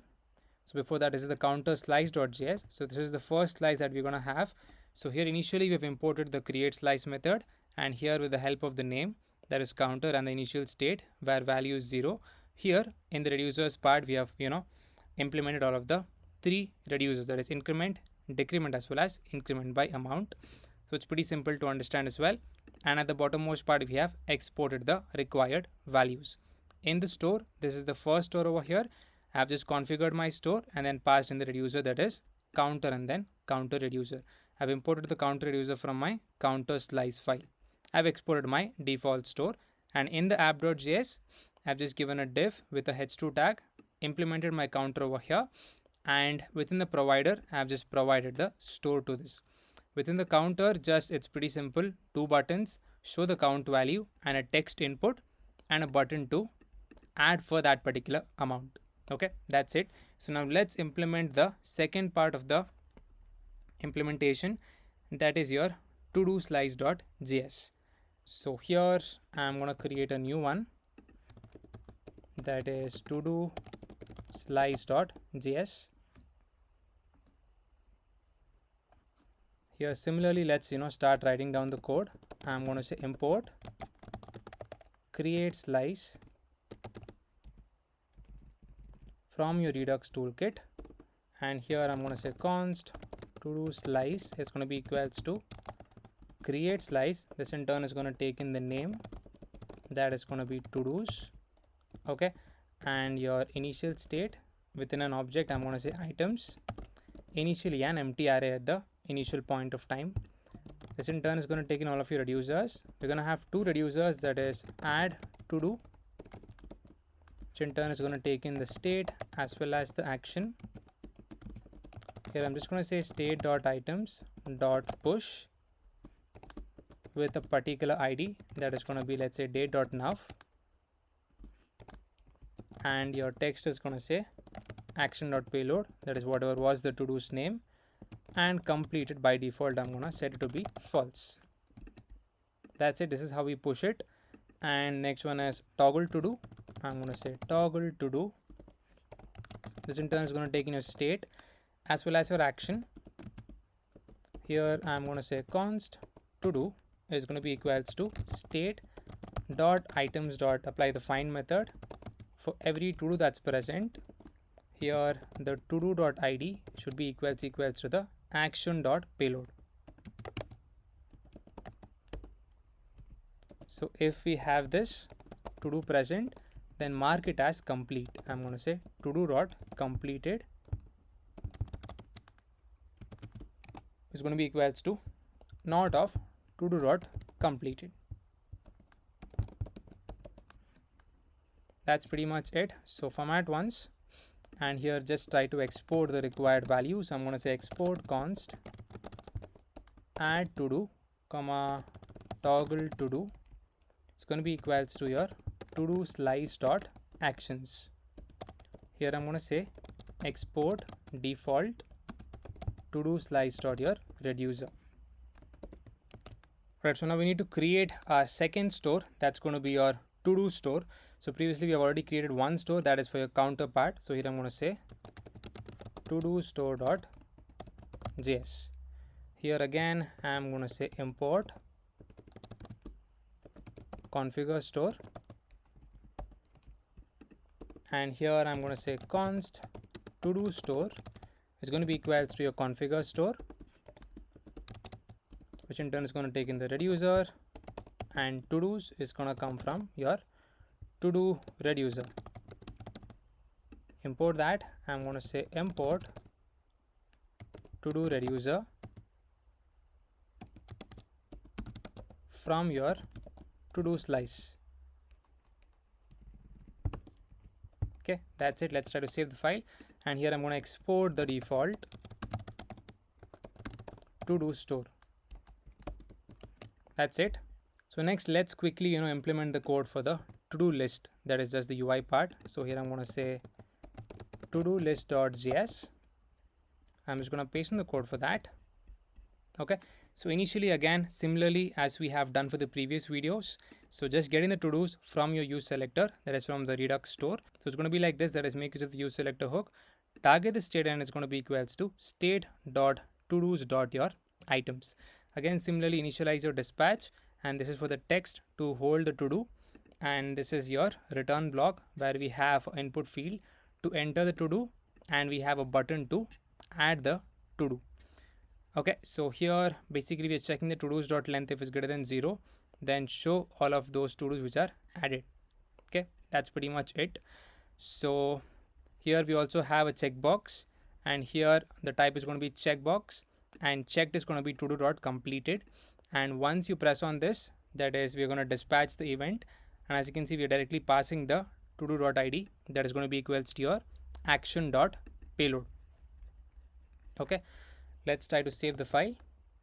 Now within your app.js we need to make the change. So as you can see for the previous example we had something like this, that is a single provider for all of your counter examples or the counter implementation. So here initially I'm going to have my div being initialized. So within the div I'm going to put in my provider, and over here I'm going to have a h2 tag which says multiple stores with Redux.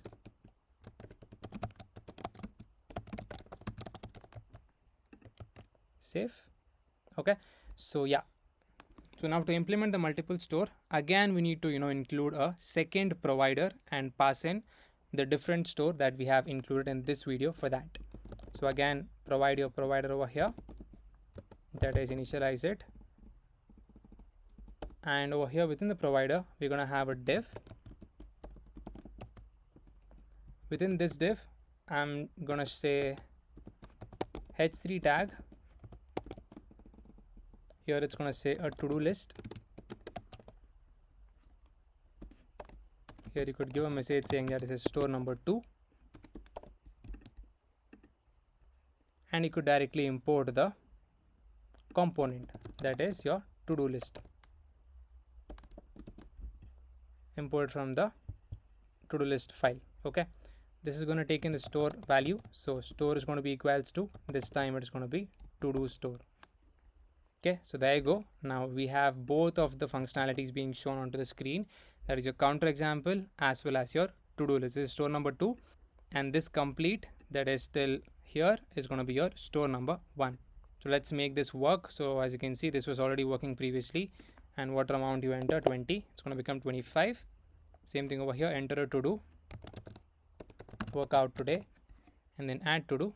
So there you go, even that is working, but this is being done with the help of the second store, that is the to do store. So once I press on this, automatically it should trigger off that event, that is toggle to do. So it should go over here and it should mark this as completed.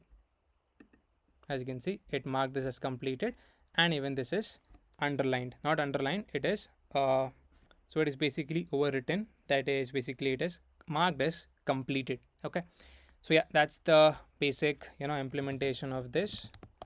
So as in when I add to do's, automatically we're able to show that, and then we are also able to mark it as complete, and if I uncheck it, automatically it is gonna mark it as not complete. So yeah, this is how we implement multiple stores in Redux toolkit. So some of the key points to remember over here is that Redux toolkit supports multiple stores, each with its own states and reducers, and we can use separate provider components to connect components to specific stores. So talking about the next one, that is when exactly to use single store. So suppose we are combining all the users in one configure store method. So this is basically simple, and it's actually used most commonly. So in that case, we're going to use single store preference, and also it enables shared state and easier debugging with your Redux dev tools. Okay, so that's it about the basic understanding of how to implement multiple stores with Redux. So that's it about this video. Let's do the next one, and then thank you for watching. Hey everyone, so in this video we'll be understanding about virtual DOM and real DOM, and we'll also be looking into how exactly React uses the virtual DOM to optimize updates and improve the performance. So let's get started. So we'll also be understanding about the key differences between the virtual DOM as well as React DOM, and also how your React's reconciliation process works as well. So we'll be creating a simple example to understand how exactly all of this works. So before that, let's understand in detail what exactly is real DOM and what exactly is virtual DOM. So starting off with what exactly is real DOM. Okay, so the real DOM, that is your document object model, is a tree-like structure that represents the UI of a web page in the browser.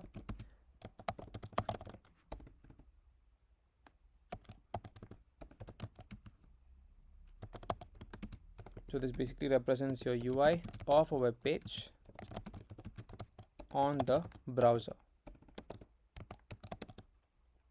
Okay, and each HTML element, suppose let's say div or p, is a node in your DOM tree.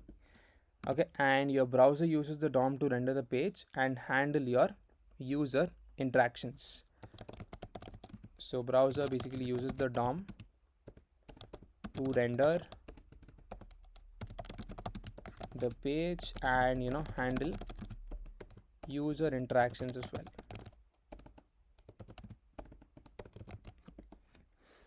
And manipulating the real DOM directly is a slow process, because every change, that is let's say updating a text or adding an element or some other user interaction, triggers a reflow and it's gonna repaint the browser. So that's the reason your real DOM is considered to be slow. So this reflow and repaint are computationally kind of expensive, because they're actually done frequently. So that's the reason they're kind of expensive. So let's say for example, updating a list of 100 items by appending each one to the DOM causes 100 kinds of reflows and repainting of the browser. So that's the reason your real DOM is considered to be kind of slow. So the problem over here is direct DOM manipulation is kind of inefficient for dynamic based applications with frequent state changes. So that's the reason real DOM is again considered to be slow. Let's look into the next part, that is virtual DOM.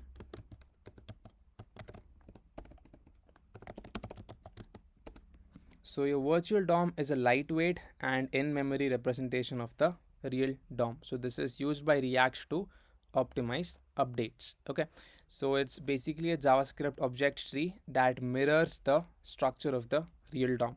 So React actually creates a virtual DOM tree for every render of a particular component, and when state or props change, React generates a new virtual DOM and compares it with the previous one. So some of the key benefits, by using virtual DOM are like efficient updates, performance, as well as batched updates as well.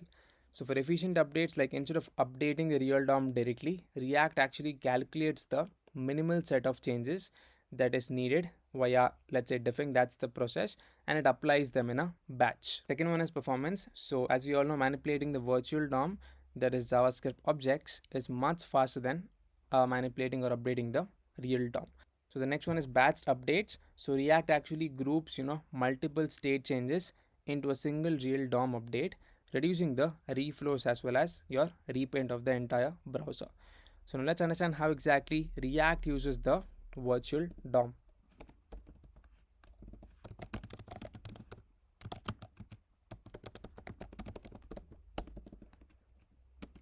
So the first point to discuss is render. So React renders components to create a virtual DOM tree.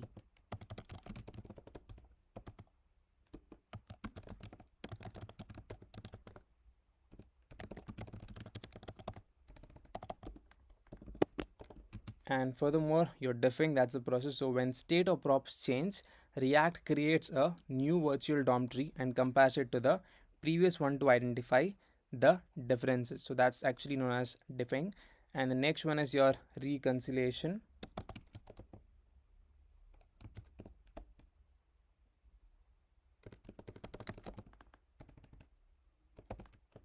So here basically React updates only the changed parts of the React DOM.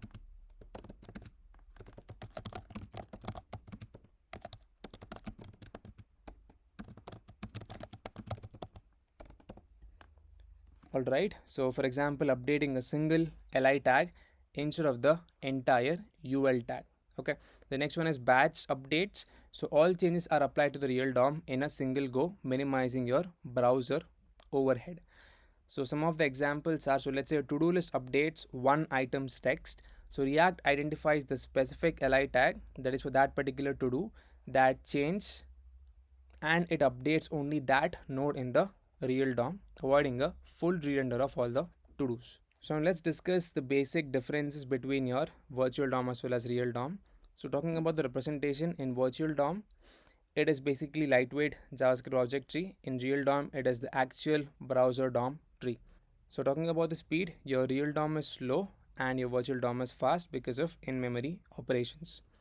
And updates, so your real DOM, it updates the entire DOM or large sections, whereas your virtual DOM, it only updates the changed part. Okay, that's it via diffing. Next is about performance. So in real DOM, it is kind of expensive for frequent changes, whereas for your virtual DOM, it is optimized for your dynamic based applications. So yeah, that's pretty much it about your differences between virtual DOM and real DOM, and how exactly a virtual DOM differs from the real DOM. So let's understand this with the help of a simple example. So we'll be basically displaying some list of to-dos with a button to toggle the completion, and also a counter example to trigger unrelated re-renders. So we're going to make use of a console.log statements to show when the components render, highlighting that only changed parts of the real DOM are updated. Okay, so let's get started. I'm just going to paste in the code for the app.js as well as a to-do item as well. I'm going to create a new file, that is to-do item.js. Okay, so we're not able to create that file, not sure why. Let's create that again. Or let's create a different file, probably to-do.js. Alright, so for the app.js, let's remove everything as of now. I'm just going to paste it over here. Okay, So let's go through the code one by one and let's understand what exactly we have done. So initially I've just hard coded some to-dos, that is with the help of useState with an array of objects containing ID, text as well as completed, which is set to false initially. This is your count example, that is for the counter part. Okay, and here it says to do item is not found. Okay, so let's make it to do instead of to do item, because for some reason I'm not able to create to do item. So here I'm just going to say to do. The same thing over here as well.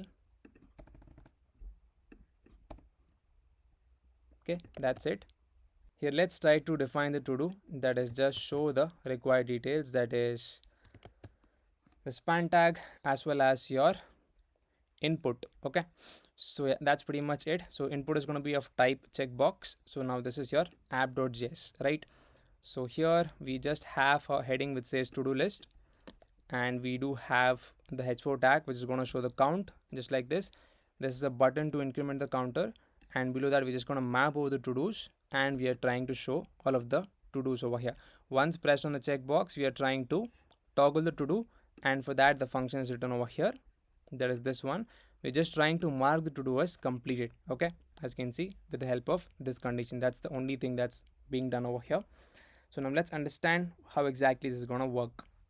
Okay, so as said, your toggle to do updates your to-do's completed status by your ID, and we do have the console.logs also being set up, that is for app rendering, to track when the app basically renders.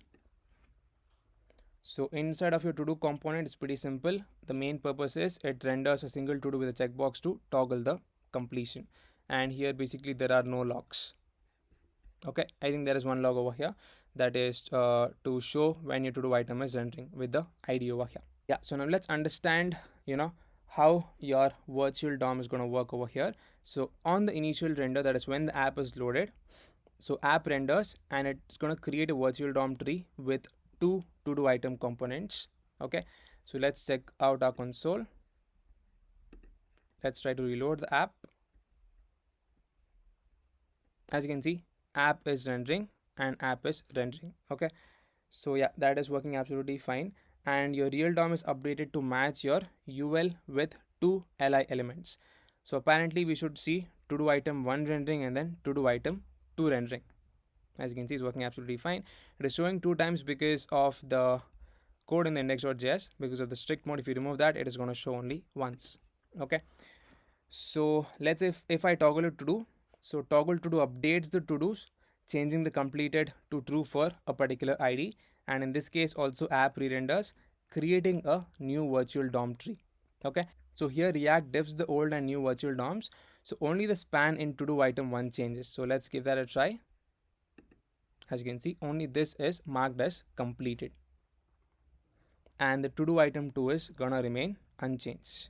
So in the console.logs, apparently we should see again app rendering and then to do item 1 rendering as well as to do item 2 rendering. As you can see, we are able to see that being shown onto the screen.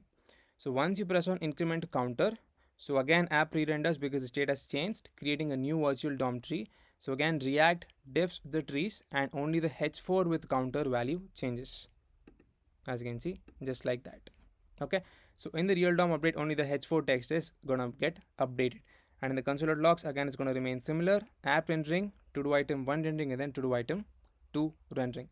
So some of the key observations over here are basically a virtual DOM diffing. So React identifies only the changed nodes, for example span tag for the to do, or else your h4 tag for the counter. Okay, and your component re-render, so component re-renders on the state changes, but the real DOM is updated efficiently. So you can actually use the React.memo to prevent the unnecessary re-renders as well. So yeah, that's a basic understanding about how your real DOM as well as the virtual DOM works. So yes, that's it about this video. So let's see you next video, and then thank you for watching. Hey everyone, so in this video we'll be exploring about custom hooks in React. That is basically a powerful feature that allows you to encapsulate reusable logic and share it across different components. So let's get started. So we'll be covering 2 different simple examples, that is how exactly to use custom hooks and why do we actually use it in a React application. So let's initially start off by understanding what are custom hooks in React.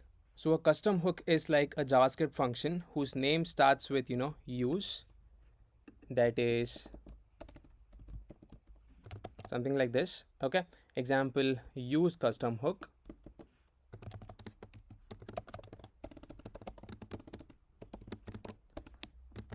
So this is similar to, the syntax that is basically we use the built-in hooks from React, that is useState as well as useEffect. So similarly, we're going to follow the same approach to add your own custom hook or define your own custom hook. So that's the reason we're going to start with the name that is known as use, and you provide your own hook name. And this is basically done to, encapsulate your reusable logic.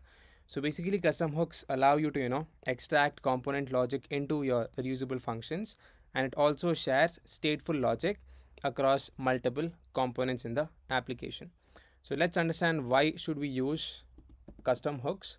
So the first point is reusability. So basically to avoid, duplicating logic, example, let's say for form handling or API calls, okay, in multiple components. So we can actually use a single custom hook, and in different multiple components, you can just directly use this particular custom hook. So that's the first point. The second one is, let's say, readability.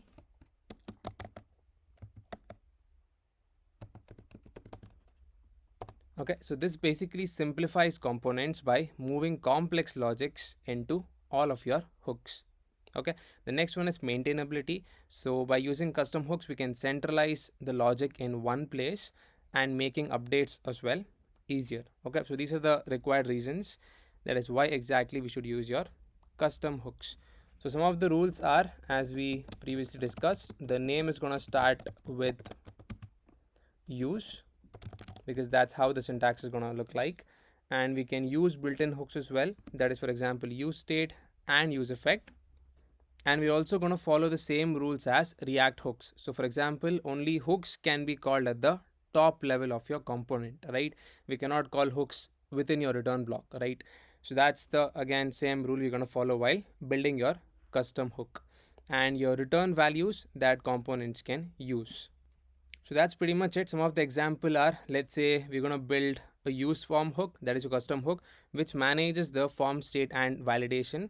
Let's say we build the use fetch hook that handles API calls with loading and error state. So these are some of the simple examples of, building your own custom hook. Let's get started with a brief example that's going to be super simple. We're going to create a first simple custom hook. So here we'll be creating a custom hook that is called as use toggle to manage a boolean toggle state, right? For example, show or hiding of a model. So this is super simple, just to introduce the concept so that you get, used to how exactly the custom hook is going to work like. So let's get started with this. So initially I've just opened up a basic code sandbox template. So here I'm just going to create a new folder within src. I'm going to say hooks, and I'm going to say new file within hooks, that is use toggle. So this is going to be my component for now. So let's get started with coding the use toggle. It's going to be super simple. So here initially I'm going to say import useState from React. Furthermore, I'm going to define my function, that is use toggle. This in turn is going to take in the initial value. I'm going to set it to be false. And here I'm going to say const value comma set value is going to be equals to use state of your initial value. So by default it would be set to false. And here I'm going to implement my toggle. I'm going to say const toggle function. It's going to be a simple arrow function. Here I'm just going to say set your value to be of whatever is there in the previous, and just change it to be the opposite of previous. That means if it is false, make it true. If it's true, make it false. Here I'm going to say const set true is going to be equals to a normal arrow function. Here we are directly going to set the value to be true. So in that case, here I'm going to say set value to be of true. Similarly, for the next one, I'm going to say const set false is going to be equals to normal arrow function. Here I'm going to say set value to be of false. Here I'm just going to say return your value as well as your toggle functions and your set true as well as your set false. That's pretty much it. Here at the bottommost part, we're just going to export this function so that we could use it in other different components. I'm going to say export default use toggle. That's pretty much it. Let's come back to your app.js and then let's start coding that out. So here I'm just going to initialize this model open, comma, your toggle, comma, your set true, comma, your set false is going to be equals to use toggle. Import that. As you can see, automatically it got imported over here, and this in turn is going to take in the initial value that is false. Okay, let's format once. So now over here I'm going to say const. So that was not needed. So let's come back over here within the div block. I'm just going to have a h2 tag which says custom hook use toggle.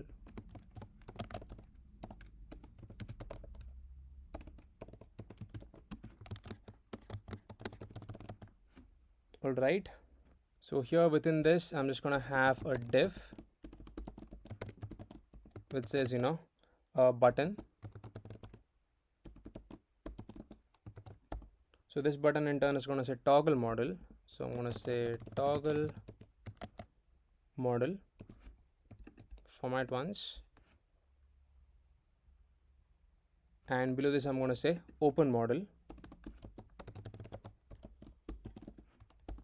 So button, and here I'm going to say open model. All right, below this one more button that is going to say close model. Copy that down, and here I'm going to say close. So let's try to format once and then save. And for this directly we can give on press, that is for your toggle model. Here I'm going to say on press is going to be equals to toggle. This is going to come directly from your function, that is your custom hook, right? So for the next one, that is open model, we're going to say set model to be true. I'm going to say on click. Yeah, this is wrong. This is for React Native. Let's say on click, that's for React. So here it's going to say set true, and for closed model it's going to be the opposite, that is going to be set false. Here I'm going to say set false. Save. So now let's try to design the condition, that is if at all is model is open, and we're going to have a div being initialized, and within the div we're just going to have a h3 which says model content. I'm going to say model content, and yeah, below that we're going to have a p tag. Here I'm going to say p. It's going to be this is a model opened with use toggle, and we're also going to have a button. Here I'm going to say button. So this in turn is going to say close the model, and we're just directly going to give the set false to this. So I'm going to say close on click. I'm going to say set false. Okay, so let's try to format once. Let's try to save the file. So this is the initial code. So your is model open is basically your value that is corresponding to this value. These are all of the functions that we have defined over here, and we have exported it directly, and we have imported this over here. So as you can see, once I press on toggle model, we have the toggle button. So toggle means it is going to set the model to be true. So once this is true, we should be able to see some design being shown onto the screen, right? So let's press on toggle model. So there you go. Just like that, we're able to see the model content, and this is a model opened with use toggle custom hook, right? So once I press on close over here, we have set false. So set false would automatically set the value to be false, as you can see. So in this case, your value is going to be is model open, that would be set to false. If it is false, this design won't be shown, right? So let's press on close. As you can see, automatically it closed. You can either open it by toggle model or also by pressing on open model and close model here as well. Okay, So as you can see, it is working absolutely fine. So we have implemented this particular simple kind of React application, that is by making use of the custom hook that is known as use toggle. So hope you understood about how exactly the custom hook is going to work in React. So yes, that's it about this video.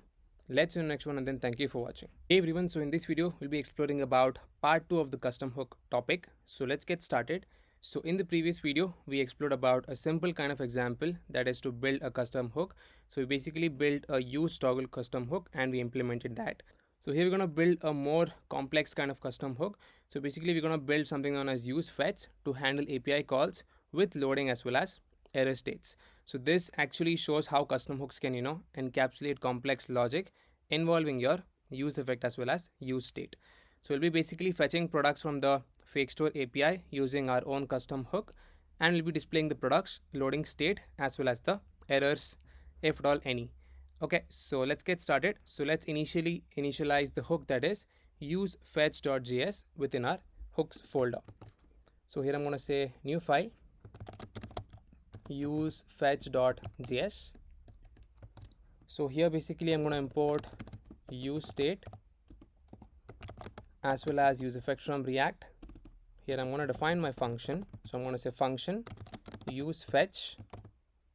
This in turn is going to take in the URL, and over here I'm going to say const data comma set data is going to be equals to useState. This in turn at the initial state is going to have null. Similarly, the next one that's going to be loading state, I'm going to say const loading comma set loading is going to be equals to useState. It would be true initially. And the final one is for your error. I'm going to say const error comma set error is going to be equals to useState. It is going to be null initially. Here let's define our useEffect. So this is going to run on the initial render and it is dependent upon your URL. Okay, so within the useEffect I'm going to define my function, that is const fetch data. It is going to be a async method over here. Then I'm going to have my try and then catch block initialized. So initially catch of error. I'm going to say set error to be of your error dot message. So here I'm going to say set data to be null automatically because we have a error over here. And we also going to implement the finally block. Here I'm going to say set loading to be of false because everything has been completed and the products might have been fetched or we might have got an error. So within the try block, initially I'm going to say set loading to be of true. Okay, and I'm going to say const response is going to be equals to await fetch of your URL. Here I'm going to say if not response dot okay. I'm just going to show a message saying that throw new error. Here I'm going to say failed to fetch data. Okay, so let's minimize this. So if at all we have got the data, just say const result is going to be equals to await, converted it into JSON. I'm going to say response dot JSON over here, and I'm going to say set data to be of result. Okay, and I'm going to say set error to be of null. That's it. So we can export the required data, and let's also call the function here itself, that is fetch data. Format once, and here I'm going to say export default use fetch. That's pretty much it. We have defined a function. Let's get started with coding your app.js. So here within the app.js, initially getting all of the required data, I'm going to remove all of this for now. This was from the previous videos. Here I'm going to say const data is going to be equals to your products as well as loading as well as your error. This is going to come from your use fetch hook. So import that use fetch hook directly from your hooks folder. Here pass in the link. This is going to be your link, that is https fake store API .com/ your products. Okay, let's format once. Okay, so for some reason I think it is erroring out. Let's try to reload once and check it out. Okay, it says use fetch is not defined. Okay,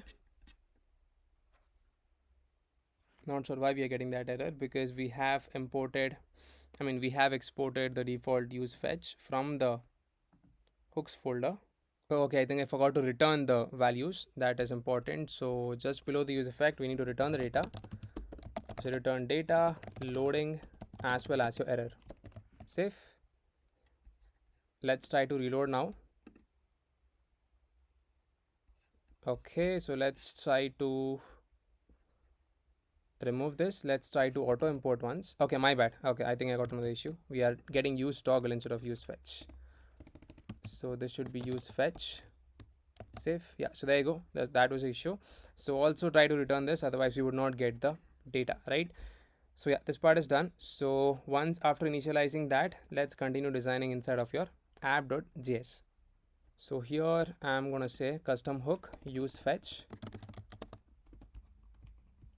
and below this I'm gonna say if at all loading is true, and I'm gonna say show a p tag.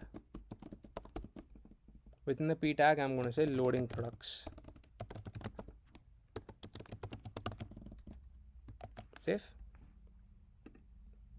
Yeah, so this part is done. So, and let's do it for the error as well. So here I'm gonna say if error is present, and here I'm gonna show a div. I'm gonna show a p tag. I'm gonna say error with that particular error message. So all of these dynamic values are gonna come directly from your use fetch hook. Okay. Finally is for your products. We're gonna check first of all the products.length is present or not. I'm gonna say products and products.length is equals to 0. If this is true, then that means we do have the products. In this case, I'm gonna show a p tag. My bad. If this is true, then that means we do not have the products. So in this case, we're just gonna say no products are found. If length is greater than 0, then only we have the products. So let's save the file. It says products is not defined. Okay, I think it should be products, not product. So let's make that change over here. All right, I think we do have the products. So now the next step is you're gonna render all of the products. So below this, I'm just gonna say if my products and now we are gonna write the condition that is products.length is greater than 0, and here I'm gonna have a ul tag. Within that, I'm gonna have all of my products being displayed. I'm gonna say products dot map function for every product. Here I'm gonna say show a product item. Let's define that over here. I'm gonna say product item.js. Here I'm gonna say product item. So to this I'm gonna send the key that is gonna be equals to product.id, as well as your product itself, that is all of the required information that is coming from the map. I'm going to say product. Let's format once. Let's get started with designing of your product item component. So here I'm just going to say function product item. This in turn is going to destructure the props, that is basically your product itself. And here I'm directly going to return li tag. Within the li tag, we're going to have your image being shown. I'm going to say image tag, which in turn is going to take in the source. That's going to be equals to product.image. I'm going to say product.image. Let's format once initially. And we're also going to have alt tag. I'm going to say alt. This is going to say product.title. Okay, you can add in your own styles. And for h4, I'm going to show the product.title over here. So I'm going to say product.title. Below h4, we're going to have a p tag. So this in turn is going to show product.price. I'm going to say $product.price. Let's format once and let's try to export it. So here I'm going to say export default product item. Save. Let's come back over here. Let's try to import this. import it manually. I'm going to import product item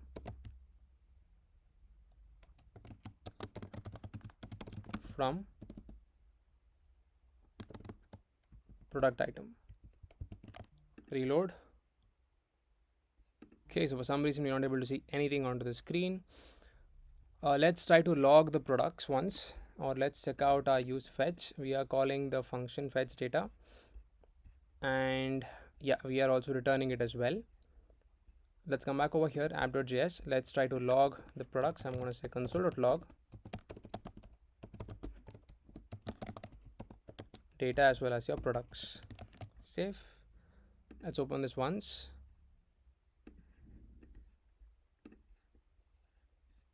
Okay, so let's clear. Let's again run the app.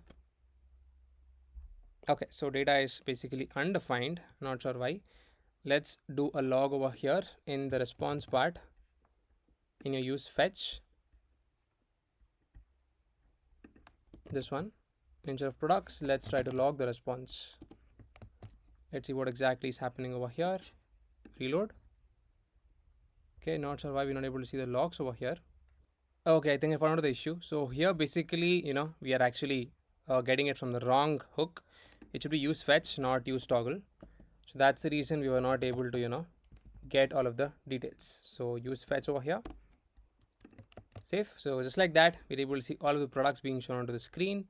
Okay, you can design it according to your needs. Okay, currently everything is, just shown onto the screen. You can actually show some unique design inside of your product item component. Okay, so we basically learned about how to use the custom hook with, calling all of the API and getting all of the product details. So this was a mistake. I was importing it from the wrong hook. So that's about this video. So we basically learned about how to create a custom hook, that is by making use of our use fetch hook. We made an API call and then we were able to show all of the products. So you can actually use this particular hook in any part of your application or any part of your component as well. So this looks more cleaner as well, and even the code readability is good. So that's it about this video. Let's see the next one, and then thank you for watching. So in this video, we'll be understanding the steps that are required to deploy a React app onto Vercel and Netlify. We'll be initially discussing the required steps for to implement this process. So let's get started. So let's initially understand what exactly is the deployment and how exactly it is done. So deployment means making your app live on the internet so anyone can access it using a URL. So when you're building in React, everything is kind of local, that is specific to your machine. But after your development process is done, you need to host it onto a platform so it can be used like a real application. So like two of the easiest and most beginner friendly options are Vercel as well as Netlify.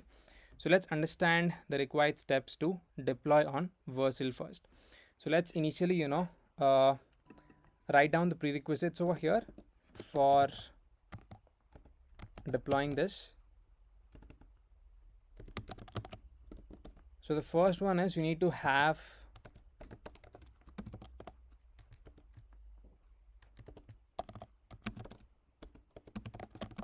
a GitHub account.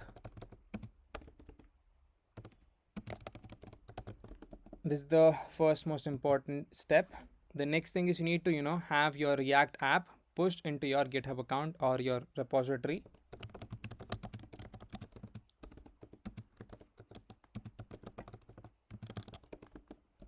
And furthermore, you need to go into Vercel, sign up or sign in using GitHub. So you can just check out Vercel over here, the first link. So I'm not sure if I've already logged in previously. Let's try to log in with my GitHub account.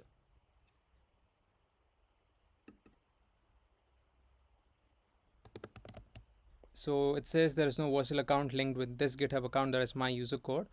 So you can actually go ahead and then create up. So I'm going to say sign up.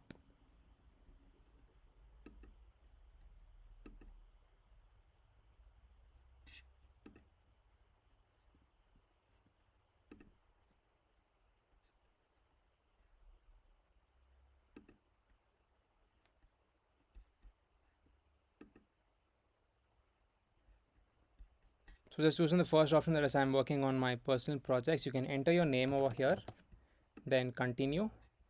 You can continue with GitHub. So now just follow along the same process. So as you can see, it just got me in, and this is my GitHub repository. And as you can see, automatically all the projects are listed over here. You can directly import it over here. Okay, so now let's discuss the next step. So the first step is you need to push into your GitHub, that is whatever project you have developed. The next step is you need to go to Vercel, then log into your GitHub account, then click on add new project and import your GitHub repo. So once you log in with your GitHub account, automatically all of the repositories would be shown over here. You just need to press on import over here. So let's say I'm going to import this one. So as you can see, once this is done, it's going to take you to this particular screen.